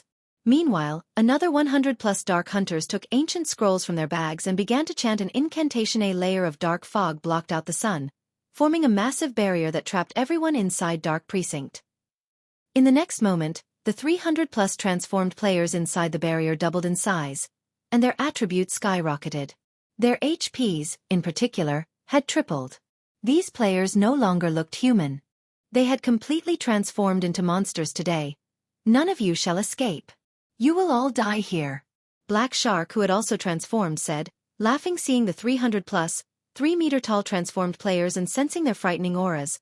Unyielding Heart and Phoenix Rain's expressions darkened. They could sense that the transformed players' basic attributes had increased by at least 50%, likely due to the magic barrier. Even the transformed Tier 1 players had higher attributes than theirs. The difference between their basic attributes and the 20+ transformed Tier 2 players was even worse. Not even Unyielding Soul was confident of charging ahead. Veiled Spirit, who stood beside Black Shark, was also slightly surprised. She hadn't expected Black Shark to have such a trump card. It was no wonder why the man was confident that his adventurer team could take on 3 guilds' main forces by himself. "Is that so?" Feng said as he glanced at the dark precinct that had formed around him. He then took out Frost Hell, the epic consumable he had just acquired from the dungeon, and continued, "It's a pity that you've picked the wrong opponent." After saying so, Feng activated Frost Hell. Suddenly, the world around him turned snowy white as the temperature plummeted. The wetlands ahead visibly froze, and the Dark Hunters and Shadowclaw's members felt an intense pressure weigh on them. Not only did their movement become sluggish, but their stamina also began to fall so sharply that others could clearly sense the change. Even their attributes rapidly decreased. Chapter 18:10 Taboo Potion. Hellscythe_Lucky Old Cat. Why is this domain skill so powerful? Black Shark was astounded as he watched his attributes fall. Not only had his basic attributes decreased by 20%, but his movement speed and reaction speed had also decreased considerably. Most importantly, the Dark Precinct he had used failed to suppress this domain skill. Dark Precinct was far more powerful than a domain skill because the magic array formed a separate world within itself. No domain skill could compare yet. Dark Precinct had failed to suppress the effects of Shifeng's domain skill, and the domain skill had reduced their attributes by as much as 20%. However, Black Shark didn't know that Frost Hell was slightly unique. While it was considered a domain skill, it was also a weather spell that could change an area's weather. Moreover, Frost Hell was a Tier 4 domain skill, so it was still effective despite Dark Precinct. Thanks to Frost Hell, the Dark Hunters and Shadow Claw's strength had decreased significantly. Although Dark Precinct still gave the 300+ transformed players more strength than normal, overall, the two Dark Adventurer teams no longer posed as much of a threat to the three guilds' main force members. Unyielding Heart and Phoenix Rain breathed sighs of relief because of this turn of events. They had come here to help Zero Wing raid a team dungeon. They hadn't brought any powerful tools essential for team battles, such as domain magic scrolls. With them, fortunately, Shifeng had the foresight to carry a domain magic scroll. Otherwise, this upcoming battle would have been disastrous. Black Shark, do you still want to fight? Your trump card has been suppressed. Both of our sides are roughly equal in combat power. Nobody can say for certain who will win this battle, Unyielding Heart stated, hoping to scare Black Shark into backing off. I'll admit that I underestimated you, but do you really think that I only prepared one trump card? Black Shark said, sneering. I had planned to save this for a more suitable stage, but I'll let you have the first taste. In the next moment, several normal Dark Hunters pulled dark blue potions from their bags, consuming them. These Dark Hunters then roared with excitement. Their skin began to turn dark blue as tough scales grew all over their bodies. Tails sprouted from these players' rears. These players now looked like dragonoids, not humans. Looking at these dragonoids, the members of Zero Wing, Dragon Phoenix Pavilion, and Unyielding Soul were stupefied. They couldn't believe their eyes. What is going on? These people. Phoenix Rain was shocked as she stared at the players with tails, even as one of the Dragon Phoenix Pavilion's pavilion masters. This was the first time she had seen anything like this. The dragonoid players radiated violent auras that felt like some wild beast. Aside from the increased attributes, Phoenix Rain could sense that these players now had higher life ratings than hers. She could explain the Dark Hunter's ability to transform into monsters as a result of a class unique to Dark players. After all, Dark players had their own unique development path, but she had never heard of a potion that could transform a player into a dragonoid. Everyone, charge. You may claim any item that you get from your kills. Black Shark shouted as he readied his longbow. Hearing Black Shark's command, the Dark Hunters revealed crazed expressions. Without hesitation, they split up and charged at Zero Wing and Unyielding Soul's members. Unwilling to fall behind, Veiled Spirit took out a Tier 3 buff scroll and activated it, increasing her team members' basic attributes, raising them to their original values, although her people's mobility was still affected. After receiving the buff, Shadow Claw's members charged at the Dragon Phoenix Pavilion members. Less than 200 yards had separated the combatants. Ignoring Frosthell's influence, all of the ranged players began to exchange blows. For a time, spells and arrows filled the space between the two sides, causing a series of explosions. Although the three guilds' attacks contained more raw power, they were still vastly outnumbered. Ordinary players' ranged attacks were relatively easy to dodge, but none of these players were ordinary. Even dodging their ranged attacks was quite difficult. Moreover, the Dark Hunter's defense had increased significantly after transforming into dragonoids. Even when they received a Tier 2 spell, they only took around -8,000 damage. In contrast, the Tier 1 dragonoid spells dealt nearly -6,000 damage to the three guilds' members. Their damage was only slightly lower than Tier 2 players. Meanwhile, due to the disparity in numbers, the guild players lost more HP during the exchange. The basic dragonoid potion? Shifeng was astonished after seeing the dragonoid's combat power. Why do the Dark Hunters have this kind of taboo potion? Could they have someone capable of brewing it already? At first, he hadn't been certain that the potion the Dark Hunters had used was the basic dragonoid potion, but after seeing their defense and attack power, he was sure that they had used that exact potion. The basic dragonoid potion was capable of turning humans into dragonoids, and the purer the potion was, the closer one would become to a true dragonoid after consuming it. It was an extremely rare potion. Basic dragonoid potions did not provide much in terms of basic attributes. They generally only provided a 10% to 15% increase. However, the potion provided a significant boost to reaction speed, kinetic vision, defense, and attack power. As for intermediate dragonoid potions, not only would the potion increase its user size, but it also provided considerable improvement in terms of basic attributes. An intermediate Dragonoid potion generally provided a 25% to 30% increase however. At the end of the day, humans were still human. A human's body couldn't endure the violent power of a Dragonoid. Any human that consumed a Dragonoid potion, whether they were an NPC or a player, was guaranteed to die after half an hour. Hence, Dragonoid potions were considered taboo potions however, since players were immortal, they'd only lose half a level of EXP after they died from drinking a basic Dragonoid potion, not an entire level.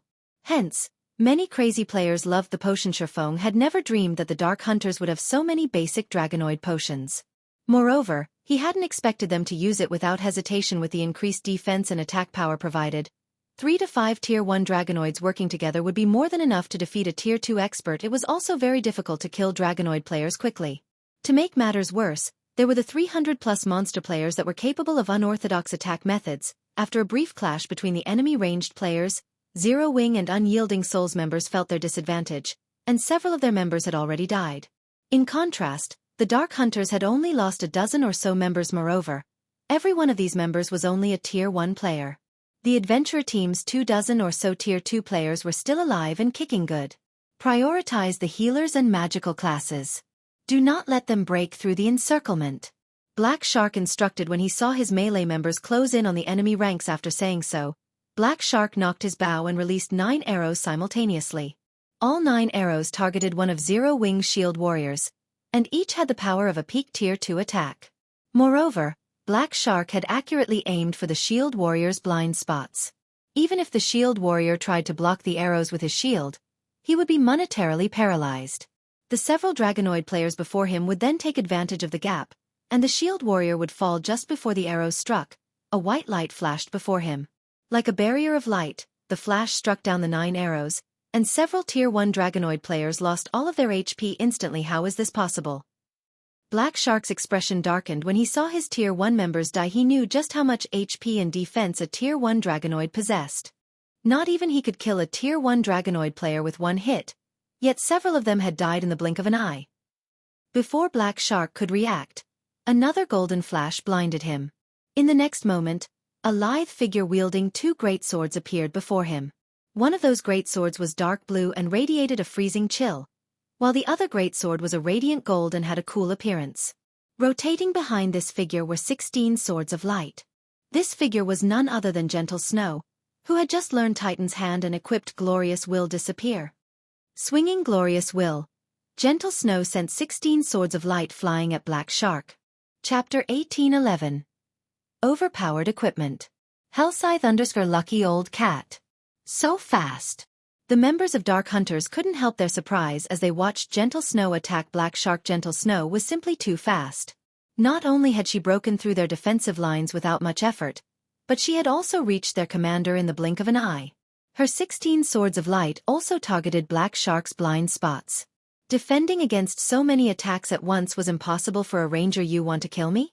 Black Shark sneered at the 16 swords of light. Before the swords of light struck the ranger, Black Shark swung his longbow horizontally, forming a barrier of wind around him.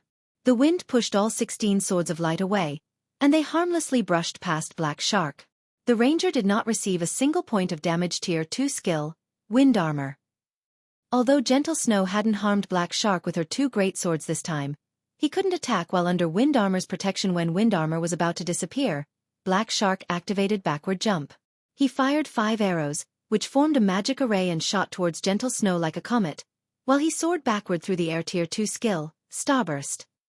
This was the Ranger class's most powerful Tier 2 skill. The skill combined the power of 5 arrows, and the attack was even strong enough to force a Great Lord of the same level stumbling backward. Despite the approaching attack, however, Gentle Snow didn't bother to dodge.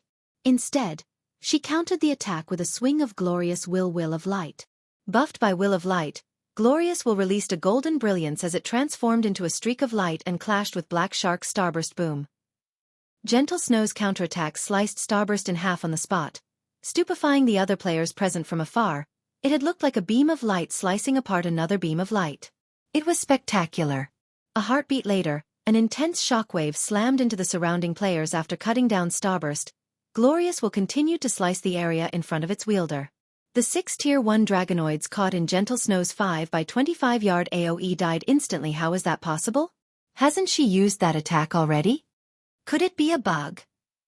Some players who had a good memory noticed that the skill Gentle Snow had just used was the same one that she had used to protect Zero Wing's Shield Warrior and kill several Tier 1 Dragonoids earlier.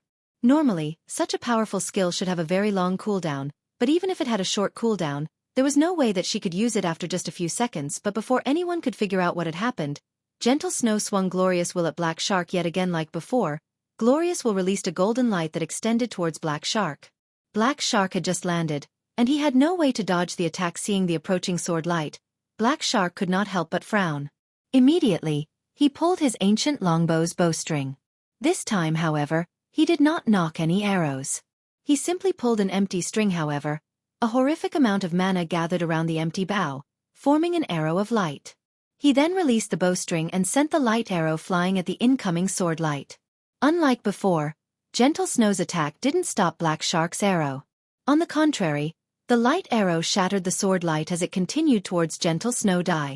Black Shark sneered as he watched the arrow come within 10 yards of his target. This arrow of light wasn't a result of a ranger skill. It was actually one of his bow's skills, Space Shattering Arrow. Not only could it enhance his attack by 1 tier, but it could also severely injure a Grand Lord of the same level. Suddenly, the light arrow split into over 30 miniature copies. Even Gentle Snow felt powerless for a moment as she watched the tiny arrows rain down. Meanwhile, the nearby Dark Hunters revealed victorious expressions. They were all very familiar with their commander's move. Each one of those miniature arrows carried 100% of Black Shark's strength. Even if just a few arrows found their mark, Gentle Snow would lose a significant amount of HP. However, something unexpected happened suddenly.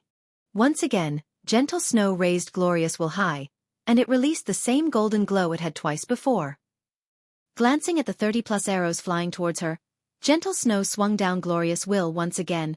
A golden beam of light shot forth from the Greatsword, instantly devouring every light arrow and continuing toward Black Shark. Responding quickly, Black Shark leaped out of the golden beam's way in the nick of time. When the ranger stood back up, he could not help but stare at Gentle Snow in utter shock. Who is she? When Black Shark looked at Gentle Snow now, he did so without his previously complacent expression. He was a ranger, a class that focused on ranged attacks, yet despite facing a berserker like Gentle Snow, he was at a disadvantage. This was simply unbelievable. Even Veiled Spirit, who commanded her allies in battle, wore a somber expression as she looked at Gentle Snow. She was quite familiar with Black Shark's strength. Even when Black Shark had fought Unyielding Heart, Unyielding Soul's #1 berserker, he had suppressed the man easily as long as he didn't allow the berserker within melee range. Yet a different berserker had suppressed him in a ranged battle during the brief moment while Gentle Snow had both Black Shark and Veiled Spirit distracted. A series of screams rose from the Dark Hunter's army. To be precise, they came from the MTs that had transformed into Dragonoids. Despite having transformed into Dragonoids, a single female assassin was slaughtering the Tier 1 MTs. Moreover, the female assassin was only using Tier 1 skills to kill the full HP MTs elsewhere. A female elementalist hurled one spell after another, the ice and fire-type spells, instant killing any player who was not an MT. When 3 Tier 2 players tried to stop this elementalist, she split into 3 clones. Each copy easily suppressed the 3 Tier 2 players that assaulted her, and in the end, she killed all 3 in fewer than 5 moves. This startled the nearby Dark Hunters. A short distance away, a Guardian Knight rampaged among the Dark Hunters' front line. With a single charging attack, the Guardian Knight sent more than 10 players flying. Even when the player took Tier 2 attacks directly, the Guardian Knight only lost a little over 2,000 HP. The Guardian Knight's defense was even higher than the Dragonoid players. So many of Zero Wing's members displayed ridiculously high combat power. Just one of these Zero Wing members could contend with 2 or 3 Tier 2 Dark Hunters. Because of these Zero Wing players, the Dark Hunters, which had the upper hand initially, suffered constant casualties. So strong. Cycling Light, who currently fought a Tier 2 player, was stunned when he saw Fire Dance and her companions fight from the corner of his eye. Shark. We can't let this continue. Even if we win, we'll likely suffer severe losses. We should wait for the other adventurer teams to arrive and take action together, Veiled Spirit messaged Black Shark through a private chat. Several other adventurer teams have heard about our ambush. I doubt it will be long before they arrive. While it was true that they had been hired to annihilate Zero Wing, they had stated one precondition for taking this job. They couldn't afford too heavy of a loss. Otherwise, The rewards weren't worth the cost, all right. Let's retreat, Black Shark said, gritting his teeth as he agreed to the temporary withdrawal. Although he was reluctant to run from his fight with Gentle Snow, the situation right now in the three guilds' favor. Moreover, the basic dragonoid potion his allies had consumed lasted half an hour. That was more than enough time for the other adventurer teams to arrive and assist them in a second assault, following which, Black Shark ordered his army to pull back. You want to leave? Realizing that Black Shark was trying to widen the distance between them, Gentle Snow used Will of Light once more. Damn it. How many times can she use that skill? Black Shark felt as if he were going a little mad when he saw the approaching beam of light. Despite the fact that Gentle Snow was only a refinement realm expert, she had suppressed him thoroughly in a ranged battle with her powerful skills and basic attributes. There was too little distance between them, and Black Shark had no time to dodge the incoming attack. As a result, he was forced to use a life-saving skill to protect himself. After using his life-saving skill, however, Black Shark noticed Gentle Snow radiate a rainbow glow. In the next moment, a powerful pressure weighed him down, reducing his speed. Now he had lost the advantage in speed he should normally have. Before Black Shark noticed, 3 sacred spears flew towards him. Black Shark desperately tried to block the attack with his bow. However, the moment one of the sacred spears encountered his ancient bow, Black Shark felt as if he had been hit by a truck. Unable to resist the powerful force, Black Shark stumbled backward, his HP instantly falling by over 3,000. While Black Shark dealt with the 3 sacred spears, Gentle Snow, who was less than 15 yards away, executed Will of Light, whose cooldown just so happened to have ended Will of Light. This time, Black Shark had no spare energy to stop the approaching beam of light. The attack devoured him, and his body transformed into particles of light as he vanished from the battlefield. Chapter 1812. Light's Power. Hellscythe_Lucky Old Cat. Commander! The commander got killed. Is she a monster? Seeing Black Shark's body disappear, the members of the Dark Hunters adventurer team were stunned. A few members had even forgotten to attack and took direct hits from Zero Wing and Unyielding Souls players. How could the commander lose? Lonely Lamp could not bring himself to believe what he had just seen. Black Shark's strength had imprinted itself on Lonely Lamp and the other Dark Hunters' minds long ago. Not only were Black Shark's combat techniques astounding, but he also wore the best equipment available at this stage of the game. Even if he faced Super Guild's old monsters, he could enter and leave the battlefield freely. If a group of Tier 2 players had ganged up and killed Black Shark, Lonely Lamp could believe that his commander had died, but a single player had faced and killed Black Shark. Moreover, that player wasn't a monster-level expert that had enjoyed many years of fame in the virtual gaming world. How could he possibly accept this fact as true? How is she so strong? Unyielding Heart, who looked at Gentle Snow standing proudly in the distance, was at a loss for words when he saw what had happened. Both surprise and admiration filled his heart. He was no stranger to the name, Gentle Snow. After all, she had once been a guild leader herself. Although her guild had been disbanded due to the Blackwater Corporation's intervention, it was an inescapable fact that Gentle Snow was a very talented player. After Ouroboros had disbanded, Unyielding Soul had attempted to recruit Gentle Snow, and it hadn't been the only superpower to reach out to her. According to Unyielding Heart's knowledge, at least 3 superpowers had tried to recruit the Snow Goddess in the end. However, Gentle Snow had chosen to join Zero Wing, which had been an unknown guild at the time. This decision disappointed the various superpowers during the earlier dungeon raid. Unyielding Heart's opinions about Gentle Snow had been reaffirmed. The woman was indeed extremely talented and would no doubt become a famous expert in God's domain in the future. Right now, however, Gentle Snow's combat standard was still too rough. She relied entirely on her advantage and basic attributes to contend with the various superpowers. Peak experts. Unyielding Heart had never imagined that just by switching to a new weapon, Gentle Snow would be able to display combat power on par with experts like himself. By relying on that horrific skill of hers, her victory over Black Shark, who was very famous among the Dark Knight Empire's dark forces, had been overwhelming. Unyielding Heart could not help but pity Black Shark. He also understood why Black Shark had lost. If he had to challenge Gentle Snow, he'd likely suffer a similar fate. It was simply absurd that Gentle Snow could use a skill with such high burst damage repeatedly within such a short time. This was no longer an attack that could be mitigated with techniques. Not even an assassin, the class with the most life-saving skills, would get away from Gentle Snow unscathed, much less a ranger like Black Shark. If Black Shark had to blame someone for his death, he could only blame himself for launching his ambush with such poor timing. He had actually attacked on the day Zero Wing raided the Eclipse throne. Moreover, The ambush had taken place after Zero Wing had cleared the super large-scale team dungeon. Thanks to the dungeon's loot, Zero Wing's members had improved their weapons and equipment considerably. What immense power. Just what is that weapon? Phoenix Rain was a little astonished as she looked at the glorious will Gentle Snow wielded. Although she knew that any weapon from the magic crystal treasure chest would be extraordinary, she had never thought the weapon would be this powerful. Glorious Will had elevated Gentle Snow's combat power to a whole new level. This was especially true for her PvP capabilities. Moreover, Cola's performance on the battlefield was also eye-catching. Equipped with the Dark Corrosion set, Cola's entire body radiated a scorching aura. While in battle, this aura became even more intense. Any player that came close to the Guardian Knight would felt a stinging pain, losing their focus in the fight. Without enough fire resistance, players even took damage from this burning aura. Even against multiple Tier 2 melee experts, Cola easily sent them all stumbling backward with a single charging assault. When struck by a Tier 2 fire-type spell, Cola would only receive around -2,000 damage. As for Tier 1 spells, they did less than -1,000 damage. To Cola, who had over 85,000 HP, this was barely a scratch by himself. Cola had torn a hole through the Dark Hunter's defensive net. The Dark Corrosion set performed better than she had imagined. After a brief moment of silence on the battlefield, the Dark Hunter's adventurer team snapped out of their daze. But unexpectedly, the Dark Hunters didn't turn and flee. Instead, they stared at Gentle Snow with greedy eyes. That woman's combat standard is subpar at best. The fact that she can kill the commander must mean that she has excellent equipment. Her greatsword looks so cool. It's definitely not some ordinary weapon. She just finished a tough fight with the commander. She must have exhausted her skills. If we kill her now, we can claim her equipment for our own. Desire dominated the Dark Hunters as they watched Gentle Snow, who currently stood alone within her enemy's ranks. Have these people lost their minds?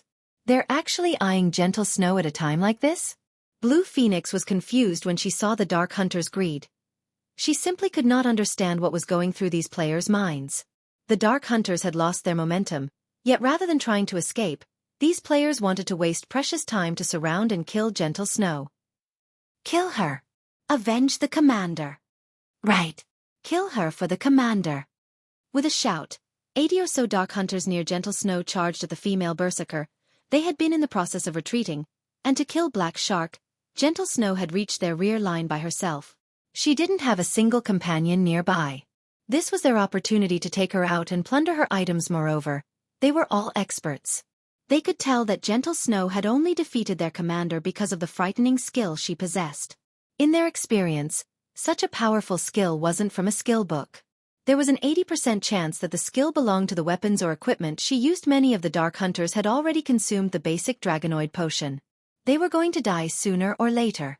If they could kill Gentle Snow and get a piece of top-tier equipment before they died, their death would be worth it. Most importantly, there was a very high chance that they would succeed. Not good. Guild leader Black Flame, we need to save her. Unyielding Heart shouted as he watched the Dark Hunters surround the Snow Goddess. However, as soon as Unyielding Heart finished his statement, Gentle Snow charged straight toward the 80+ Dark Hunters approaching her. 5 of these Dark Hunters were Tier 2 experts. Even Black Shark would be hard-pressed to survive if surrounded by such a force. Yet, Gentle Snow showed no intention of running away. Instead, she simply raised Glorious Will. A moment later, the weapon began to cast a dazzling glow. She's going to use that move again. Everyone, pay attention to dodging. Lonely Lamp, who was part of the crowd charging at Gentle Snow, shouted as experts. The Dark Hunters reacted very quickly. They had also long since estimated Will of Light's AoE and maintained a suitable distance from each other. Meanwhile, seeing the Dark Hunters spread out, Gentle Snow could not help but smile, confusing her opponents. However, before anyone could figure out what was going on, Gentle Snow brandished Glorious Will. However, unlike before, Gentle Snow did not swing her greatsword downward. Instead, she thrust it into the ground before her. A dazzling beam of light then pierced the dusky sky and descended on Gentle Snow. In the next moment, a magic array appeared beneath the approaching 80+ Dark Hunters. The Dark Hunters caught within the magic array felt an intense pressure weigh them down as their movements became sluggish. They all felt the threat of death loom over them. No! This isn't the same move. It's another skill. The Dark Hunters quickly realized that something was amiss, but it was too late to change their fate. Disappear from this place. Myth of Light. Before anyone could react, Gentle Snow tightened her grip around Glorious Will and pulled the weapon from the ground. In an upward slash, the sword light cut through the earth, shattering it. As the sword light moved forward, it rapidly expanded and devoured everything it touched. By the time the sword light disappeared, the fading light had revealed a 6-meter-deep crater that stretched out in a 50-yard cone before gentle snow. Ownerless weapons and equipment littered the crater. Chapter 1813. Magic Soldier's Descent. Hellscythe_lucky old cat. Such power. Shurfeng was a little astonished when he saw the crater Myth of Light had created. The skill's destructive power was even superior to Flame Domain's. Flame Domain only caused massive amounts of damage. It couldn't change the terrain like Myth of Light had. While the ability to affect the surrounding terrain might not seem much, it had a lot of uses in specific situations. This ability was particularly useful during a siege battle. Myth of Light could decimate defensive structures. It was far more powerful than an ordinary war weapon since its ability to alter the terrain would damage targeted defensive structures' defense and defensive magic array, making them more vulnerable to attacks in the past. Such items had been strategic resources for the various large guilds. A weapon like Glorious Will was no longer a weapon to be used against other players, but against towns and cities. Moreover, despite causing so much destruction, the current Glorious Will wasn't complete.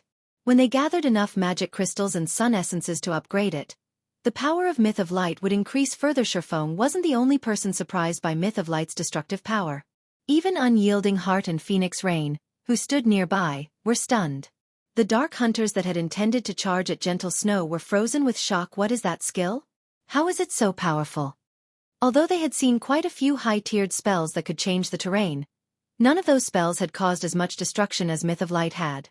The 6-meter-deep crater's walls had even turned into molten lava. The skill's power was astonishing. After watching over 80 of their allies burn to ash, the remaining dark hunters hesitated, a little afraid. At least they could attempt to dodge Gentle Snow's Will of Light, but against such a super-large AoE, their deaths were guaranteed unless they had an invulnerability skill. They had no hope of dodging the attack. The dark hunters quietly re-examined Gentle Snow. Although their greed hadn't faded, fear was now the prevalent emotion in their hearts. Furthermore, the crater Myth of Light had formed prevented them from charging at Gentle Snow.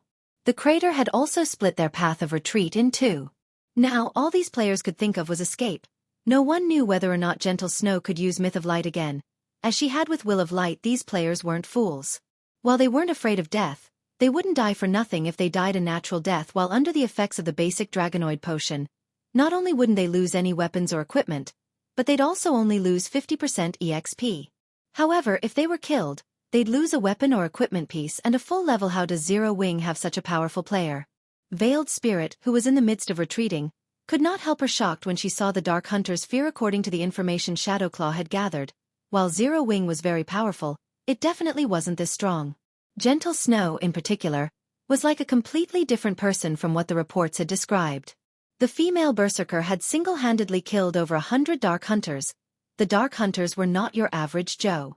They were experts that had been handpicked and recruited from among the various Dark players. Moreover, they had received a lot of specialized training after joining the adventurer team. In addition, as Dark players, they were adept at fighting other players. In PvP, they were much stronger than ordinary expert players of the same combat standard. Yet, Gentle Snow had single-handedly killed off 1/10 of the Dark Hunters. This outcome was truly scary. Commander, the other adventurer team's commanders have messaged us, stating that they're almost here. 2 are very close and will reach us in around 2 to 3 minutes. They are hoping we can stall Zero Wing for a little while longer. A level 55 female cleric wearing exquisite blue robes and wielded a silver staff suddenly reported, 2 or 3 minutes. Veiled Spirit fell into deep thought upon hearing this. A brief moment later she responded, notify the Dark Hunters and tell them that reinforcements will arrive soon. Tell them to do everything they can to stall for time. When trying to assassinate a guild's upper echelons, the first attempt was the most important, as these upper echelons wouldn't have prepared for an ambush. If the first attempt failed, subsequent attempts were even less likely to succeed. Now that Black Shark had prohibited Zero Wing, Dragon Phoenix Pavilion, and Unyielding Soul's teleportation abilities and physically prevented these upper echelons from leaving the Dark Precinct, this was the perfect opportunity to kill these 3 guilds' upper echelons. They likely wouldn't find another such opportunity as long as the dozen or so adventurer teams that belonged to Dark Soul gathered. The 3 guilds' experts would die here, even if they were more powerful. But, Commander, Zero Wing's people are too powerful. They are even slaughtering the Dark Hunters' Dragonoid players. I'm afraid that the Dark Hunters will be annihilated before reinforcements arrive. If that happens, we'll be next. the female cleric said worriedly as she watched the Dark Hunters' member count continue to decrease. Moreover, the Dark Hunters should realize what fate awaits them if they stay and fight. They'll never agree to the proposal. Although they were all members of Dark Soul, the organization's adventurer teams were also rivals. None of them would willingly sacrifice themselves for another veiled spirit. Understood that her demand was outrageous and would undoubtedly get rejected. After pondering for another moment, she commanded, "I understand. Notify the Iron Blade team. Tell them that they don't need to hold back any longer. Have them help the Dark Hunters pin down Zero Wing. Let the Iron Blade team take action? Commander, isn't it a little early to expose this trump card?" The female cleric asked in astonishment. Every adventurer team in Dark Soul had their own secrets. The Dark Hunters' basic Dragonoid potion was one example. If the Dark Hunters hadn't used the potion in this battle, Shadowclaw would have remained ignorant of its existence. Although Shadowclaw did not possess an item like the basic Dragonoid potion, it had its own trump card. It's fine. Holding Zero Wing's members back is more important right now, Veiled Spirit said as she waved off her subordinates' concern. If they did not stop Zero Wing now, their dream of obtaining Zero Wing's weapons and equipment would shatter. She could recognize that Zero Wing's upper echelons used far better weapons and equipment than what the adventurer team's commanders, like her and Black Shark, used. If Shadowclaw could get its hands on these items, it would have a chance of completing some of the quests that it had been forced to set aside for some time. Understood. The female cleric replied. She immediately notified the Iron Blade team, whose members currently fought the Dragon Phoenix Pavilion, of the changed orders. At the same time, she had the retreating Dark Hunters stall for time. Fortunately, the Dark Hunters did not oppose Shadowclaw's request. They realized that, even if they started to flee now, Zero Wing's members would claim many of their lives. Rather than dying pointlessly, they might as well fight it out and hopefully buy enough time for reinforcements to arrive. For a time, the Dark Hunters engaged in a running battle with Zero Wing and Unyielding Souls members, using hit-and-run tactics. They avoided any prolonged fights as much as possible, significantly reducing their casualty rate. On the other side of the battlefield, a 100-man team from Shadowclaw split away from the Dragon Phoenix Pavilion's members and encroached on Zero Wing's battlefield. 10 of these 100 players were Tier 2, while the rest were Tier 1 players. This team was a relatively powerful expert team. However, this small detachment from Shadowclaw paled in comparison to Zero Wing's members, who were all Tier 2 players. Yet, these Shadowclaw members did not hesitate to face Zero Wing's members in a frontal clash. They showed no signs of fighting a running battle like the Dark Hunters. In fact, these Shadowclaw members charged straight at Shadow Sword's vanguard unit. Interesting. They want to pick a fight? Shadow Sword raised his brows in surprise when he noticed the approaching 100-man team. He selected a dozen or so players and moved to meet this new enemy. When less than 50 yards separated both sides, the Shadowclaw members grinned playfully. Each of them then took a magic array scroll from their bags and unfurled the scroll without hesitation. Suddenly, 10 magic arrays appeared on the battlefield, each maintained by 9 Tier 1 players and 1 Tier 2 player. A moment later, the Tier 1 players standing in each of the 10 magic arrays went pale, their basic attributes plummeting.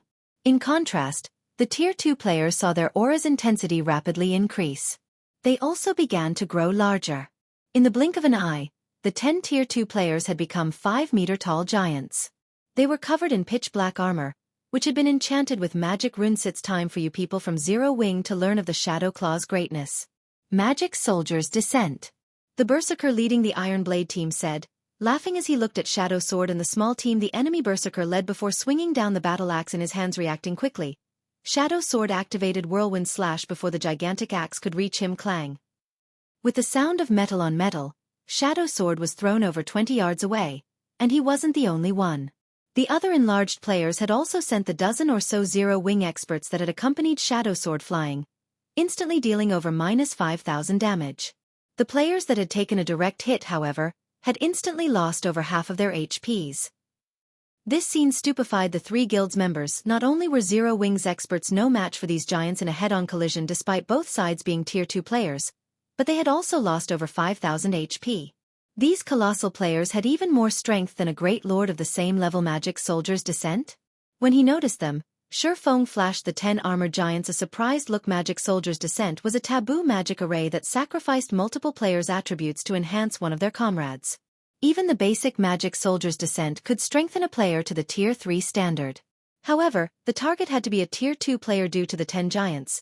The remaining Dark Hunters regained some confidence as they began to launch attacks alongside the giants. Unyielding Heart and Phoenix Rain watched the 10 gigantic players with somber expressions. Even an MT as powerful as Cola could only tank one of these giants. The only other player in Zero Wing that could do so was Gentle Snow. After a brief clash, Zero Wing's members began to retreat. Just before the giants shattered the formation of Zero Wing's vanguard, splitting it in two, a figure appeared before one of the massive enemy players. It was none other than Shifeng. Shifeng swung Killing Ray at the giant before him. Lightning Slash. Seeing the massive lightning bolt approaching him, the armored giant, who had the physique of a Tier 3 player, reacted very quickly and raised his battle axe to block the attack boom. The impact shoved the armored giant back by over 20 yards, the armored giant taking over -7,000 damage. Chapter 1814. Appearance of the Black Dragon. Hellscythe_Lucky Old Cat. When the 5-meter-tall armored giant got pushed back by over 20 yards, the entire battlefield suddenly fell silent. Even the 9 other armored giants fighting some distance away shifted their gaze to their repulsed companion guild leader. When Zero Wing's members saw Shifeng appearing on the front lines, they all became very excited. Although Shifeng had already displayed superb combat power in the team dungeon, fighting in a battle against other players was another story. While inside a dungeon, the contribution an individual player could make was very limited. If one were to say that players only needed combat standards at the Trial Tower's 5th floor to raid a particular dungeon, then the maximum combat power that players could exhibit in a dungeon was the 6th floor standard. In that case, the combat standard that peak experts, who had reached the Trial Tower's 7th floor and beyond, could exhibit would be no different from that of 6th floor experts. They would not be able to display any additional strength in a dungeon despite their advantage in actual combat standards. However, a field battle against players was a different story. Depending on one's opponent, there was almost no limit to the combat standards one could exhibit. What great strength! Veiled Spirit, who was commanding the battle from afar, was startled when she saw the armored giant being pushed back. So he is Black Flame. She knew very clearly what kind of strength the armored giants possessed. The armored giants had not only Tier 3 physiques but also extraordinary strength and defense. They could easily suppress a Grand Lord of the same level. The Magic Soldier's descent was made using a production scroll Shadowclaw had obtained from an ancient ruin. However, as the materials needed to make the magic array were extremely precious and difficult to acquire, Shadowclaw had only managed to make 10 of the magic arrays thus far. Originally, she had intended to keep the magic array as a trump card for when the Starlight Corporation launched an all-out war against Unyielding Soul. She had never thought that a lone player could push back one of the armored giants by such a long distance. However, after a brief moment of surprise, Veiled Spirit and the other members of Shadowclaw regained their calm. While it was indeed surprising that Shifeng had dealt over -7,000 damage to the armored giant despite the attack being blocked, the armored giant currently had 320,000 HP. They didn't even need a healer to handle this minuscule damage. The armored giant's battle recovery alone would suffice. What with the occasional heals sent by the rear-line healers, it was simply impossible for Shifeng to kill the armored giant all by himself. Just then, the fallen armored giant stood back up and charged at Shifeng with its great axe raised. Despite the armored giant's massive frame, its movement speed was actually superior to even a Tier 2 playeress. The armored giant took only an instant to cross 20 yards and launch an attack on Shifeng. You simply relied on a skill to push me back. Now, it's time for you to realize the power of the Magic Soldier. The armored giant shouted. In the next moment, the black smoke circulating around the armored giant's battle axe turned into a gigantic lion exuding a frightening aura. The lion then pounced, slamming its paws down on Shifeng Tier 3 skill, Magic Lion Stomp. At this distance and with the lion's attack speed, Shifeng couldn't dodge the lion's blow. Not daring to be careless, Shifeng met the attack with both his swords. Purgatory Pentaslash. In the next moment, Shifeng's 2 swords met at a single point and slashed at the descending battle axe boom. Immediately, dazzling sparks scattered into the surroundings. The ground beneath Shifeng's feet cracked and sank under the immense pressure after the clash. Shifeng had actually sunk half a meter into the ground with a small crater around him. Meanwhile, a damage exceeding -5,000 also appeared above his head. The difference in strength between the two sides was obvious at a glance. Zero Wing's members turned somber at this situation. Meanwhile, Unyielding Heart and Phoenix Rain, who were currently fighting their own battles, were also astonished by this outcome. They had never thought that the armored giants would be that strong. An ordinary expert might not be able to discern the technique Shifeng had used, but they could tell what he had done just now. The general name of the technique was Strength Combination. It was an extremely difficult technique to grasp and was even more difficult to execute in high-speed combat. Even the slightest mistake in the technique's execution could have the opposite effect. Meanwhile, although strength combination didn't directly double the strength of one's attack, good execution of the technique would still yield a 70% increase in strength or more. Yet despite having used this technique, Feng's strength had still lost to the armored giants by such a large margin. The armored giant's strength was definitely superior to a Grand Lord's of the same level its strength is at the peak of Tier 3? Feng thought to himself as he eyed the magic soldier before him. Currently, both his hands were numb. He was currently a level 67, Tier 2 sword master. After executing strength combination, his strength should easily rival that of a level 55 Grand Lord. Yet, even with such strength, he was still inferior to the magic soldier before him. While part of the reason for this disparity was the difference in skills used, a large part of the reason was the difference in attributes. If the magic soldier's strength wasn't at the peak of level 55, Tier 3, Feng wouldn't have suffered so much damage in just one attack. Moreover, the combat standard of the magic soldier before him was actually at the flowing water realm. The magic soldier had a very accurate grasp of his location. Otherwise, with Feng's speed, there was no way that attack could have cornered him and prevented him from dodging as expected of the leader of a guild. "You really are strong," the armored giant said as he eyed Feng. The armored giant then turned to a nearby armored giant and said, "Ape, come over and help me. I want to see how long our dear guild leader here will be able to last against two of us." "Sure thing." The armored giant wielding a great sword nodded. The battle axe-wielding armored giant launched a frenzied assault on Feng. Relying on his high HP and defense, the armored giant completely abandoned all forms of defense and simply focused on trading blows with Feng. The armored giant named Copper Ape dashed over from over 100 yards away. "Do not let that giant get close to the guild leader. MTs, stop him." Aqua Rose hurriedly instructed. One armored giant was already more than enough to push Feng to his limits. If another armored giant joined the battle, the consequences would be unimaginable. However, the Dark Hunters and Shadowclaw members gave Zero Wings members no opportunity to assist Feng. They all persistently pinned down Zero Wings members. Cola, Turtledove, Yi Wumian, and Fire Dance, players capable of holding their own against the armored giants, were similarly tied up in battle and couldn't move away from their positions for the moment. In the end, Zero Wings members could only watch as the greatsword-wielding armored giant closed in on Feng. Upon seeing that the armored giant named Copper Ape was about to reach him, Feng could not help but sigh. Due to the recent dungeon raid, he had already used all his berserk skills, which were still on cooldown. If he could use a berserk skill, even if his strength couldn't rival the armored giants, he could rely on his techniques to suppress his opponent. Now, however, the disparity in strength was simply too great. "I originally wanted to keep this a secret, but it seems there's no other choice now." Following which, Feng used Phantom Kill immediately after summoning his doppelganger. Feng sent it charging at Copper Ape. "You want to stop me with a measly doppelganger?" Copper Ape sneered. He then swung his greatsword horizontally. His attack carried the strength, attack speed, and reaction speed of a Tier 3 player. Even a Tier 2 player would have great difficulty dodging his attack, not to mention a doppelganger controlled by a player. However, as Copper Ape's greatsword neared Feng's doppelganger, a powerful mana torrent suddenly surged towards the doppelganger. When the greatsword got within 3 yards of the doppelganger, its advance halted abruptly, and no matter how much more strength Copper Ape put into his arms, he couldn't push his weapon even an extra centimeter forward. A moment later, Feng's doppelganger gave a loud war cry. Its entire body then disintegrated and transformed into a bundle of pitch-black flames. The surging mana gathered madly in the pitch-black flames, causing the flames to flare up in the next moment. A pitch-black claw covered in scales suddenly emerged from the gigantic bundle of flames. When the claw touched the ground immediately shattered and sank. Once the flames subsided, a 5-meter-tall dragon covered in pitch-black scales appeared in everyone's vision. Roar. Immediately after appearing, the black dragon let loose a powerful roar that echoed throughout the wetland forest, the horrific aura it released stifling the breath of every player on the battlefield. A dragon? Chapter 1815. Black Dragon's Might.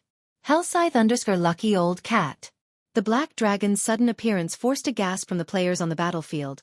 Although the black dragon was a lot smaller than an actual dragon, its aura was terrifying.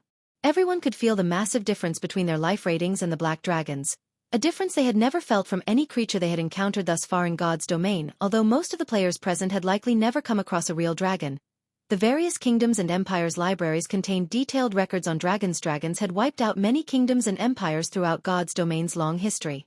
When a dragon appeared in an area, the area would instantly become a forbidden land for humans. A living black dragon stood before them. Moreover, when players tried to use an identification skill on the black dragon, the result confirmed that it was indeed a dragon. Why wouldn't these players be shocked and afraid? Black Dragon, Dragon, High Lord. Level 67. HP 24, 000, 000/24, 000, 000. Wait! This dragon is only a High Lord. That's right. Although the dragon is high-leveled, it's only in the upper standards of Tier 2. It isn't even a Great Lord. That spooked me. I really thought that someone had summoned a powerful dragon. It turns out it's only a High Lord. Even our party can easily kill it. The Dark Hunters and Shadowclaw members who had trembled slightly with fear quickly realized that although the black dragon was a real dragon, it wasn't like the dragons in the records they had read.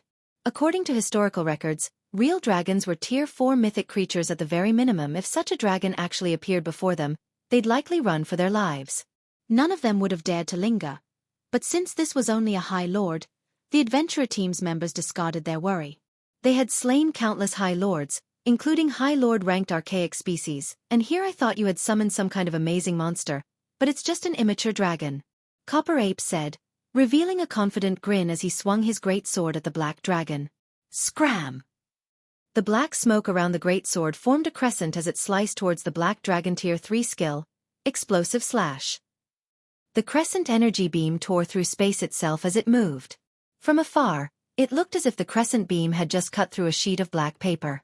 The attack's immense aura was even stifling to nearby players. Just before the crescent beam devoured the black dragon, the creature extended a scaled claw to meet the attack. Pitch black flames then emerged and enveloped the massive claw. When the crescent beam crashed into the flaming claw, it seemed as if the beam had slammed into an adamantine wall. Not only had the attack abruptly halted, but the black dragon's claw also remained unharmed and stationary. Following which, the black dragon lightly pinched the crescent beam. Pang! Suddenly, the crescent beam shattered and dissipated as if it had never existed. That is impossible. Shock filled Copper Ape's gaze as he watched his target nullify his explosive slash. He had just executed a Tier 3 skill. With his current strength and physique, he could easily suppress a Great Lord of the same level, much less a High Lord. He had believed that, in the worst-case scenario, his attack would shake the Black Dragon slightly. The High Lord-ranked Black Dragon before him had forced his attack to a stop. Moreover, the Black Dragon had shattered his Tier 3 skill. How could such a thing be possible? What's up with that Black Dragon? How did it receive that kind of attack without taking any damage? Veiled Spirit, who watched from afar, stared with wide eyes. So, this is a dragon's power? Unyielding Heart and Phoenix Rain were similarly thunderstruck when they saw the black dragon shatter the energy beam with a pinch. They could be considered quite knowledgeable about dragons, but even they were surprised. Now they fully understood why dragons were destruction incarnate. Sure enough, a dragon's strength is really amazing. As Shurfeng controlled his doppelganger, he could feel an inexhaustible power course through his entire body. He then turned to the magic soldier before him and said, "Your strength should be at the peak of Tier 3. Unfortunately, you're not a high enough level. Otherwise, you would have posed a threat. Since you've finished your attack, it's my turn." A dragon was invincible among creatures of the same tier. Even though the black dragon was only a High Lord, it was still a level 67 High Lord. In addition, the black dragon's life rating was incredibly high. It gained a massive amount of attributes with each leveled up. Meanwhile, the player before him was only level 55. With 12 additional levels, even a player's strength would undergo a qualitative transformation. Not to mention a dragon, the level 67 High Lord ranked Black Dragon was already more powerful than a level 55 Great Lord ranked Black Dragon. And since dragons were invincible among the same tier, how could a Tier 3 magic soldier possibly be a match for such a creature? Furthermore, the magic soldier was an ancient weapon only meant to deal with high-tiered monsters. Before a true dragon, a magic soldier was garbage. When Shurfeng finished speaking, he controlled the black dragon to open its maw and inhale a mouthful of air. A gigantic magic array then formed before the creature, gathering a massive amount of mana. A moment later, the black dragon released a deafening roar dragon breath. Immediately, pitch-black flames devoured Copper Ape, extending up to 200 yards away from the black dragon. In the blink of an eye, a huge portion of the battlefield transformed into a fiery hell. Agonized screams echoed across the field as streaks of white light rose from the fiery Hela single-breath attack had burned over 100 players to ash.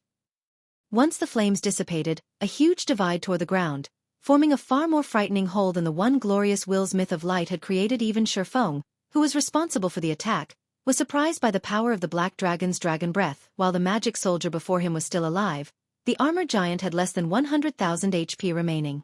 The magic soldier's tough, black armor sported visible cracks. The battlefield had become deathly silent after witnessing the Black Dragon's horrific power. When Copper Ape gazed at the monster before him, fear filled his eyes. However, before Copper Ape could respond, Shifeng controlled the Black Dragon to pounce on and attack the gigantic player with a claw swipe.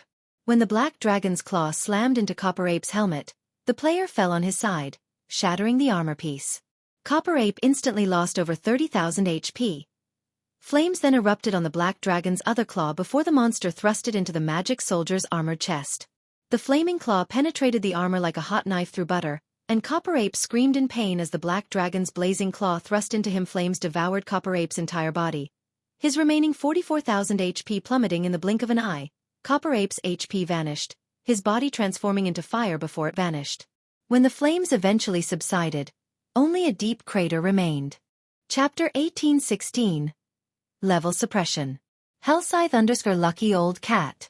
The Black Dragon had turned the armored giant that was undefeatable just a moment ago into a pile of ashes. This scene caused the Dark Hunters and Shadow Claw members to fall into a daze. Many seconds later, they still couldn't wrap their minds around the fact that a magic soldier got killed. In contrast, Zero Wing's members were ecstatic. Amazing. All hail the guild leader. The powerful Black Dragon rekindled the Zero Wing members' hope of victory. With the Black Dragon's strength, the remaining 9 armored giants would be no problem. As for the other dark players, these people had been at a disadvantage previously. If not for the armored giants' interference, both the members of Dark Hunters and Shadow Claw would have long since been crushed already. So, this is the trump card Black Flame has been hiding all this time? Unyielding Heart could not help his shock at the defeat of one of the armored giants. He had never thought that Zero Wing actually possessed such a powerful foundation. The guild was revealing one trump card after another, each one more amazing than the former. Although the Black Dragon summoned was only a High Lord, the strength it displayed was far superior to an ordinary High Lords of the same level. How is this possible? A somber expression appeared on Veiled Spirit's face the moment she saw Copper Ape die. Had the Black Dragon spent a lot of time to defeat Copper Ape, she could have accepted this defeat. However, the battle had been so decisive that she simply couldn't. Copper Ape's combat power as a magic soldier was at the peak of Tier 3, yet he had been overwhelmed, unable to retaliate. For a moment, Veiled Spirit even doubted the authenticity of the magic soldier she was looking at. Commander, what should we do now? The female cleric standing beside Veiled Spirit asked hurriedly when she saw the Black Dragon charging toward the other magic soldiers. Everyone, listen up. This Black Dragon is a summoned creature. As long as we kill its summoner, the Black Dragon will automatically disappear. Everyone, gather up and prioritize killing Black Flame. Veiled Spirit commanded hurriedly. In God's domain, most summoned creatures shared a common weakness, which was their summoner. Now that the Black Dragon was proven to be an unstoppable existence, their only hope of getting rid of the menace was to kill Black Flame, its summoner. So long as they killed Black Flame, they would regain the upper hand in the battlefield. After hearing Veiled Spirit's words, the Dark Hunters and Shadow Claw members reacted quickly, staring fiercely at Shifeng. Previously, they had been too shocked by the Black Dragon's prowess and had forgotten about the fatal flaw of summoned creatures. However, now that they had snapped out of their daze, they promptly charged at Shifeng one after another. Meanwhile, 3 of the remaining 9 magic soldiers moved to surround the Black Dragon to prevent it from helping Shifeng kill him. He's alone. As long as he dies, victory will be ours. Suddenly, over 100 players swarmed toward Shifeng, killing intent radiating from their eyes. That's right. As long as we kill you, this Black Dragon will disappear. Iron Blade, the leader of the Iron Blade team as well as the battle-axe-wielding armored giant that was fighting Shifeng earlier, shouted as he glared at Shifeng, who stood less than 15 yards away. He raised his battle-axe into the air, then abruptly swung it down onto the ground before him. Die! Boom! In the next moment, 12 earthen spears jutted out from the ground around Shifeng and stabbed at the swordsman, each earthen spear carrying the full strength of the magic soldier. Meanwhile, Iron Blade raised his great axe and leaped into the air. He then slashed downward with his great axe as he descended toward Shifeng, his actions thoroughly sealing all of Shifeng's escape routes. However, Shifeng showed no intention of retreating. Instead, He activated Defensive Blade and swung his two swords to meet the approaching battle axe in Battle Boom. After Shifeng nullified the earthen spears and expended his Defensive Blade's block count completely, his swords came into contact with Iron Blade's battle axe. The swordsman's feet immediately sank deep into the ground. When everyone saw the outcome of the clash, however, they were thoroughly stupefied. Shifeng had received less than -2,000 damage from the clash. To any player on the battlefield right now, this amount of damage was practically negligible. After all, they all had several tens of thousands of what's going on? Why is his strength so much more than before? Iron Blade stared at Shifeng in confusion. He could not understand why Shifeng had lost so little HP during their clash this time. Sure enough, it still isn't possible to match a magic soldier even with the attribute bonus provided by Heavenly Dragon's Breath. Shifeng could not help but reveal a bitter smile when he looked at his vibrating swords. When he summoned the Black Dragon, Dragon's domination had taken effect. For every dragon present within a 1,000-yard radius, Dragon's domination increased all of his basic attributes by 500 points each. By performing Strength Combination in this buffed state, he had managed to drastically reduce the damage he took from Iron Blade this time. However, when going up against a Tier 3 magic soldier, he could execute Strength Combination only for defensive purposes. Using the technique offensively was impossible. Strength Combination was a very sophisticated technique. Even the slightest mistake could lead to failure. Meanwhile, the Tier 3 magic soldier possessed a Tier 3 physique. What with Iron Blade being a flowing water realm expert, the Berserker could deal with an offensive strength combination very easily. Trying to use the technique in an attack would only do Shifeng more harm than good. Not to mention, his defense and HP were significantly lower than Iron Blade's. Facing off against Iron Blade in a direct clash would only bring on an earlier death. I want to see just how many times you can block my attacks. Iron Blade also understood Shifeng's present state.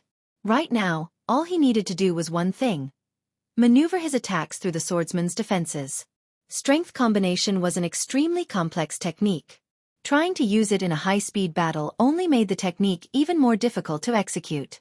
The moment Shifeng slipped up, he would die. I am indeed unable to block your attacks that many times. However, you can't possibly be thinking that this is a one-on-one duel, right? Shifeng said as he looked at Iron Blade's battle axe approaching him once again.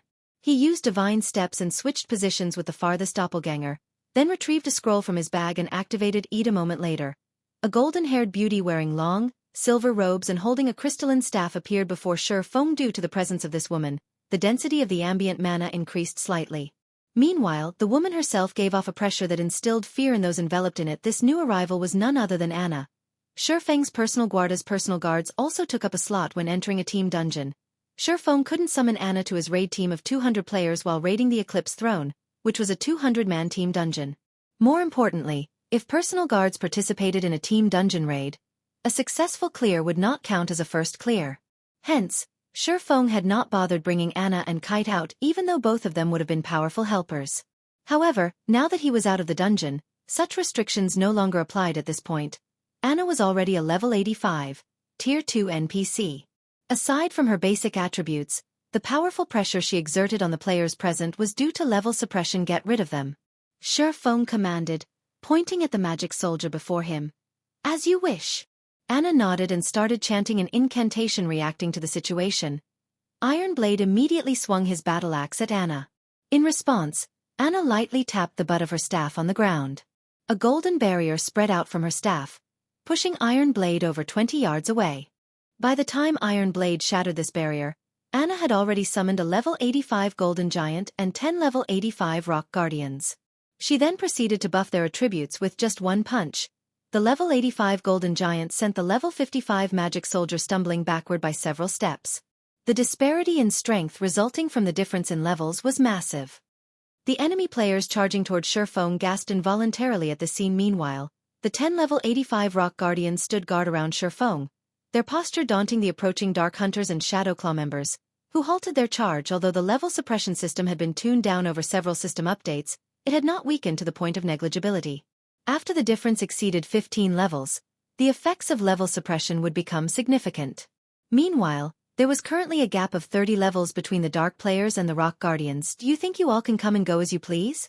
Shifeng sneered as he glanced at the members of the two Dark Adventurer teams that were previously charging at him. All of you should just stay here forever. He then had the 10 Rock Guardians attack the backtracking players faced with a bunch of level 50+, Tier 1 Dragonoid players. The level 85 Rock Guardians were able to send a couple flying with every punch. Due to the level suppression, the players' defense had weakened considerably. Even Tier 1 Shield Warriors and Guardian Knights couldn't withstand the blows of the Rock Guardians and were sent flying with a punch. Meanwhile, after fighting for some time, the Black Dragon Sherfong controlled finally killed one of the 3 magic soldiers, pinning it down. Now the Black Dragon thoroughly suppressed the 2 remaining magic soldiers, each of its normal attacks taking away over 20,000 HP from the magic soldiers and over 50,000 if it used a skill at the moment. The magic soldiers and the other players belonging to the 2 Dark Adventurer teams were getting massacred. Commander, we've lost nearly half of our members already. Are we still going to continue fighting? The female cleric standing beside Veiled Spirit asked. From Black Shark's death until now, only a little over a minute had passed, yet they had already lost so many of their members. By the time reinforcements arrived, their entire adventurer team would be annihilated. After pondering for a brief moment, Veiled Spirit gritted her teeth before reluctantly shouting, "Retreat! Have everyone pull away from the battlefield as quickly as possible." The report they'd received regarding Zero Wing was outrageously inaccurate. Right now, she wanted nothing more than to charge into the Starlight Corporation's guild hall and choke the members of the corporation's intelligence unit to death. Zero Wing's current performance was completely different from what was reported, so much so that she suspected the report was actually about an entirely different guild. Chapter 1817. Eclipse Gate Shaken. Lucky Old Cat. The Golden Giant and Rock Guardian's sudden participation turned the situation around, giving the 3 guilds an overwhelming advantage. After hearing Veiled Spirit's command to retreat, both the Shadowclaw and Dark Hunters members scattered and fled the battlefield. However, Sherfong had no intention of letting the 2 adventurer teams get away, and he ordered his team to give chase and kill as many enemy players as possible. If not for the fact that their team fully consisted of the 3 guilds' Tier 2 players, Zero Wing would have definitely suffered a severe loss from this ambush. The guilds had also gotten lucky that the 2 adventurer teams that had ambushed them weren't capable of using their trump cards to their full potential. If the Dark Hunters had also brought 200 Tier 2 players, and they all consumed the basic Dragon Potion, they would have been extremely difficult to deal with. If Zero Wing's members fought Tier 2 Dragonoid players, in Sherfang's opinion, only Gentle Snow, Fire Dance, Cola, Violet Cloud, Zhao Yueru, and Aqua Rose would be guaranteed to win a one-on-one fight.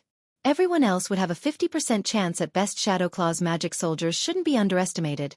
Either unless one amassed a large number of magic soldiers, they wouldn't be able to exhibit their abilities in full. 10 magic soldiers simply weren't enough to display their true power. Magic soldiers would only be able to activate the magic arrays on their armor when 100 stood together. If those magic arrays activated, the 100 magic soldiers could even trample over 20 Tier 4 mythic monsters of the same level. At one point in the past, 100 magic soldiers had joined a battlefield of Tier 2 players. The magic soldiers had been killing machines, allowing a first-rate guild to fend off a sieging superpower and defend its town successfully. When players fought each other in God's domain, it was practically impossible for one side to push the other to the brink of extinction in a single battle. After all, the world of God's domain was not reality. Players could resurrect after dying. Hence, players generally had to undergo a long fight, whittling their opponent's strength down until their opponent could no longer resist. Although it was impossible to exterminate the adventurer teams, now that the 2 adventurer teams had scattered and run, Sherfong needed to do everything in his power to weaken the adventurer teams. This way, it would take the 2 adventurer teams a lot more time to recover. However, after the removal of Dark Precinct, it became extremely difficult to catch up with the escaping Dark players. To make matters worse, the marshy forest's layout was extremely complex. As a result, the fleeing Dark players escaped the 3 guilds' pursuit very quickly. Only the guild's rangers and assassins could continue the chase. The other classes had to watch on powerless, as their targets disappeared in less than a minute. The 2 Dark Adventurer Team's members had thoroughly disappeared into the dense forest. Commander, the other Adventurer Team's commanders say that they'll arrive soon, and they're asking about the battle situation, the female cleric following Veiled Spirit reported. How should we respond to them? What's the situation? Veiled Spirit frowned, fury on her face as she continued. Tell them that they can fight all they want. Shadowclaw will take no part in this. The female cleric was speechless. However, she more or less understood her commander's mood. Shadowclaw had suffered severe losses in this battle. This was the first time their adventure team had suffered so drastically. Moreover, the information the Starline Corporation had given to them had been painfully inaccurate. It was only natural for Veiled Spirit to be furious. The female cleric immediately conveyed Veiled Spirit's reply, word for word, to the commanders of the various approaching adventurer teams, "Commander, it seems Shadowclaw's commander is somewhat angry, saying that Shadowclaw is pulling out of this hunt, and that we can go ahead and continue the fight if we want. The Dark Hunters have also left the area. Should we continue forward? This is interesting. It seems both Shadowclaw and Dark Hunters have suffered quite a loss at the hands of Zero Wing. Since that is the case, let us return." When the other approaching adventurer teams received Veiled Spirit's reply, they all gave up on the thought of encircling Zero Wing. Both Shadowclaw and Dark Hunters were top-ranking adventurer teams in Dark Soul. If even these two adventurer teams had suffered a major loss after attacking Zero Wing, then their adventurer teams would definitely fail. Naturally, there was no longer a need to assault Zero Wing. Meanwhile, before the forest surrounding the Eclipse throne. "Guild leader, they are simply too fast. They're like monkeys. We lost track of them as soon as they entered the forest," Blackie said, stomping his foot in frustration and anger when he could no longer see the two dark adventurer teams. "This really is awful. I barely managed to kill 20 people." Hearing Blackie's words, Unyielding Soul and Dragon Phoenix Pavilion's members shot the Cursemancer scornful looks. Every one of their opponents had been an expert, not an ordinary player. They had been fortunate to kill 3 to 5 players in this battle. Defeating an expert and actually killing one were two different things. Normally, one would be hard-pressed to stop an expert's escape. Some experts even had life-saving tools to help them flee dangerous situations. If the two adventurer teams heard Blackie's words, they'd cough blood in anger. "All right, the battle's over. Everyone, loot the battlefield quickly. It's best if we don't linger," Shurfeng said through the team chat. He knew a little about the Dark Hunters and Shadowclaw, both of which belonged to the Dark Alliance known as Dark Soul. The adventurer teams capable of joining Dark Soul were all top adventurer teams. During its peak, Dark Soul had included over 40 adventurer teams. The Alliance had been stronger than any one of the 6 great dark guilds in God's domain in the past. Although Dark Soul had yet to reach its peak, it should have around 10 or so adventurer teams at the very least. Since 2 of Dark Soul's adventurer teams had appeared here, he could not rule out the possibility that the Alliance's other adventurer teams would as well. His team was already exhausted. There were fewer than 140 players still alive. Trying to fight several more dark adventurer teams now would result in greater losses. Unyielding Heart and Phoenix Rain nodded in agreement. They then instructed their subordinates to clean up the battlefield swiftly and leave the area shortly. After Shurfeng's team left the area, several dozen players emerged the dense forest. However, these players were from the various dark adventurer teams. Rather, they were independent players that had come to the jungle to grind energy essence. Zero Wing is too amazing. That was the first time I've seen such an amazing battle. Indeed. Despite only having a 200-man team, Zero Wing repelled an army of over 2,000 experts. This result is simply absurd. Rumors really can't be believed. Zero Wing is way stronger than the rumors make it out to be. Some of my friends have been urging me to join a first-rate guild, but looking at it now, it seems that Zero Wing would be a better choice. Ha ha ha. I recorded the entire battle. Once I return, I'm going to boast the heck out of this at the bar. These independent players' eyes glowed with excitement as they looked at the direction Shurfeng and the others disappeared to. While they did not know the identities of the 2 adventurer teams that attacked Zero Wing's team, they knew that those players had been experts based on their combat standards. Yet, despite these 2,000-plus experts revealing one trump card after another, Zero Wing's victory had been decisive. Naturally, the independent players had no intentions of keeping the battle a secret. Immediately, they posted the videos they had recorded on the official forums, allowing every player in the Eclipse Gate to view them. What's going on? 2 superpowers are fighting near the Eclipse throne? Wait, isn't that Zero Wing? Did some superpower try to ambush their team? Zero Wing's gentle snow is so strong. She killed nearly 100 people in one hit. When the public saw the independent players' video, their blood boiled with excitement. The standard of the battle between Zero Wing and the 2 dark adventurer teams was unprecedented. The battle had completely shattered their understanding of guild wars. Other kingdoms' independent players, in particular, gained newfound recognition of Zero Wing. They had never thought that Star Moon Kingdom's ruling guild would be so powerful. News of this battle also reached the various major powers' intelligence members. These intelligence members relayed the information to their respective upper echelons immediately. Chapter 1818. Comparable to a first-rate guild. Hellscythe_Lucky Old Cat. Dark Knight Empire. Light Shadow Citadel. A lofty tower sat in the middle of the city, and hovering above this tower was a gigantic, dark purple crystal. The crystal created a magic barrier that enveloped the city, and the crystal could be seen clearly by the large number of players walking throughout the streets. There were also a large number of NPCs and dark creatures, such as demons, abyssal demonkin, vampires. The multiracial population in Light Shadow City far surpassed that of Kingdom's Dark City's many neutral race NPCs hawked their wares along the city streets. A sight that was even rare in other empires. Dark City's Light Shadow City was no less prosperous than Dark Knight City, the Dark Knight Empire's capital. Moreover, Light Shadow City had a wider variety of races. Meanwhile, a luxurious, 5-story tall mansion stood in the city's lively central district. A large number of players came and went from the mansion, and all of them were either extravagantly dressed merchant players or level 54+ experts. When the players in line outside of the mansion saw these merchant and expert players, they couldn't help but feel a little envious. These players' levels and equipment are amazing. They're even better than the experts in first-rate guilds. That's only natural. Although Dark Soul is an alliance, not a guild, it periodically raids team dungeons. The alliance also frequently plunders the various large guilds' elite teams and main forces. Of course, its members have excellent weapons and equipment. Moreover, despite such banditry, the various large guilds are utterly powerless to do anything about it. For example, one first-rate guild went all out to deal with Dark Soul, but in the end, the alliance had annihilated its army, and the guild was eventually forced to disband. That's right. It was due to that success that Dark Soul is holding a mass recruitment. When I heard about it, I dropped what I was doing and came here. It would be great if I could join the alliance. If we get to join Dark Soul, we'll be able to move through the Dark Knight Empire and the several neighboring kingdoms unhindered. Even the various dark guilds will have to treat us with respect. In addition, if we join one of the top 5 adventurer teams after joining Dark Soul, such as Shadowclaw, the Copper Eagle Kingdom's #1 dark adventurer team, or Dark Hunters, which has recently become famous in the Dark Knight Empire, we'll be set for life. I hope I can get into one of the top 5 adventurer teams, too. It's a pity that the requirements are extremely high. At the very least, you'll need to reach the Trial Tower's 6th floor or reach the 5th floor's late stage and have a specialty.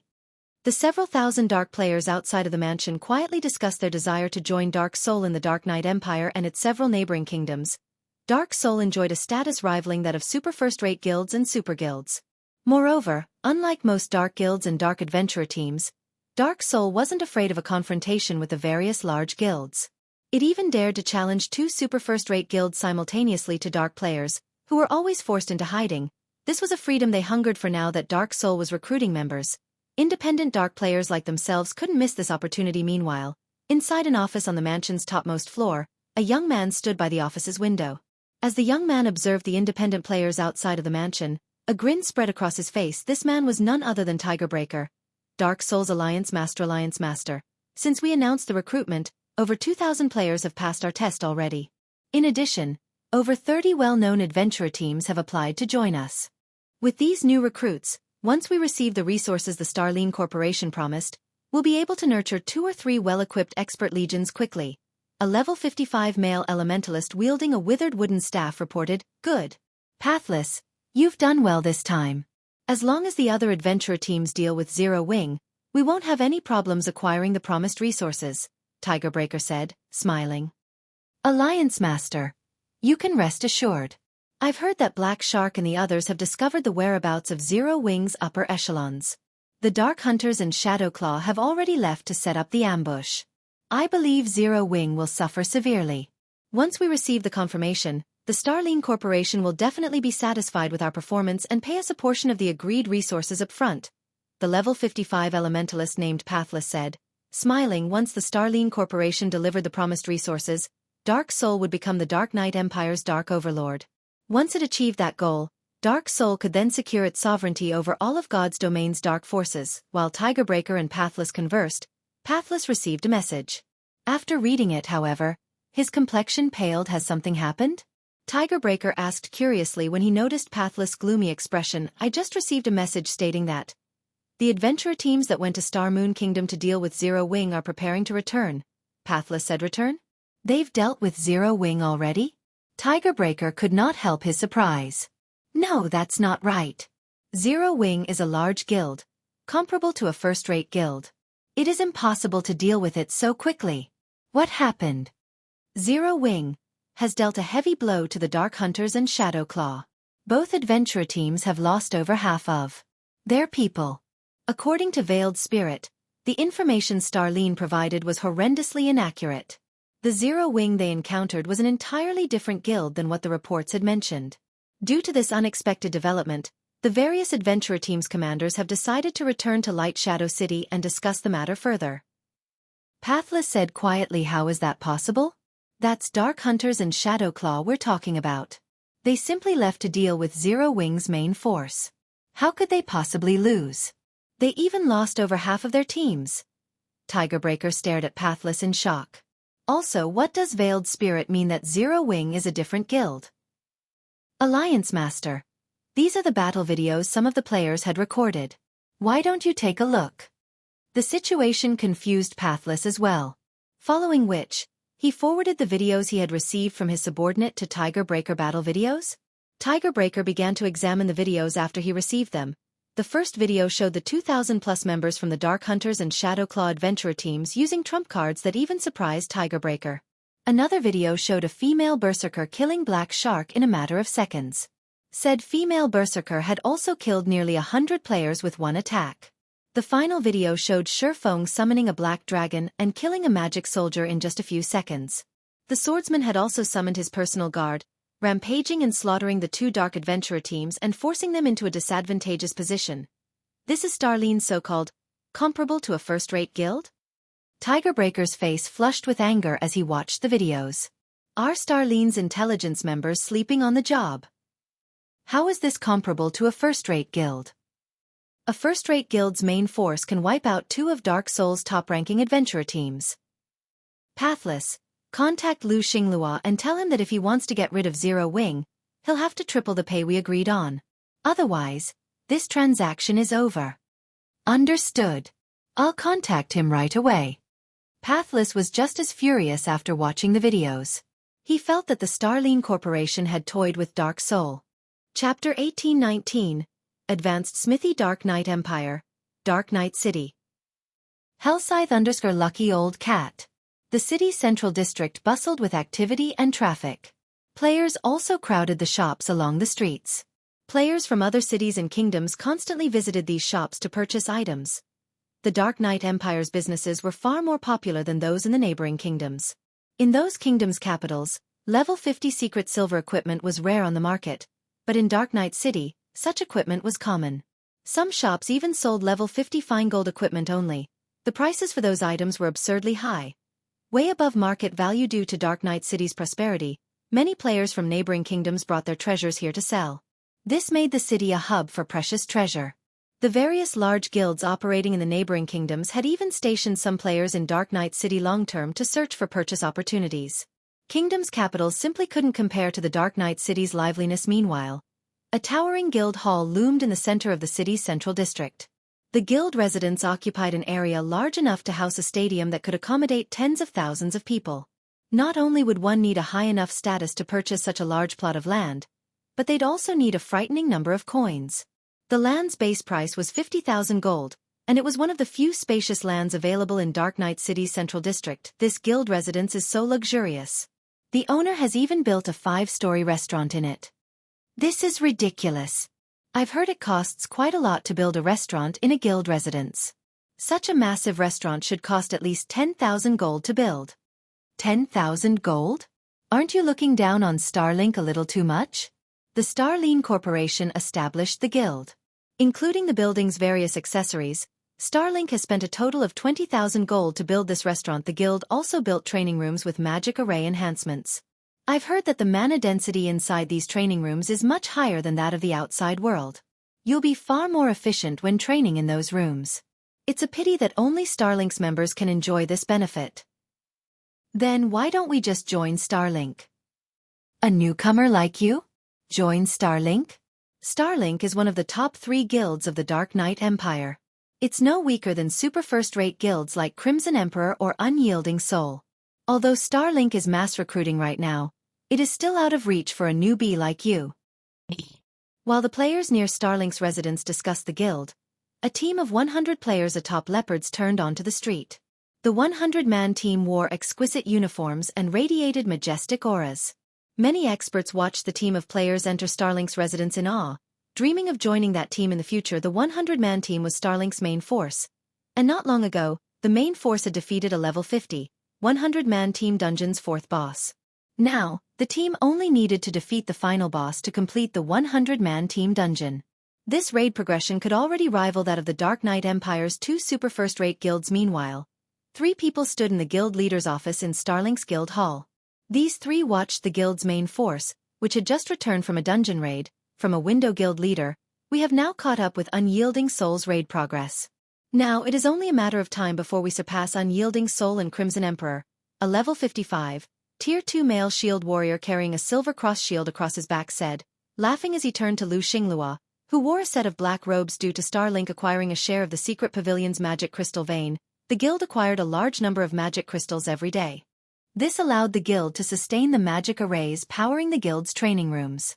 With this, the guild's experts could continuously train and improve rapidly. Once the guild had accumulated enough Tier 2 players, it was only a matter of time before they obtained the first clear of the level 50, 100-man team dungeon they were raiding. Now that their guild didn't have to worry about magic crystals, they were able to nurture guild experts much faster. In 1 or 2 months, Starlink might even surpass Crimson Emperor and Unyielding Soul's expert count, becoming the Dark Knight Empire's #1 guild. Not bad. The struggle for the Thorn Fortress is about to start. For a while, divert all of the magic crystals we obtain to nurturing as many Tier 2 players as possible.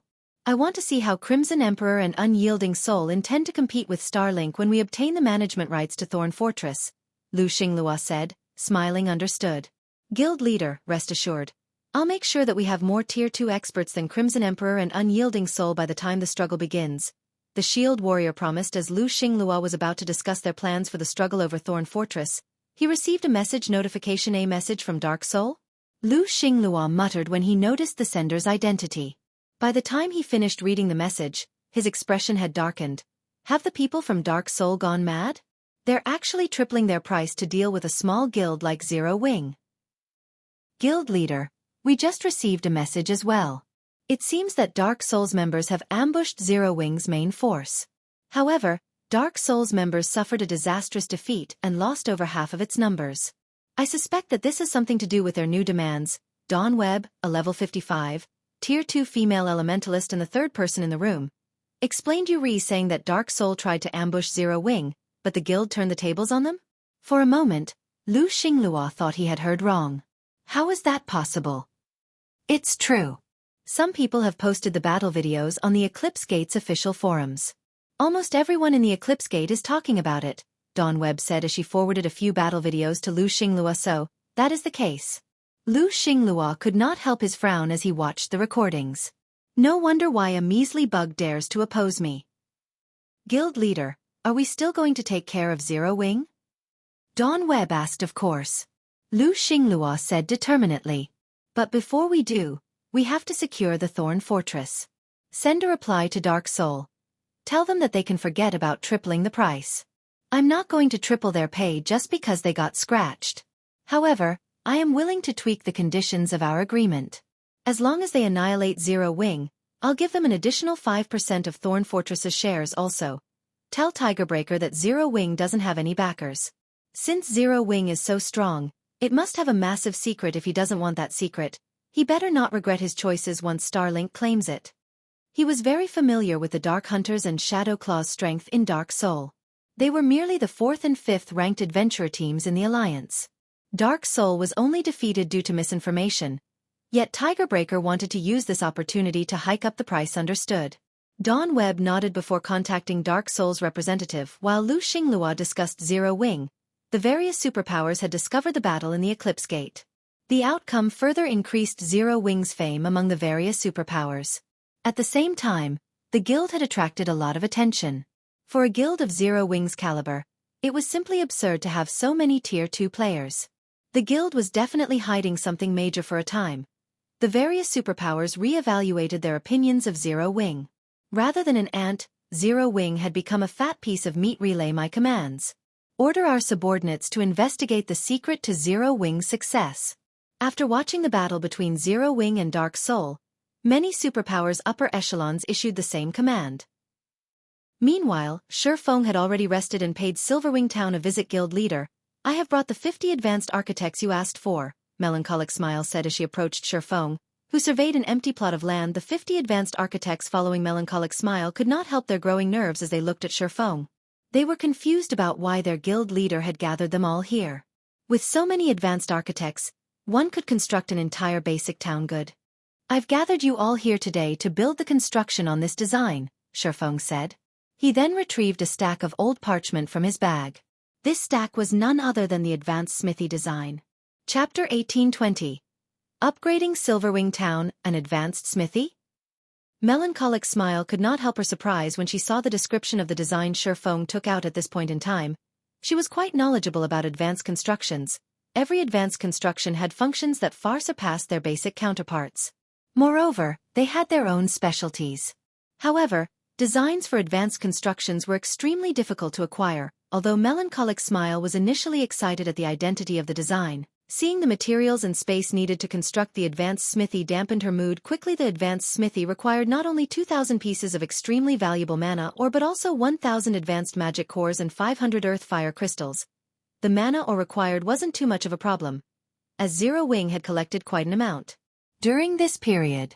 As for the advanced magic core, it was a rare material that could be obtained only from the bosses of level 50 and above team dungeons. However, the drop rate wasn't 100%, so it was extremely valuable on the market. One advanced magic core sold for 5 gold. 1,000 advanced magic cores would mean 5,000 goldas for the earthfire crystal. It was even more valuable, as it could be acquired only in the fields, particularly mountainous regions with fiery environments. It was one of the main materials needed to produce high-ranking fire resistance equipment.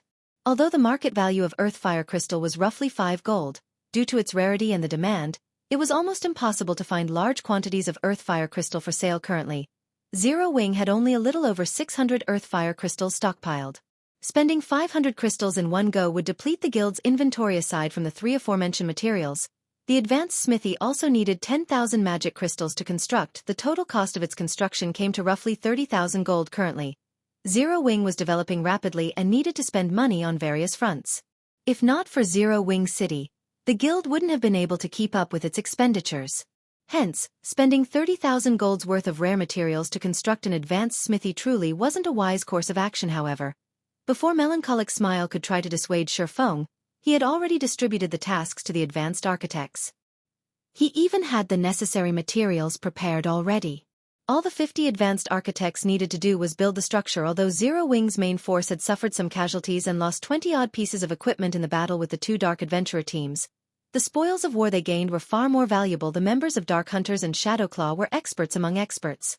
They were all geared in excellent equipment that was only slightly inferior to Zero Wing's. However, while the quality of the equipment Zero Wing looted was indeed slightly inferior to the equipment it lost, the quantity easily made up for the poorer quality in total. Zero Wing had gained over 400 pieces of level 50 secret silver equipment and 60-plus pieces of level 50 fine gold equipment. After deducting the compensations and rewards given out, Zero Wing had still netted more than 10,000 gold from that single battle. However, even if one had 10,000 gold, they would be hard-pressed to acquire so many pieces of up-to-date top-tier equipment. Although the profits from this battle were not enough to cover the construction cost of the advanced smithy, the advanced smithy served a great purpose as an advanced construction. It could elevate the prosperity and popularity of a town by a significant margin. At this point, Silverwing Town already possessed sufficient basic constructions and security to get upgraded into an intermediate town. Now, it just had to accumulate sufficient popularity and prosperity. However, constructing the advanced smithy wasn't an easy task. Aside from advanced architects, it needed one player capable of drawing advanced magic arrays because the advanced smithy required the inscription of many magic arrays for the following period. Feng could be seen busily inscribing magic arrays onto the constructed walls and floors of the advanced smithy. Someone looking at Silverwing Town from some distance away would notice that a section of the town's outer area had suddenly been cordoned off and something big was under construction there. This situation immediately attracted the attention of many resting players nowadays. Silverwing Town had already become the most popular town in the Orc Empire. Many guild players seeking to grind in the Orc Empire or raid the teleportation war fortresses chose to rest in Silverwing Town. Even though the war fortresses in question were very far away from Silverwing Town, Players still chose Silverwing Town over other guild towns in the Orc Empire. One reason for this was the EXP buff that players could accumulate by resting in Silverwing Town, which would help greatly in leveling up. Another reason was the battle arena in the town. However, contrary to expectations, the high mana environment of Silverwing Town wasn't the reason why its battle arena was popular.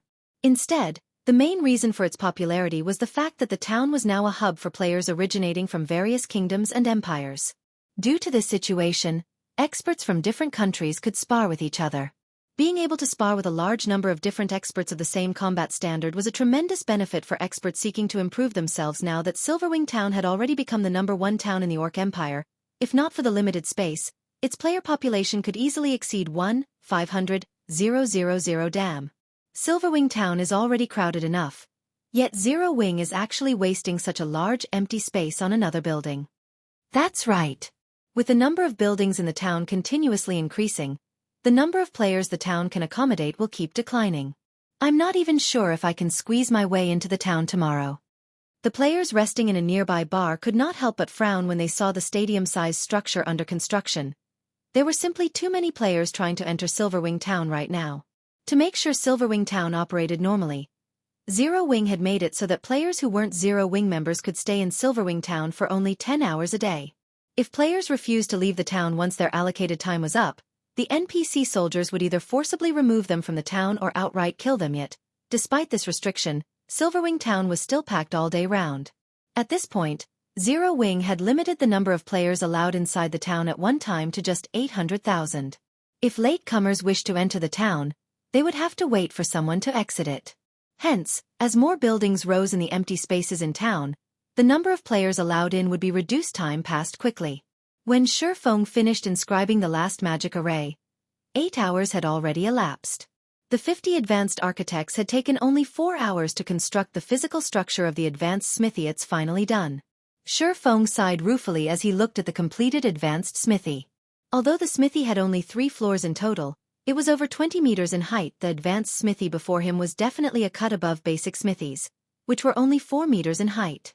This was something that could be seen from the building's external appearance alone. However, the inside of the building was even more amazing as Shifeng had personally inscribed every magic array. He had a general idea of the magic array's abilities. The advanced smithy could not only repair and produce custom-made weapons and equipment but also break down weapons and equipment and return to players some materials used to make those items.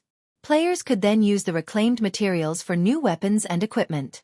Although the recovery rate wasn't very high, it was still better than selling obsolete items to NPCs. If he revealed this ability, countless players would definitely swarm to the advanced smithy to break down their obsolete weapons and equipment.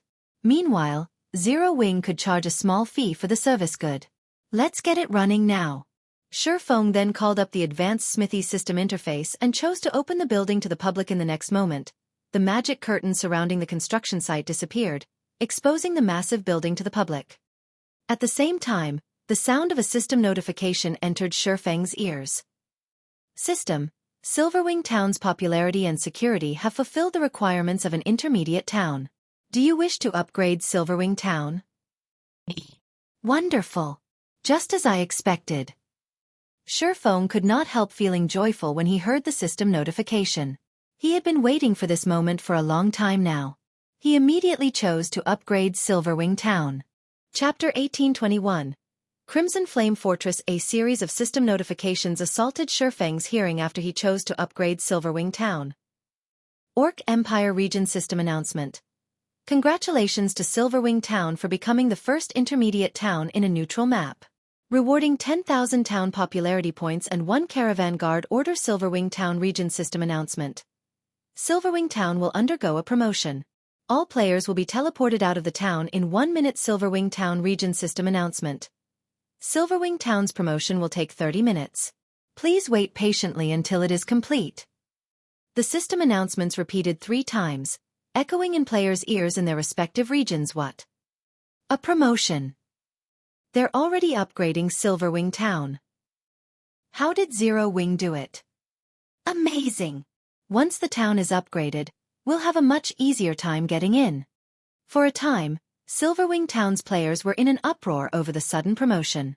As for the various large guilds' upper echelons, they wore solemn expressions when they received a report on this matter.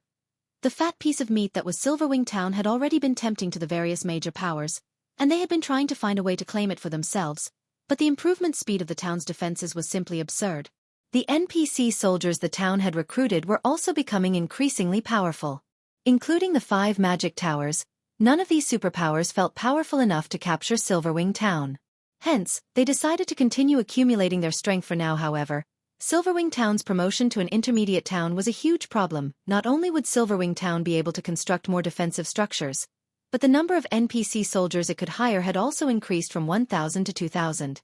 That would effectively double the town's defensive capabilities in terms of basic attributes.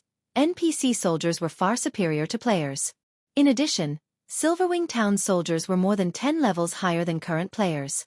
If players wished to deal with these NPCs, they would have to employ Zerg tactics. Now that the town had twice as many NPC soldiers to protect it, they would need at least twice the manpower to defeat these NPCs, making Silverwing Town even more difficult to capture. Shortly after the system announcements, the players in Silverwing Town were all teleported a considerable distance away.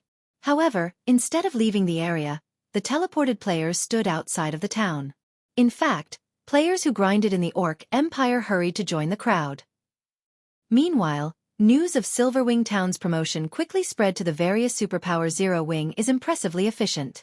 It's a pity that there is no longer a point in upgrading Silverwing Town, Xianxia said, sighing slightly when he read the report he had just received. Uncle Yuan, now that Silverwing Town has been upgraded to an intermediate town, it will be able to accommodate more players and increase Zero Wing's income by multiple times. Why would that be pointless? Purple Jade asked curiously. I guess it's expected that you don't know. Yesterday, I received news stating that 9 Dragons Emperor has secretly joined hands with Blackwater and Beast Emperor, and they are preparing to raid the Orc Empire's Crimson Flame Fortress, Xianxia said. The Crimson Flame Fortress is located in the Orc Empire's inner region, and on one of the safer paths to the Orc capital city. In addition, the fortress offers teleportation services. Once the Crimson Flame Fortress has been captured, it'll generate massive profits for the 3 involved parties. It'll also allow them to raid the Orc capital city far more quickly. What? That's the Crimson Flame Fortress. Based on our investigations, its raid difficulty ranks among the top 5 teleportation war fortresses in the Empire. It is too difficult for current players to raid, and on top of that, dark players will definitely try to interfere. Do they really dare to raid the Crimson Flame Fortress? The news astonished Purple Jade. There were countless orcs inside the Crimson Flame Fortress, and the lowest leveled among them was level 60, with the highest leveled orcs being level 75. Furthermore, the fortress was protected by many war weapons and mythic orcs. That is exactly why 9 Dragons Emperor and Blackwater are working with Beast Emperor. Based on what we know so far, Beast Emperor will guard the battlefield with his evil beast army. Meanwhile, Blackwater and 9 Dragon Emperor's armies will be responsible for sieging the fortress. With the evil beast army in their way, the dark guilds and dark players won't try to interfere, Xianxia explained. Once they capture Crimson Flame Fortress, Silverwing Town's status in the Orc Empire will become quite awkward. Thus far, the Secret Pavilion had only conducted a preliminary investigation on the regional dungeon, Orc capital city. Even so, the resources they had discovered had far exceeded their expectations. Not only did the regional dungeon offer a large number of magic crystals, but players would also level 50% faster if they grinded in the area. Most importantly, the Orc capital city, an intermediate city, could be captured. If one captured this intermediate city, they would earn just as much profit as the Secret Pavilion's magic crystal vein earned. Moreover, they wouldn't need to station a large force of players to protect the city long-term. If Blackwater and 9 Dragons Emperor acquired the Orc capital city, with the wealth of resources they earned through the city, they could easily destroy Silverwing Town. The two entities might even be able to threaten Zero Wing's safety in Starmoon Kingdom. This was because Beast Emperor bore an irreconcilable vengeance against Zero Wing. Setting aside the fact that Beast Emperor had a significant portion of his foundation within Starmoon Kingdom and would need to take over the kingdom to further his development, the Secret Pavilion had recently learned that of the 5 precious evil god apostle slots Beast Emperor had, Shifeng had destroyed 2. This loss had severely impacted Beast Emperor's development. If Beast Emperor got his hands on the Orc capital city's resources, he'd have a good chance of taking over Starmoon Kingdom and yanking Zero Wing out of the game by its roots. Uncle Yuan, why don't we notify Zero Wing? Purple Jade asked. Forget it. Even if Zero Wing found out, there is nothing it can do. Although Zero Wing's main force had displayed outstanding combat power in the Eclipse Gate, this revelation will not change Zero Wing's situation. While Zero Wing is fully capable of defending its territory, it simply doesn't have enough forces to launch an offensive assault on Beast Emperor. This is also the greatest problem that upstart powers with little to no background normally face, Xianxia said, shaking his head. Had Zero Wing agreed to partner with us, they might have been able to stop Beast Emperor's group. However, with Zero Wing's current forces, even if they gain the full support of Phoenix Rain, Beast Emperor is impossible to stop. In God's domain, many upstart powers rose to prominence every day, but these powers had a fatal flaw: they were ignorant of greater powers. They all deemed themselves capable of rivaling true superpowers. Although Zero Wing was superior to most of the up-and-coming powers in God's domain, it wouldn't be easy for the guild to become a true superpower. There would be plenty of other powers trying to use Zero Wing as a stepping stone and rise to prominence themselves. Meanwhile, in the Orc Empire's Silverwing town. After a half-an-hour wait, the recently promoted Silverwing town appeared before the crowd. Silverwing town now occupied twice as much space as the old version. It was also much closer to the primordial divine ruin, which was now within range of the town's magic towers. Since the town was in a neutral map, Silverwing town's walls had grown taller as well. Now, they were 7 meters tall. Divine runes had been carved into the walls, preventing players from vaulting over and enhancing the wall's defense. Guild leader, look! Even the town's buildings have changed. They look nothing like they did before. Melancholic Smile could not help but gape in shock as she looked at the tall buildings in the distance. Every building in the town had grown considerably taller. It was evident that the buildings had been upgraded as well. Rather than a town, Silverwing Town looked like a basic city. Have everyone prepare to reopen Silverwing Town to the public, Shifeng said, nodding. He had spared no expense in outfitting Silverwing Town with the most extravagant buildings he could afford precisely for this moment. This was also Neutral Town's secret. Chapter 1822. Town Opening. Silverwing Town. Under Shifeng's command, it took less than 20 minutes to complete the preparation work for Silverwing Town's reopening. Moreover, thanks to the reserve NPC guards Magic King Craig Midlands had prepared beforehand and the large number of NPCs that had come looking for work after the town's promotion completed, they had quickly filled the additional 1,000 NPC soldier slots. Silverwing Town had gained. Craig Midlands himself had inspected all 1,000 of these new NPC soldiers due to Silverwing Town's steady development. Not only had more NPCs arrived to apply for a soldier position, but higher quality NPCs had applied. Normally, when a basic town was upgraded to an intermediate town, it would struggle to fill the additional 1,000 soldier slots within a short time. The town would be fortunate to recruit around 300 Tier 1 NPCs and a dozen Tier 2 NPCs during the first week after the town's promotion. Most NPCs that applied were only elite rank. The town would slowly have to accumulate, nurture, or replace its NPC soldiers to increase the number of Tier 2 NPC soldiers it had yet. Due to Craig Midlands' fame, over 3,000 NPCs had applied to work for Silverwing Town as soon as the promotion was complete. Including the 300 Tier 1 NPCs Craig Midlands had kept on reserve, it took no time for Silverwing Town to recruit 1,000 NPCs. Among the NPCs recruited, over 100 were Tier 2 NPCs, with the rest being Tier 1 NPCs. Normally, an intermediate town would need around 2 weeks to accumulate 100 Tier 2 NPCs. More Tier 2 NPCs would only show up and apply to work for the town after it increased its popularity. After all, Tier 2 NPCs were not abundant in God's domain. Even Zero Wing City only had a little over 2,000 Tier 2 NPC soldiers thus far, while the rest were Tier 1 NPCs. However, although Silverwing Town had plenty of high-quality NPC soldiers, Zero Wing had spent over 20,000 gold to outfit these NPCs with proper weapons and equipment in God's domain. NPC soldiers did not come with their own items. Like players, they had to be armed. This was an important factor in strengthening a town's defenses. Of course, some NPCs would bring their own weapons and equipment when applying to become soldiers, but their items were usually low quality. They were much weaker than the standardized weapons and equipment the system provided. Naturally, the combat power these NPCs would be able to display would depend on the quality of their weapons and equipment. For example, an NPC with bronze equipment and an NPC in mysterious iron equipment would have around a 20% difference in combat power. While 20% might not seem like much to players, but it was a lot for NPCs, who possessed much higher basic attributes. When Stone Forest Town and Zero Wing City had been constructed, Zero Wing had lacked funds. Shifeng had only been able to outfit his NPC soldiers with the cheapest bronze weapons and equipment available. He had only started to upgrade the NPC's gear after the guild had money to spare. A large fraction of the investments needed to develop a town had to be spent on the NPC soldiers' weapons and equipment. In addition, these weapons and equipment needed regular repairs, which would also cost a considerable amount of money. These reasons were why most of the various large guilds avoided owning too many towns. This even held true for the various superpowers. Although the superpowers occupied many towns, they would not arm every one of them to the teeth. Instead, they would focus on developing a few select towns. However, arming the NPC soldiers with better items was why many first-rate guilds' headquarters were able to withstand sieges from super first-rate and super guilds. The longer a town developed, the stronger the NPC soldiers guarding it would become. When fully equipped with top-tier equipment, NPC soldiers could even contend with players of a higher tier. Fortunately, with the exception of some extremely powerful top-tier equipment, the majority of the weapons and equipment NPC soldiers used could be purchased from the system with coins. There was no need for players to invest time and effort into farming weapons and equipment. Hence, Shifeng had spent over 20,000 gold to arm the newly recruited NPCs. A full set of level 50 to 100 bronze equipment would cost 2 gold coins.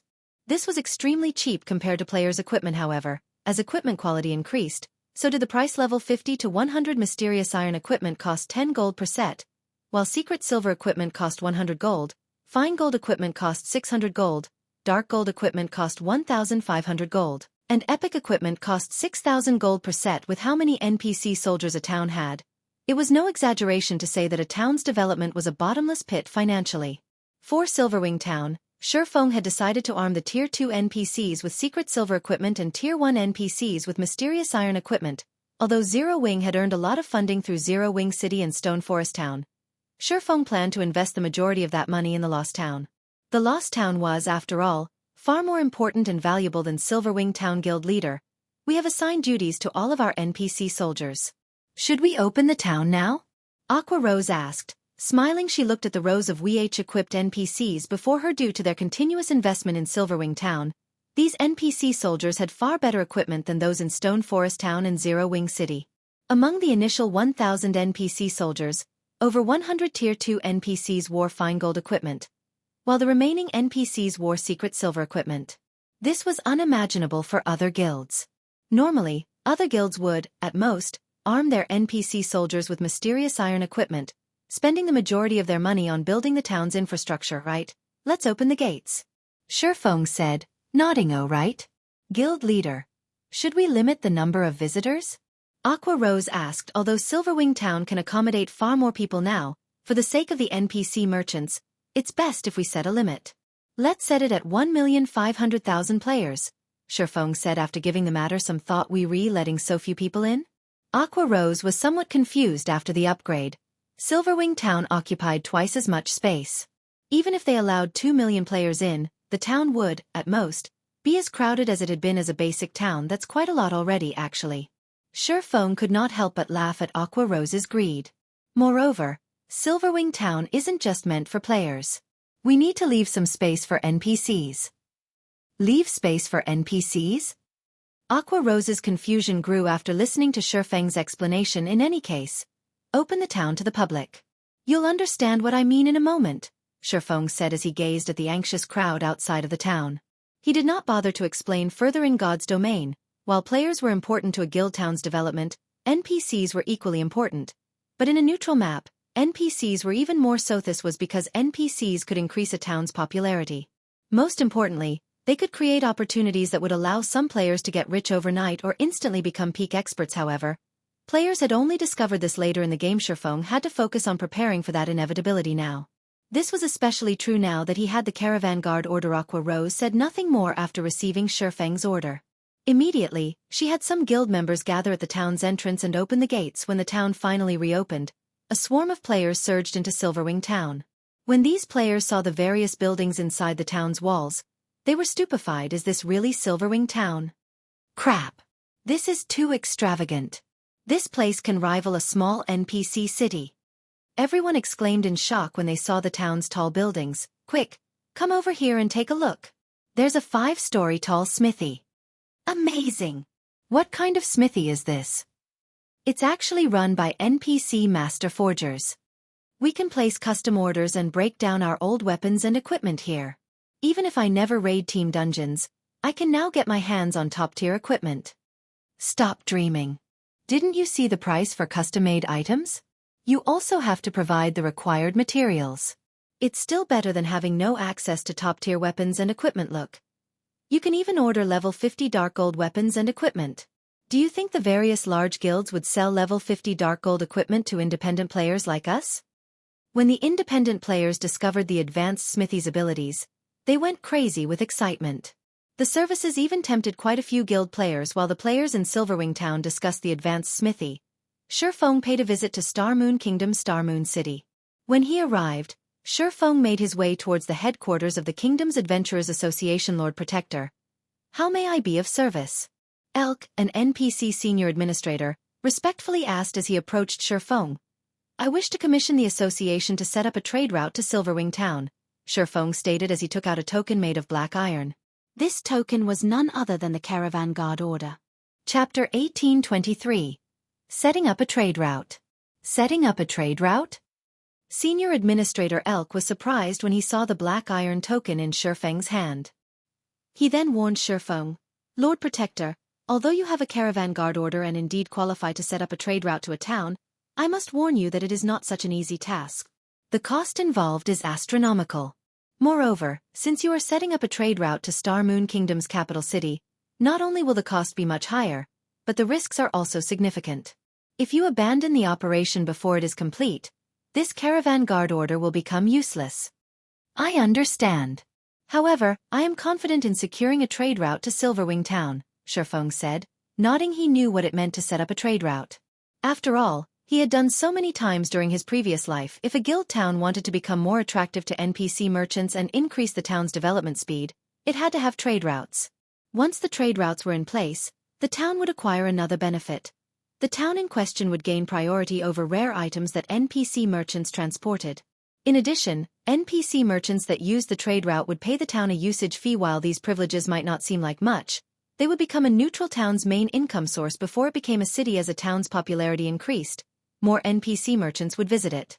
Even ordinary NPCs that used the trade routes would have to pay a usage fee. The trade route would become a safe path to the town and would include high-tiered NPCs to escort visiting and departing NPCs. Not even level 100 players would dare to ambush such a trade route, although the usage fee was only 80 coppers per NPC. If 100,000 NPCs used the trade route each day, the trade route would generate 800 gold each day. Moreover, this was only one trade route. As the ruling guild set up more trade routes, the town would generate more income. However, players could only set up trade routes for neutral towns. This function was not available for guild towns in kingdoms and empires. This function was only available to intermediate towns and above, as well. In addition, the number of NPCs that visited a guild town via the trade route would depend on the NPC city the town was connected to. The more prosperous the NPC city was, the more NPC visitors a guild town would see. If players set up a trade route to a capital city, it was almost guaranteed that their guild town would see 100,000 to 200,000 visiting NPCs every day. If the trade route were connected to an ordinary NPC city, the town would only receive around 20,000 to 50,000 NPCs. However, the more prosperous an NPC city was, the more difficult it would be to set up a trade route. Aside from a revenue source, trade routes were a good method for players to acquire rare resources. Not all of an NPC merchant caravan's goods were available to players. A considerable portion would be reserved for other NPCs. Normally, players weren't allowed to purchase these items, but if a guild town had priority over NPC merchants' goods, not only would the town's owner have access to rare items for players, but they'd also have access to NPC reserved items. Many of the NPC reserved items were materials that were very difficult to purchase via the player market. Sometimes, NPCs even sold large quantities of magic crystals. Only, they cost significantly more than the market price. Even so, this was a valuable opportunity for guilds. While it was easy to convert magic crystals into coins, the opposite wasn't. This was especially true with a large stock of magic crystals. However, NPCs were different from players. NPCs had a much easier time acquiring magic crystals because NPCs occupied most or veins that were capable of producing magic crystals and within kingdoms and empires' borders. It was fairly normal to find NPCs who sold magic crystals carrying a stock of 5,000 to 10,000.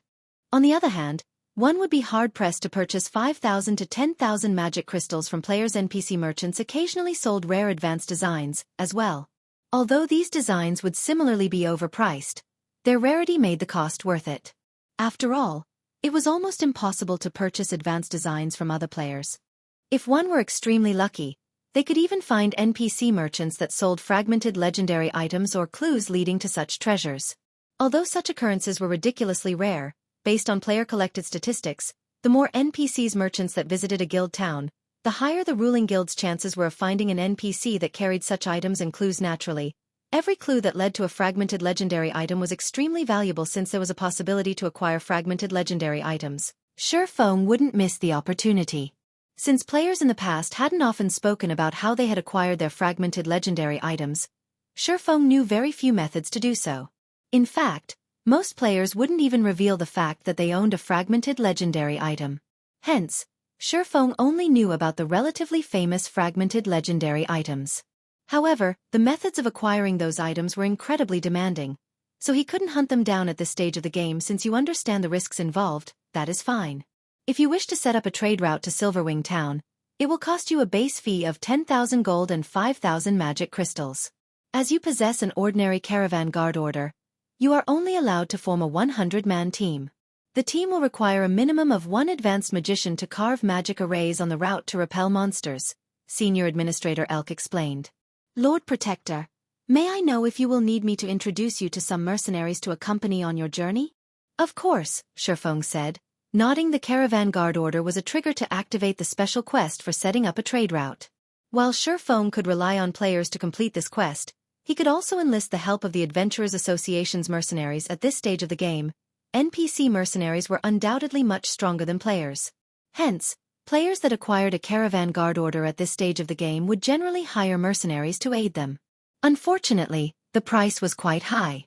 In the past, some guilds had tried to save money, confident that their members would be strong enough to handle the task. However, while Zero Wing's main force was very powerful, the trade route he wanted to establish required crossing the border into the Or Empire. When establishing a trade route, the system would occasionally send monsters to interfere. These monsters would be 15 levels higher than the local monsters, and many of the Or Empire's monsters were level 60 or higher. In that case, the interfering monsters would be level 75 and above once he entered the Empire. These monsters were too high of a level for Zero Wing's main force members at this time, so they weren't suitable for this quest. Alright. Here is a list of mercenaries willing to undergo this challenge with you, Lord Protector, Elk said before handing Shifeng a list. The quest to set up a trade route was very special and very dangerous. Players couldn't simply hire whatever NPC mercenaries they wished. The available mercenaries would depend on the player's status in the Adventurers Association. The higher one's status was, the more NPC mercenaries they could choose from for the operation. Amazing. 4-star treatment in the Adventurers Association is really a great help when setting up a trade route. Shifeng could not help his surprise when he read the list. During his previous life, he had only been able to recruit 3-star, Tier 2 NPCs at best. As a result, he had struggled to set up trade routes for Shadow's neutral towns. Now, however, even 2-star, Tier 3 NPCs had applied to join his quest, not to mention 3-star, Tier 2 NPCs. He had to admit that the Spirit Slayer advanced title came with some awesome benefits. Without hesitation, Shifeng spent over 15,000 gold to hire 97 mercenaries, spending almost every coin he had on hand. The weakest mercenaries he hired were level 80, 3-star, Tier 2 NPCs, with the strongest being level 83, 2-star, Tier 3 NPCs. Overall, his team had 15 Tier 3 NPCs. After Shifeng handled the necessary procedures and learned how to draw the necessary advanced magic array, he summoned the level 85 Anna and level 83 Kite. With 97 other NPCs in tow, he grandly departed Starmoon City, riding secret silver transport carriages. The secret silver transport carriages were an extraordinary sight to behold. 5-meter-tall lightning-horned earth dragons pulled the carriages behind them. The earth dragons themselves were great lords, and watching the caravan move down the city streets was spectacular. What's going on? Is the city hosting some kind of event? That's not it. The lead transport carriage's driver is a player. Could this be a player-triggered event? That player is wearing Zero Wing's guild emblem. Zero Wing is so awesome. It can actually produce such powerful carriages? Crap. There are over 10 Tier 3 NPCs in the caravan. This is ridiculous. Chapter 1824. Strong Legion. Shortly after the 10 secret silver transport carriages being pulled by lightning-horned earth dragons appeared on the streets of Starmoon City, The sight quickly sent the entire city into an uproar. The adventurer teams that made a living by delivering items were green with envy as they looked at the transport carriages. Transport carriages might not seem particularly important in the game right now, as players could simply store items inside their bag spaces and teleport to other cities. However, as players reached higher levels, transport carriages would become increasingly relevant. The number of items that could not be stored inside players' bag space would increase as players progressed further into the game. Such non-bag space items were extremely valuable, and the only way to transport them was via transport carriages. Meanwhile, the adventurer teams could purchase only horse-drawn transport carriages.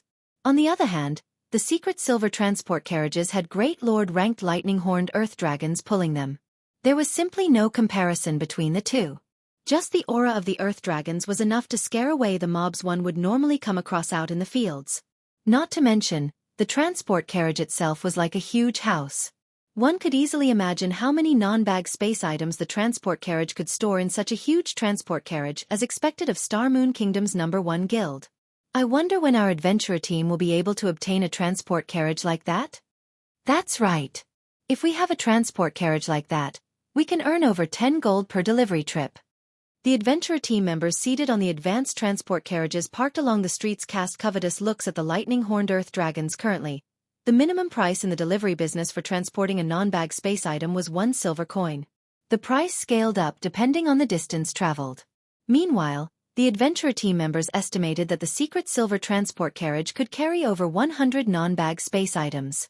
This assumption was because the advanced transport carriages they owned were only the size of an ordinary horse carriage but could already carry a maximum of 60 non-bag space items. No matter how they looked at it, the house-sized transport carriages should be capable of transporting at least 100 non-bag space items. Only Shifeng knew that the value of the secret silver transport carriage was actually not the slightest bit inferior to a secret silver speedboat. The secret silver transport carriage could carry 350 non-bag space items and 30,000 bag space items. The 10 transport carriages lent to him this time were meant to convey the materials needed to carve special magic arrays.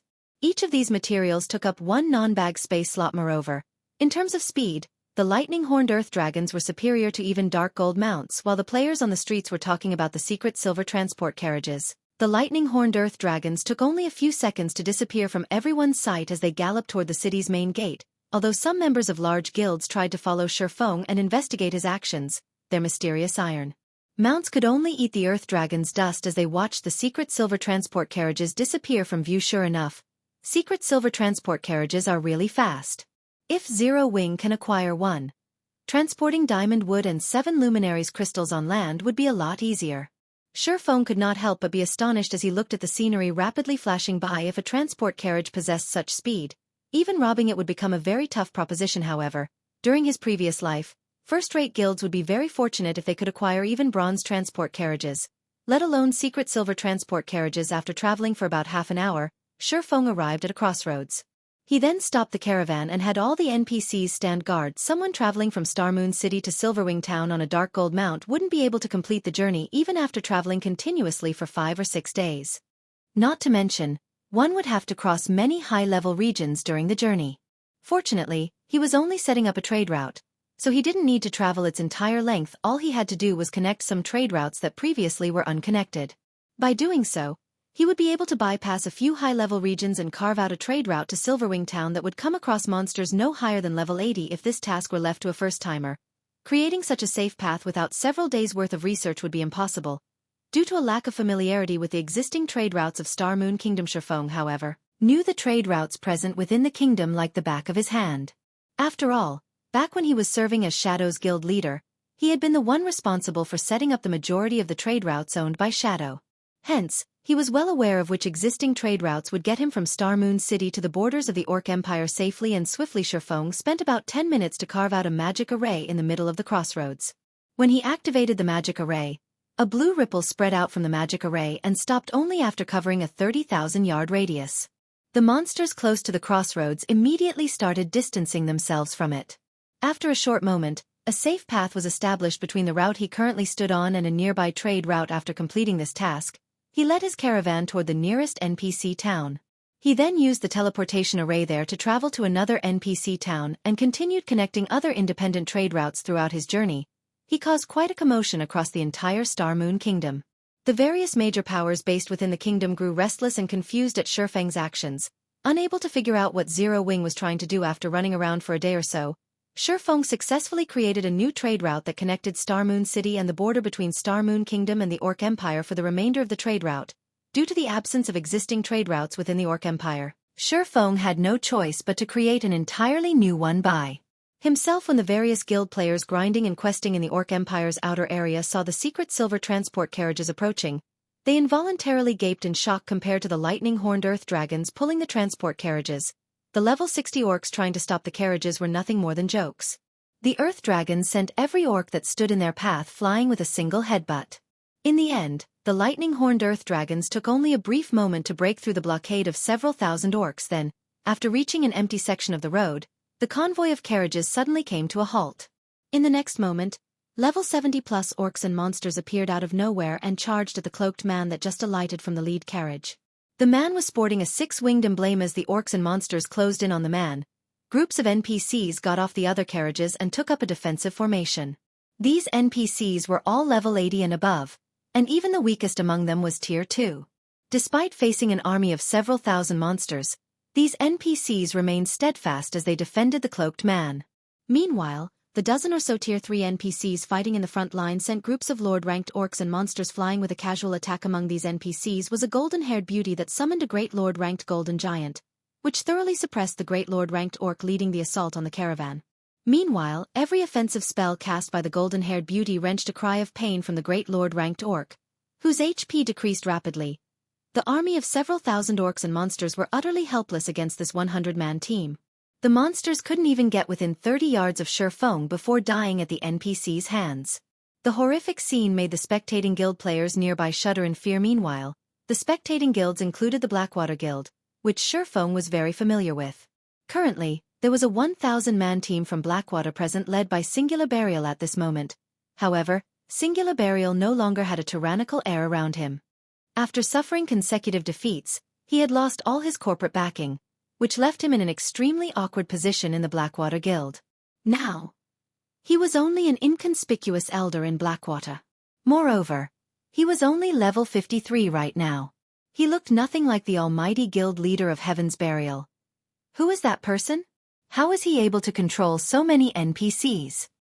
Wait a minute. Isn't that female NPC one of Black Flame's personal guards? She is. That's Anna. Crap. Doesn't that mean that player is Black Flame? Not good. Black Flame is looking over.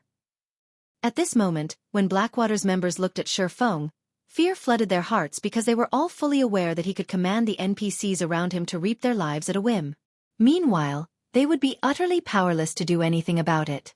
Chapter 1825. One success was built atop the sacrifice of thousands as the NPC legion pushed back the approaching orc and monster army. A wall of corpses quickly formed on each side of the road. These NPCs are so strong. I get the feeling that this NPC team can even raid an ordinary guild town. I know, right? Just look at those Tier 3 NPCs going. They are throwing level 70-plus Great Lords with a single hit. Their individual combat power is likely even higher than Grand Lords of the same rank. Even if these Tier 3 NPCs aren't enough to raid a guild town, they're more than enough to kill every one of us. As expected of Star Moon Kingdom's #1 expert. With the ability to control so many powerful NPCs, Black Flame could easily annihilate armies of tens of thousands of players. It's no wonder why the various superpowers are helpless against Zero Wing. The various spectating guilds and adventurer teams gulped as they watched the fight between the NPCs and monsters. Tier 2 NPCs were much stronger than Tier 2 players of the same level. Only peak experts with several pieces of epic equipment could possibly contend with an ordinary Tier 2 NPC. If Tier 2 players tried to face a Tier 2 NPC that was over 20 levels higher, they could only wait for their deaths. As for Tier 3 NPCs, they would only need a few moves to finish off Tier 2 players. If the targeted Tier 2 players lacked defensive capabilities, they might die after one hit. If these NPCs turned their blades against Tier 1 players like themselves, a single attack would be more than enough to kill several of them instantly. Blackwater's members are probably doomed. That's right.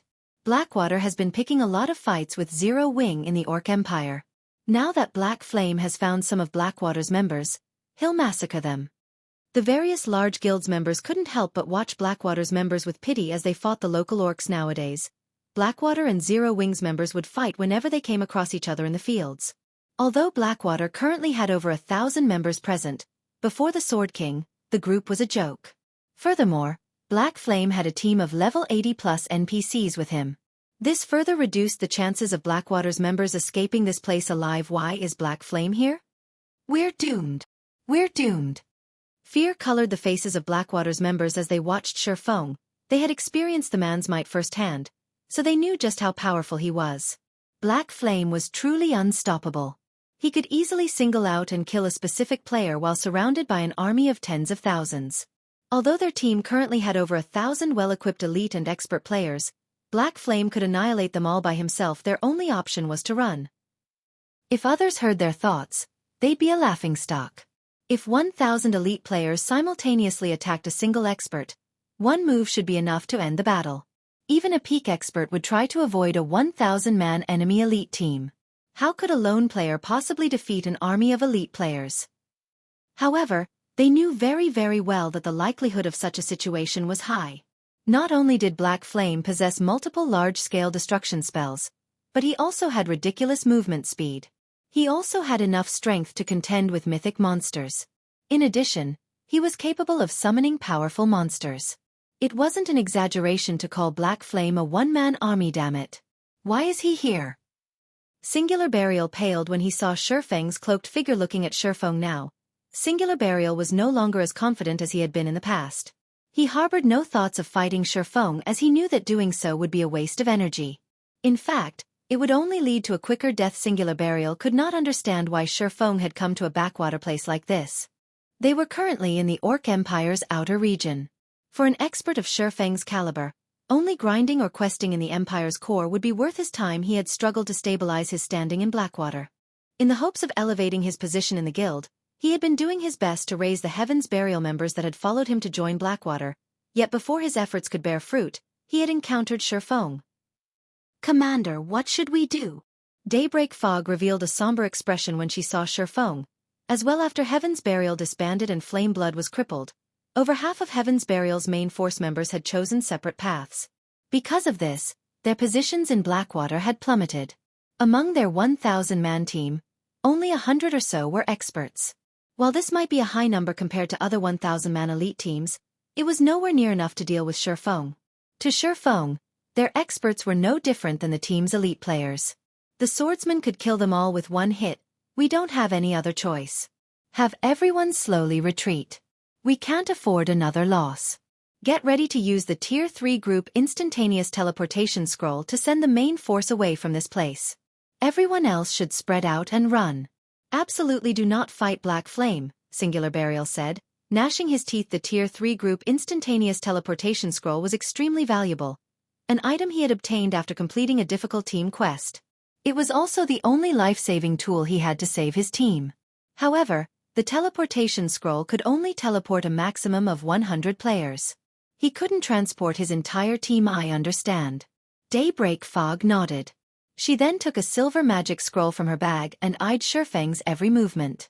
If she noticed the slightest change, she'd activate the scroll immediately. However, Shifeng, who sat on the leading transport carriage, had finally finished carving an expulsion magic array on a crystal shard. He then tossed the crystal to the ground before him and started chanting an incantation. Very quickly, the crystal merged with the earth. A slightly incomplete magic array then formed beneath Shifeng's feet. Seeing this, Shifeng took out several light blue crystals to complete the array. Once complete, a blue ripple of light radiated out from the array as if something had frightened them. The level 70+ orcs and monsters, which had been busy fighting the NPCs, fled from the caravan. Even the orcs and monsters several hundred yards away from the caravan began to back away. The spectating crowd nearby stared with dropped jaws. What did he just do? The several thousand orcs and monsters that had previously occupied the road had retreated by over 500 yards, watching the road in terror. Every monster as far as the eye could see did the same.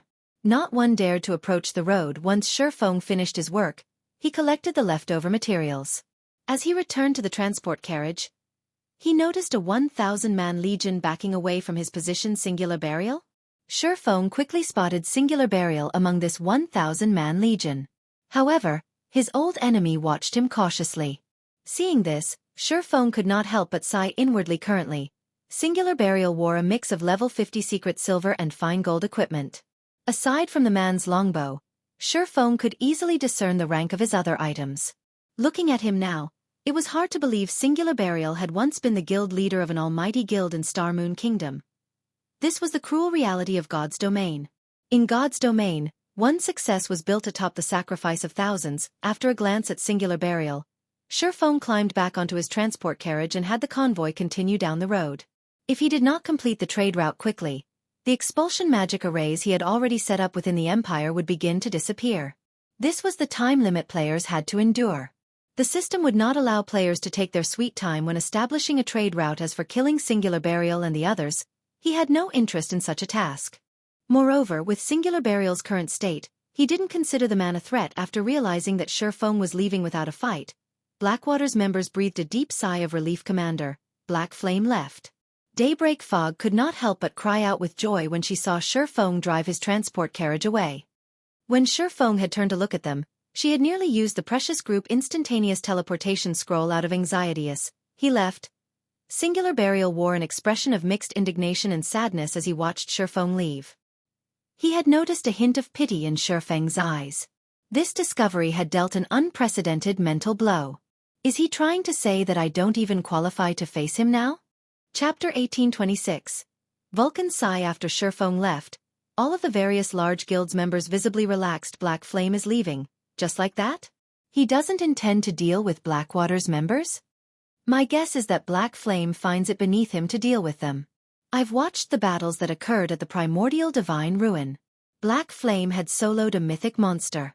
Then he sent both Blackwater's army and the Evil Beast army running with their tails tucked between their legs. A measly 1,000-man elite team probably isn't worth his effort. Black Flame is too strong. His presence alone was enough to make the various large guilds shrink back with fear. It's no wonder why Black Flame is recognized as Star Moon Kingdom's #1 expert. He is far stronger than those famous peak experts.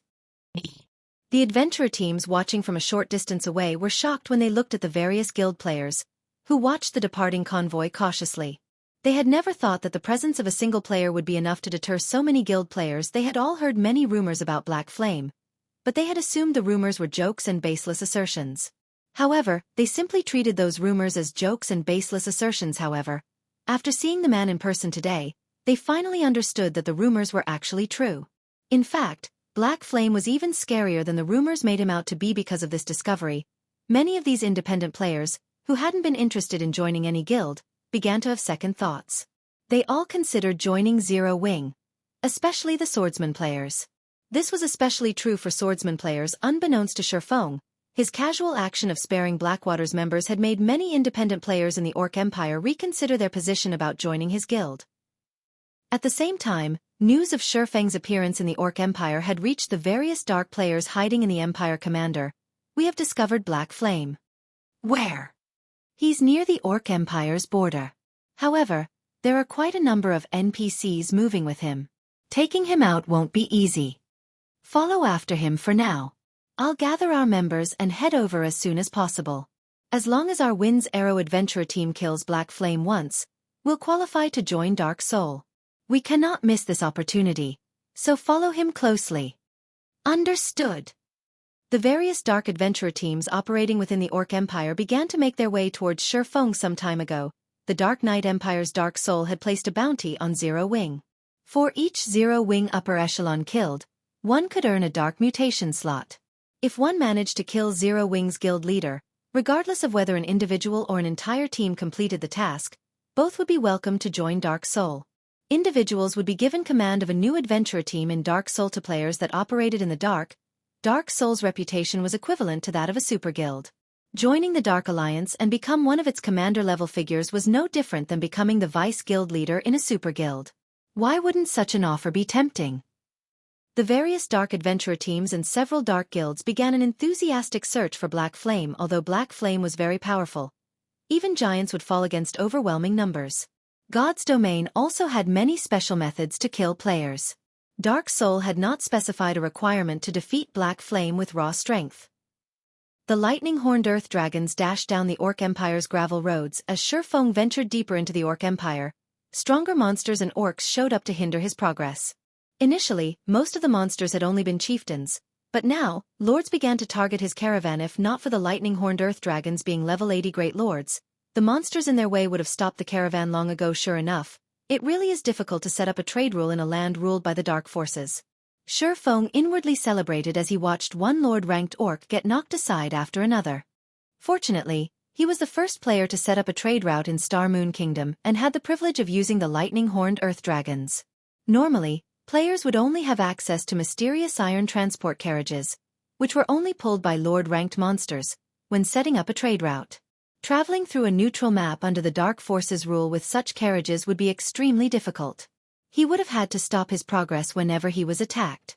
In that case, he would have had to rely on the NPCs he had hired to clear a path or dispatch a large number of his guild members to do so. With the lightning-horned earth dragons, however, he could simply bulldoze his way through. Though due to the large number of orcs and monsters blocking his path, his advance had slowed considerably. Now the transport carriages only moved a little faster than players running at full speed. Meanwhile, this was only the beginning of the Dark Forces territory. As Feng traveled deeper into the Empire, he would encounter more numerous and powerful orcs and monsters, which even the Tier 3 NPCs accompanying him would have some trouble with. After about 8 hours, Feng arrived before an orc fortress.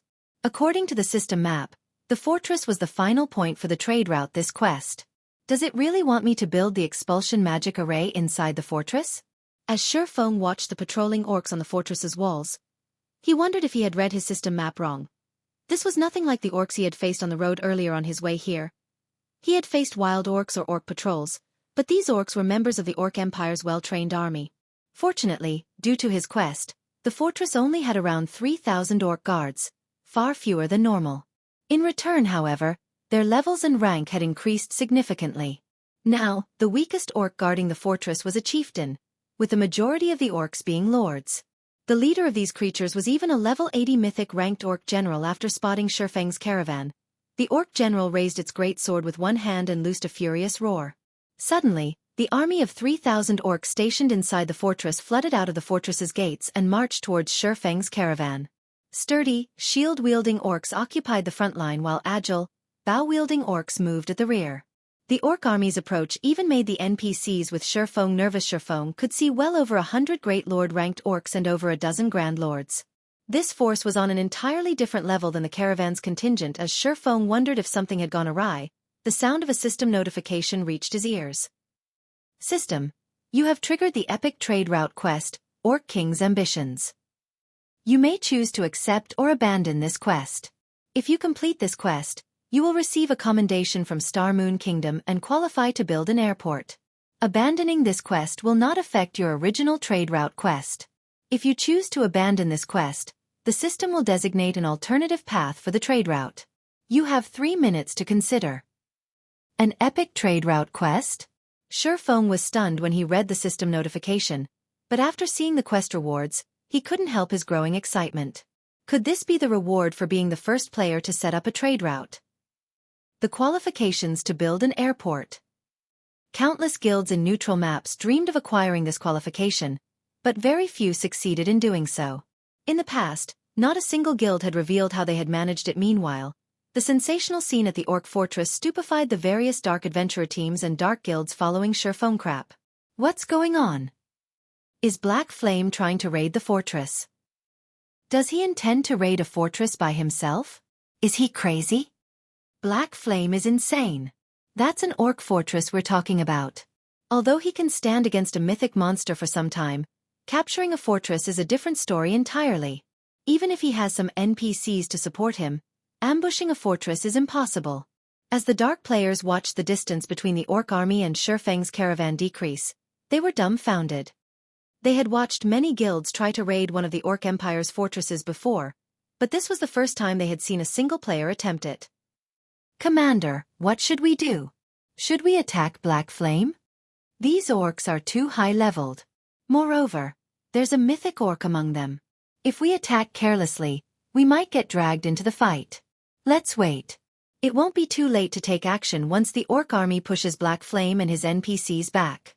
All of the dark adventurer teams and dark guilds following Feng came to the same decision. Meanwhile, as the orc army approached the caravan, Feng and his NPCs prepared for battle. Let's give it a try. Shifeng decided after analyzing his current combat power and the challenge. The quest had only mentioned that he needed to set up an expulsion magic array in the fortress, not capture the fortress. There was a huge difference between the two tasks. Naturally, the former was far easier. Moreover, this was a valuable opportunity. It would be a huge waste to give it up grinding his teeth. Shifeng accepted the quest. He then pulled a magic scroll with crimson divine runes from his bag. This magic scroll was none other than the Tier 4 continuous use magic scroll, Vulcan Sigh, which he had acquired from the gold magic crystal treasure chest in the Eclipse throne. The magic scroll was even more valuable than ordinary epic equipment. Vulcan Sigh was also an extremely rare summoning scroll. He had hoped to save the scroll as a trump card for any future guild wars, but using it to complete this epic trade route quest was worth the expenditure, following which, Shifeng injected 1,000 magic crystals of mana into the magic scroll and activated it in the next moment. A crimson, threefold magic array manifested beneath Shifeng's feet. The sky also began to transform, and the earth started to quake. Why did the sky suddenly go dark? Everyone noticed dark clouds block out the sun. A moment later, the space around Shifeng began to freeze. The spectating dark players felt a powerful aura assault their minds and bodies. Chapter 1827, Battle of Monsters. As the dusky space froze, over 24 magic arrays appeared in the cloudy sky, radiating a light that illuminated the orc fortress and its surroundings. As these magic arrays manifested, the dark players felt their aura's intensity increase, making their bodies feel much heavier than a moment ago. As the heavy feeling grew, they began to panic. What's going on? Why can't I move? What did Black Flame do? Everyone quickly discovered that they couldn't even move a finger, much less walk away. They felt as if time had stopped. Moreover, they weren't the only ones subjected to this phenomenon. Even the orc army had fallen deathly silent. Some orcs had even lost strength to stand and fell to a knee, terrified, following which, the sky shattered and formed a massive black hole. If one looked closely, they would notice a pair of flaming eyes, as large as small mountains, within the black hole. As these eyes appeared, the pressure on the players present increased yet again. Immediately, all of the orcs, including the mythic ranked orc general, slumped to the ground and shuddered in fear. What's going on? It's over. We're doomed. Damn it. This must be a trap Black Flame set up. We've been tricked. As the dark players looked up at the massive pair of eyes, they sensed their impending death and destruction. They weren't even ants before the owner of those eyes. As long as the creature willed it, its aura alone would slay these players. It wouldn't even need to attack. The players from the various dark adventurer teams and dark guilds suddenly regretted their decision to target Shifeng. Just as everyone cowered before their doom, the pair of flaming orbs vanished abruptly before fire began to pour from the black hole, raining down on the orc empire like meteors. Boom. Boom. Boom. A series of explosions shook the orc fortress and the area. The ground trembled so violently that the dark players, who stood quite a distance away, nearly lost their footing. The shower of fire continued for 6 seconds, transforming the earth under the orc army into a burning hellscape. By the time flames stopped pouring out of the black hole, the chieftain-ranked orcs had been wiped out while the lord sustained heavy injuries. The several thousand dark players gasped when they saw this outcome. With one attack, Shifeng had obliterated half of the entire orc army. However, before the crowd could recover from their shock, the fire on the battlefield converged and transformed into easily over 100 flame giants. The weakest among these flame giants was a level 80 High Lord, whereas the strongest 5 were level 82 Grand Lords. Vulcan Sigh is actually so powerful. Even Shifeng was astonished as he gazed at the flame giants. He had assumed that he'd be lucky to summon even one Grand Lord. He had never expected for Vulcan Sigh to summon such a powerful legion of flame giants. After the single activation of Vulcan Sigh, Shifeng noticed that the magic scroll had lost half of its durability. In other words, Vulcan Sigh was a continuous use magic scroll that could only be used twice. Moreover, he would have to wait 2 natural days before he could use the scroll again. He could not use it consecutively. However, Shifeng was very satisfied with the result. Although most Tier 4 continuous use magic scrolls could be used 4 to 6 times, their effects couldn't compare to Vulcan Sigh. The Flame Legion's arrival instantly disrupted the orc army's formation. The 20-meter-tall Grand Lord-ranked flame giants sent over a dozen orcs flying with a single slap. In terms of strength, even the Grand Lord-ranked orc warriors were no match for the Grand Lord-ranked flame giants. For a time, the legion of flame giants brought chaos to the orc army. The battle between the flame giants and orcs was earth-shattering. Sounds of slaughter and explosions echoed across the barren plains that surrounded the orc fortress, stupefying the dark players that hid in the distant forest. Although the battle only involved several thousand monsters, it was no less intense than a battle between tens of thousands of players. If players joined this fight, Even the shockwaves from the orcs and flame giants clashing would vaporize them.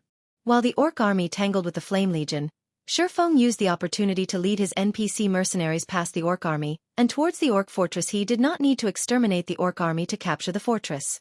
He only needed to set up the expulsion magic array inside of it. Moreover, Shifeng did not think that he could defeat the orc army. The army was led by a mythic orc, after all. Although the flame giants were powerful, a mythic-ranked creature could easily suppress them. Furthermore, the Flame Legion was badly outnumbered. It was only a matter of time before the orcs wiped the Legion out. When Shifeng was within 500 yards of the fortress, the level 80 orc general discovered his group. With a roar, the orc general raised its great sword, firing a chilling beam attack at the Grand Lord-ranked flame giant before it. The attack sent the flame giant flying back as a layer of ice formed on the ground before the orc general. The mythic orc then led a group of subordinates as they ran down the icy path its attack had created to block the fortress's entrance with their bodies. Other orcs also began to abandon their fights with the flame giants, charging towards Shifeng's group. Sure enough, they won't let me through so easily. Shifeng smiled bitterly as he looked at the orc general before the fortress's entrance. He then turned toward Anna and ordered, "Do it." Nodding, Anna began to chant as she approached the orc general. When less than 100 yards separated the two, Anna finished her spell and pointed her staff at the orc general. Suddenly, a level 85, Tier 4 Valkyrie descended from the sky using an advanced instantaneous movement. The Valkyrie instantly appeared before the orc general and swept the lightning spear in her hands at the mythic orc boom. Failing to react in time to the strike, the orc general and a dozen or so great lord-ranked orcs got sent flying over 100 yards to the side. The Valkyrie's frightening strength had even shattered the ground before her, creating a small ravine. Good. Shifeng then led his group into the fortress, commanding his NPC mercenaries to guard the entrance while he headed for the system-designated location to set up the expulsion magic array. The fortress's entrance wasn't particularly large. 20 NPCs would be more than enough to form a barricade. Fortunately, the fortress's walls had been enhanced with magic runes, and not even mythic monsters would be able to jump over them. Now, the orcs could only enter the fortress if they destroyed its walls or the NPCs guarding the entrance. The fortress walls were quite sturdy, and it would even take a mythic monster some time to destroy them. By the time the orc general created an opening, Shifeng would have long since completed his task. The only way the orc general could get into the fortress before Shifeng finished was through the main entrance. Hence, stationing guards would be enough. Very quickly, Shifeng found the targeted location. Wasting no time, he immediately took out a large blue crystal from his epic-ranked spatial bag and began to engrave the expulsion magic array. As the seconds ticked by, more orcs tried to force their way into the fortress. The Tier 2 NPCs defending the entrance began to die, one after another. Only the Tier 3 NPCs barely held their ground against the Grand Lord-ranked orc warriors. The Valkyrie fought a fierce battle against the orc general outside of the building, doing her best to injure the mythic orc. Meanwhile, the orc general was utterly powerless to stop the beating. Although the orc general was a level 80 mythic-ranked creature, the Valkyrie was a level 85 mythic-ranked angel. There was a massive difference between the two beings' life ratings. The Valkyrie completely overpowered the orc general, and it took everything it had just to block the Valkyrie's attacks.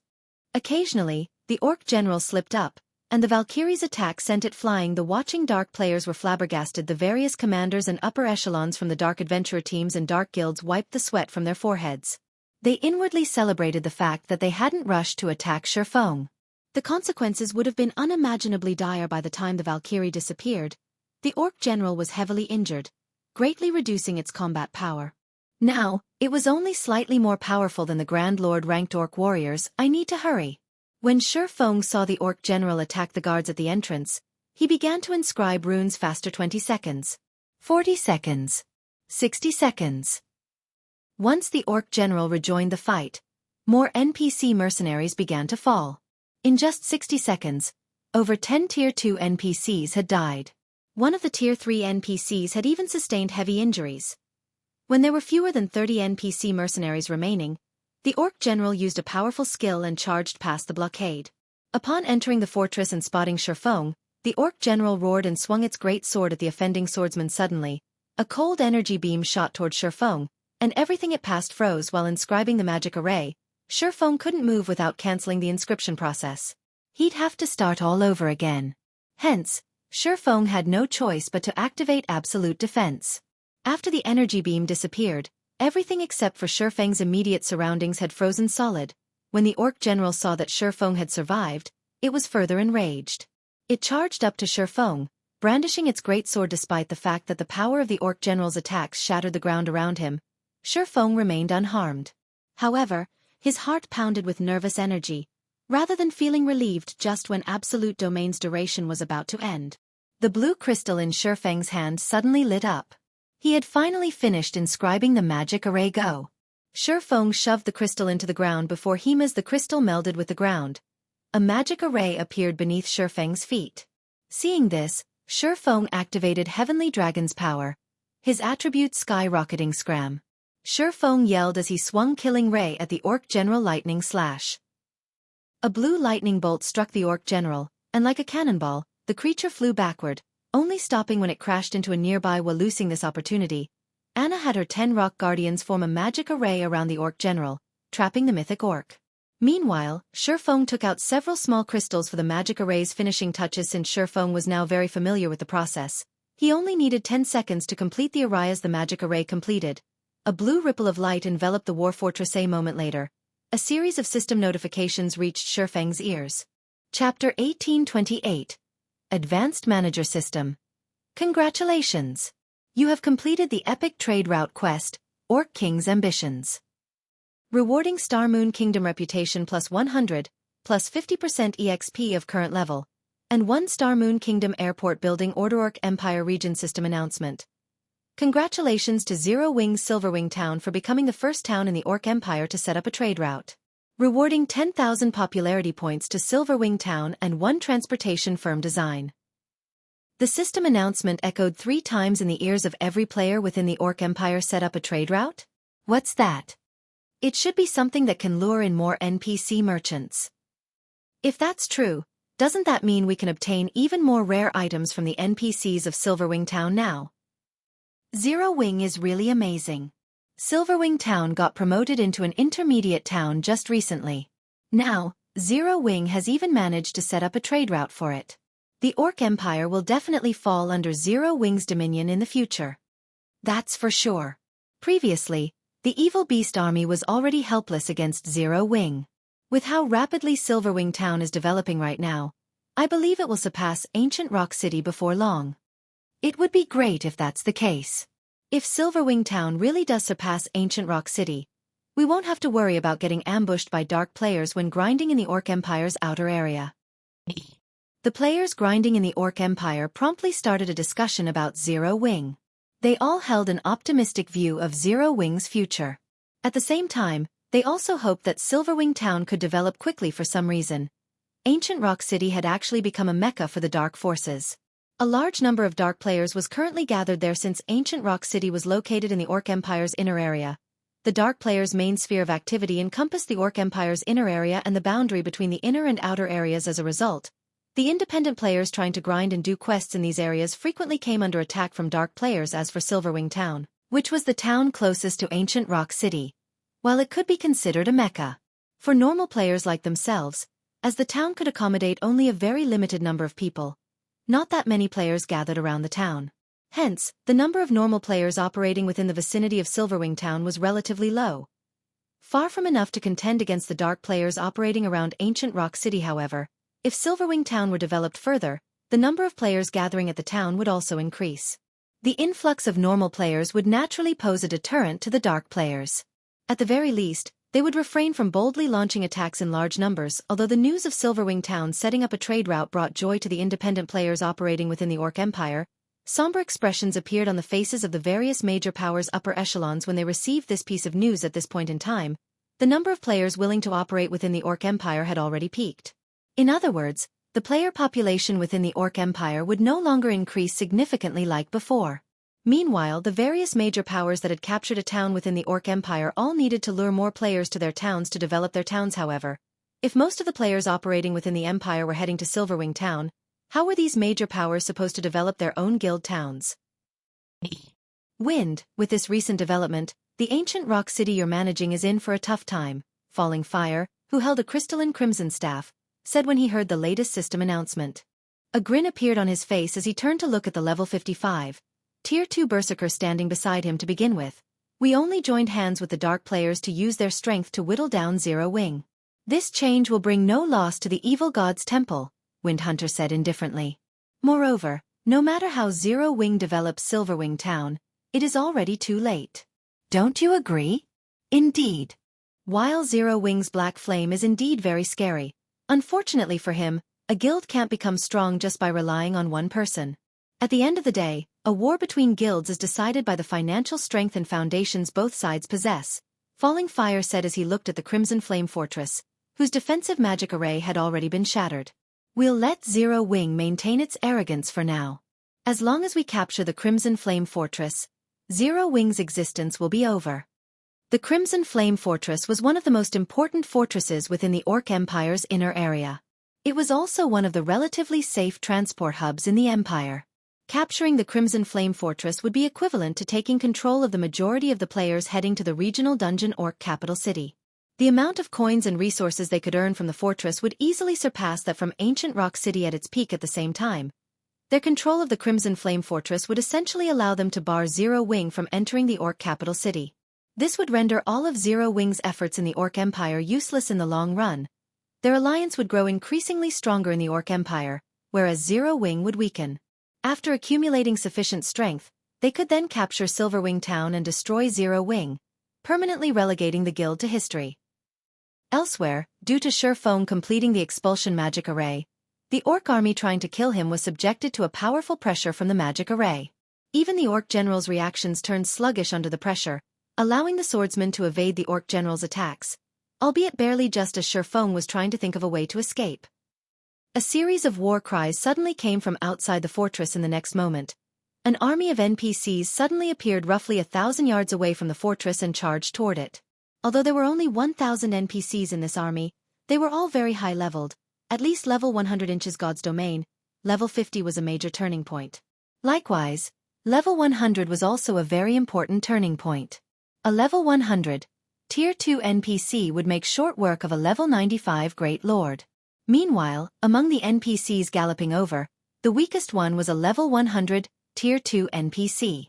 Claude, the NPC leading the charge, was even a level 120, Tier 3 Knight Captain. Although Claude was only Tier 3, he was not in the same league as ordinary Tier 3 NPCs, because Claude was fully equipped in epic equipment.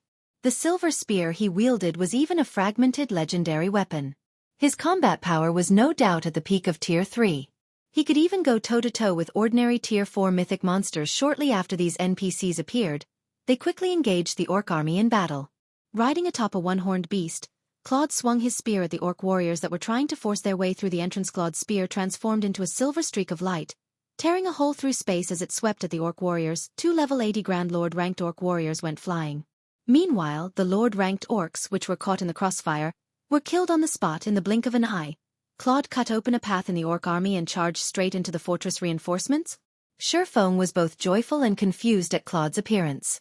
He had never thought that the system would provide such a service after he completed his quest. In the eyes of a level 120, Tier 3 NPC, the level 80 mythic ranked Orc general was no different from a common monster with a lot of HP. Claude sent the Orc general flying with every one of his attacks. As Claude and the Orc general clashed, the Orc general's HP continuously decreased. When the Orc general's HP fell to 50%, the mythic Orc let loose a frustrated and indignant roar.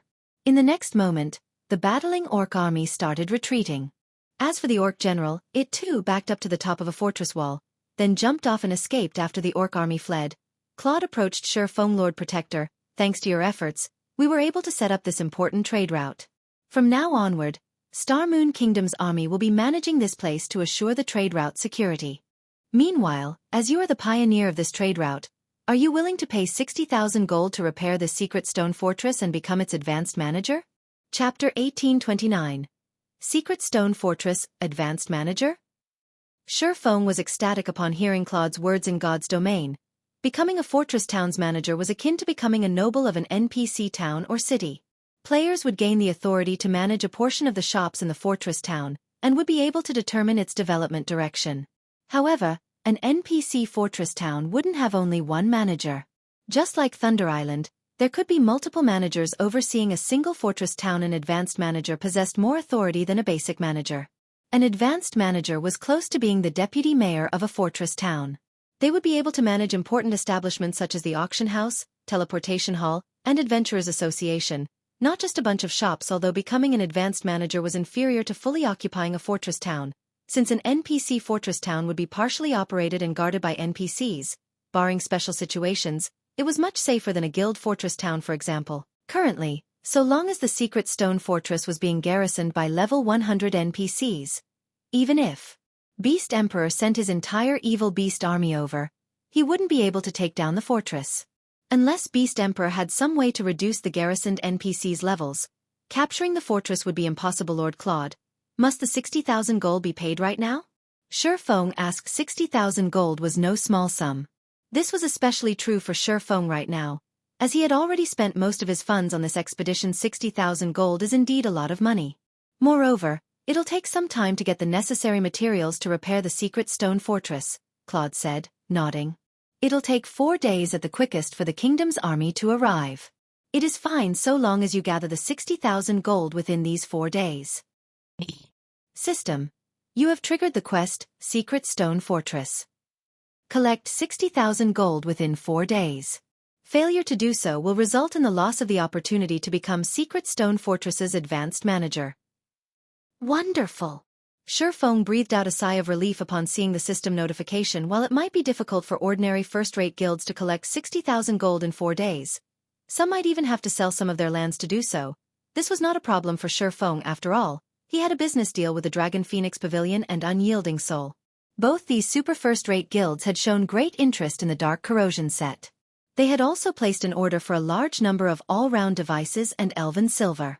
If he offered to let the 2 guilds pay for a portion of the all-round devices and elven silver using coins, instead of magic crystals, the 2 guilds would definitely be more than happy to do so. After Feng was done speaking with Claude, he immediately left for Silverwing town. While collecting 60,000 gold in 4 days posed no problem, the money he needed amounted to far more than just 60,000 gold. After completing the Orc King's Ambitions quest, he had acquired the extremely precious Star Moon Kingdom Airport building order as well as a transportation firm design. Both these items were priceless treasures. The Star Moon Kingdom Airport building order was akin to a permit to open up an air route. However, he would need a lot of funds to build an airport. Fortunately, the construction of the airport did not require a design, only money. Even so, building a small airport still cost 50,000 gold. However, once he set up an air route from Star Moon Kingdom to Silverwing town, not only would it expedite the transport of NPC merchants' goods, but players from Star Moon Kingdom would also have an easier time getting to Silverwing town. Although air travel wasn't as fast as teleportation, it was still many times faster than traveling on land on a mount. Moreover, the transportation fee one had to pay was also much cheaper than that for a teleportation array in the past. A large part of the reason why many superpowers were able to develop their neutral towns into an advanced city was their possession of an airport. Although many first-rate guilds possessed great financial strength, the neutral towns they developed only managed to reach the basic city standard. They simply couldn't become an advanced city no matter what. Only the first-rate guilds that succeeded in building an airport were able to develop their neutral towns to the advanced city standard. This was because an airport was capable of bringing a town or city immense popularity and prosperity. Not only could an airport help NPC merchants enter a town or city much more easily, but it also provided the ability to transport cargo safely and swiftly. A delivery trip that normally took 1 or 2 days by land could be completed in just a few hours by airship. Moreover, in God's domain, some NPC trading firms restricted their development to towns and cities with airports. In addition, there was the recruitment of NPC soldiers. As neutral maps were located very far away from human civilization, many NPCs were unwilling to travel to neutral towns and cities. However, if a neutral town had an airport, the number and quality of NPCs willing to work as a soldier for that town would also increase. With this, the improvement of the neutral town security level would accelerate. Due to this reason, the development speed of a neutral town with an airport far surpassed that of a neutral town without an airport. This was also the reason why Feng had decided to undertake the Orc King's Ambitions quest no matter what. As for the transportation firm, its construction cost 20,000 gold. The transportation firm was something that would be of great help to the players developing in the town where the firm was based. Once he constructed it in Silverwing town, players would be able to pick up transportation quests in Silverwing town. When players completed these quests, they could not only obtain a large sum of coins but also accumulate transportation firm contribution points. Players could then spend the CPs and coins they earned to purchase items that were exclusively traded between NPCs to players that were incapable of raiding high-difficulty team dungeons. This was a good opportunity to acquire top-tier weapons, equipment, and tools. In the past, the transportation firm was actually much more popular than even the auction house normally. NPC auction houses hosted auctions only once a week. However, the transportation firm would stock up on new items every day. Moreover, the more prosperous the town or city a transportation firm was based in, the better the quality of the items sold. Hence, in the past, any guild town or city that housed a transportation firm had become a holy land for independent players. Meanwhile, the airport and transportation firm would complement each other. If he could build both in Silverwing Town now, he might not even need a month to upgrade Silverwing Town into an advanced town. However, building these two constructions would cost an astronomical number of coins. Hence, he needed to take action as soon as possible. The moment Shifeng exited the secret stone fortress, the members of the various dark adventurer teams and dark guilds immediately shifted their gaze to him. Commander, should we move out now? A level 54 assassin asked, licking his lips as he turned to look at the level 54, Tier 2 ranger standing beside him.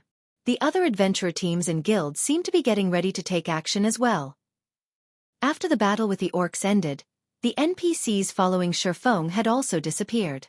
The various dark players hiding in the forest grew restless at this development. Although they had seen Black Flame's strength, the remuneration offered by Dark Soul was simply too tempting, so much so that they were willing to risk attacking Black Flame. After all, so long as they succeeded, what awaited them was a life of glory and financial security.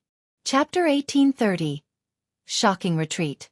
Hearing the words of the assassin, the other players belonging to the same dark adventurer team started looking around curiously. Just like the assassin had said, their adventurer team wasn't the only one taking action. The members of the 24 or so other adventurer teams and several dark guilds around them had also started sneaking closer to Shifeng. It was obvious that these dark adventurer teams and dark guilds were growing impatient in God's domain. The dark forces were constantly oppressed. During the early stages of the game, players belonging to the dark forces had a much more difficult time getting by than normal players. After all, the dark forces were still incapable of contending against the various kingdoms and empires right now. Meanwhile, dark adventurer teams and dark guilds with the potential to become a superpower were extremely rare. The conditions to join one such power were extremely stringent. Powers like Dark Soul, which was as strong as a superpower and also offered its members the freedom of an adventurer team, were even rarer. Joining Dark Soul would definitely bring plenty of benefits to their future development. They also wouldn't have to worry about getting hunted just because they killed the members of certain guilds. Moreover, they could grind in the high-resource maps occupied by Dark Soul and not make do in poor maps. Commander? The assassin could not help but call out to the silent Tier 2 ranger once again. If we don't make a move now, I'm afraid we'll lose this chance to the other adventurer teams. Fine. In for a penny, in for a pound. Even if we fail at worst, we'll lose a level. If we succeed, we'll become members of Dark Soul in the future and instantly join the upper ranks of the dark forces. The gruff man carrying an exquisite crystalline longbow said, nodding. A hint of killing intent flashed across his eyes as he looked at Shifeng. Dark players had a much more difficult time getting by than normal players. The difficulty of finding a strong support to rely on as a dark player was also much greater than what normal players faced when trying to join the various superpowers. Now that there was an opportunity to join Dark Soul, how could he possibly let this chance get away? When the 24 or so members of the adventurer team heard their commander's words, they immediately revealed fierce expressions. They then followed their commander and slowly inched their way toward Shifeng. At this moment, aside from this one adventurer team, the several thousand other dark players hiding in the forest were also entering a combat-ready state. Some stealthed assassins had even gotten within 200 yards of Shifeng. Already Black Flame has many means of escaping. We must not let him get away from us. First, form an encirclement around him, then use war bondage to trap him here. Once the battle starts, use your silencing skills on him right away. We must finish him in the first exchange. A level 54, Tier 2 assassin clad in dark gray robes said to the 30+ assassins around him through the team chat. As long as we kill Black Flame, everyone in our Poison Blade Guild will get to join Dark Soul. Then, we'll be able to live like kings in the Dark Knight Empire. We won't need to fear even super first-rate guilds. When their leader said that, the eyes of the 30+ level 53 and level 54 assassins glowed with excitement. Their guild, Poison Blade, was a relatively ordinary dark guild in the Dark Knight Empire. Normally, they could fight only second- and third-rate guilds. When facing first-rate guilds, they had no choice but to run away. As for super first-rate guilds, these existences were no different from gods to them. Let alone provoking one, they didn't even dare to come into contact with one when they thought about how they wouldn't need to fear Crimson Emperor and Unyielding Soul after joining Dark Soul. They could not help but feel excited as they entertained visions of such a future. Their footsteps as they approached Shifeng became much lighter than before. Their auras also became gentler. At this moment, one could say that their focus had reached unprecedented levels. Only Shifeng existed in their eyes right now. 150 yards. 100 yards. 80 yards. As these assassins closed in on Shifeng's rear, they also grew increasingly nervous. When the assassins were within 50 yards of Shifeng, a low voice suddenly entered everyone's ears and echoed loudly in everyone's mind. Scram. Before anyone could react, Shifeng abruptly turned around and unsheathed Killing Ray. He then swung the sacred sword at the air before him. Suddenly, countless arcs of lightning formed before Shifeng and joined together to form a blue river. Like a primordial beast, the blue river of lightning scorched everything in its path, spreading out in a cone covering an 80-yard radius. Before the stealthed assassins could even react, countless arcs of lightning had already devoured their bodies. After a brief moment of exposure, the assassins' bodies then transformed into streaks of light and disappeared from the area as the lightning river gradually dissipated. The other dark players, who were still a distance away, could not help but gasp. In just one hit, Shifeng had killed over 70 stealthed assassins right now. Numerous pieces of shiny equipment littered the scorched ground. Meanwhile, due to Shifeng's sudden attack, the footsteps and breathing of the other stealthed assassins turned chaotic, their bodies becoming exposed to everyone. This is the Sword King's strength? A Tier 2 assassin wearing dark gray leather armor gulped in fear as he looked at the scorched ground that was just a few centimeters beside him compared to the players hiding in the distance. He had managed to get a much clearer view of Shifeng's attack just now. From the moment Shifeng started activating a skill until the time the skill had fully activated, he, a Tier 2 assassin, had actually failed to react. By the time he realized Shifeng had attacked, the blue river was already shooting out from Shifeng's sword. Moreover, despite him being able to clearly see the approach of the blue river, his body had been unable to react at all. This situation was just too frightening. His mind could not process how Shifeng had executed such an attack. An ordinary expert player might not understand the implications of such a situation, but he did. The requirement for activating a life-saving skill was for players to think the skill's name. Only after doing so would the life-saving skill activate. However, if one could attack a player before the said player could have such a thought in their mind, then even having the most powerful life-saving skill in the game would be meaningless. In other words, Shifeng could kill an assassin, the class that was famed for having the most life-saving skills, in one attack whenever he wanted. This discovery instantly crushed any thoughts the assassin in dark gray leather armor had of fighting Shifeng. In reality, though, Shifeng's inconceivable attack wasn't entirely impossible to block, especially for experts who understood the principles of the Realms of Truth. This was because the move Shifeng had just executed applied the Realms of Truth's basics, moving the body before moving the mind. Unless one trained arduously to go up against attacks executed using such quick reaction speeds, reacting to such an attack was simply impossible. After executing Lightning Edge, Shifeng took a look at everyone present. Upon seeing no new challengers moving up to him, he sheathed Killing Ray before turning around and leaving. Due to Shifeng's attack, the remaining 100+ assassins no longer dared to approach him. They simply stood still as they watched him leave the battlefield. Guild leader, Black Flame is leaving. Are we still not moving? A level 54, Tier 2 shield warrior could not help but ask as he looked at the level 54, Tier 2 ranger beside him. You want to go? Be my guest, the Tier 2 ranger said, rolling his eyes at the shield warrior. The Tier 2 shield warrior shrank his neck back instinctively and shook his head. The fact that he was able to get promoted to Tier 2 at this stage of the game proved that his combat standard was much better than ordinary experts. However, Black Flame's attack inspired dread even in him.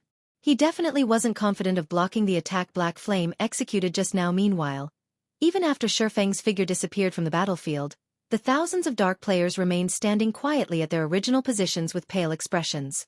Some independent players that were passing by the area were stupefied when they saw this scene. Too strong.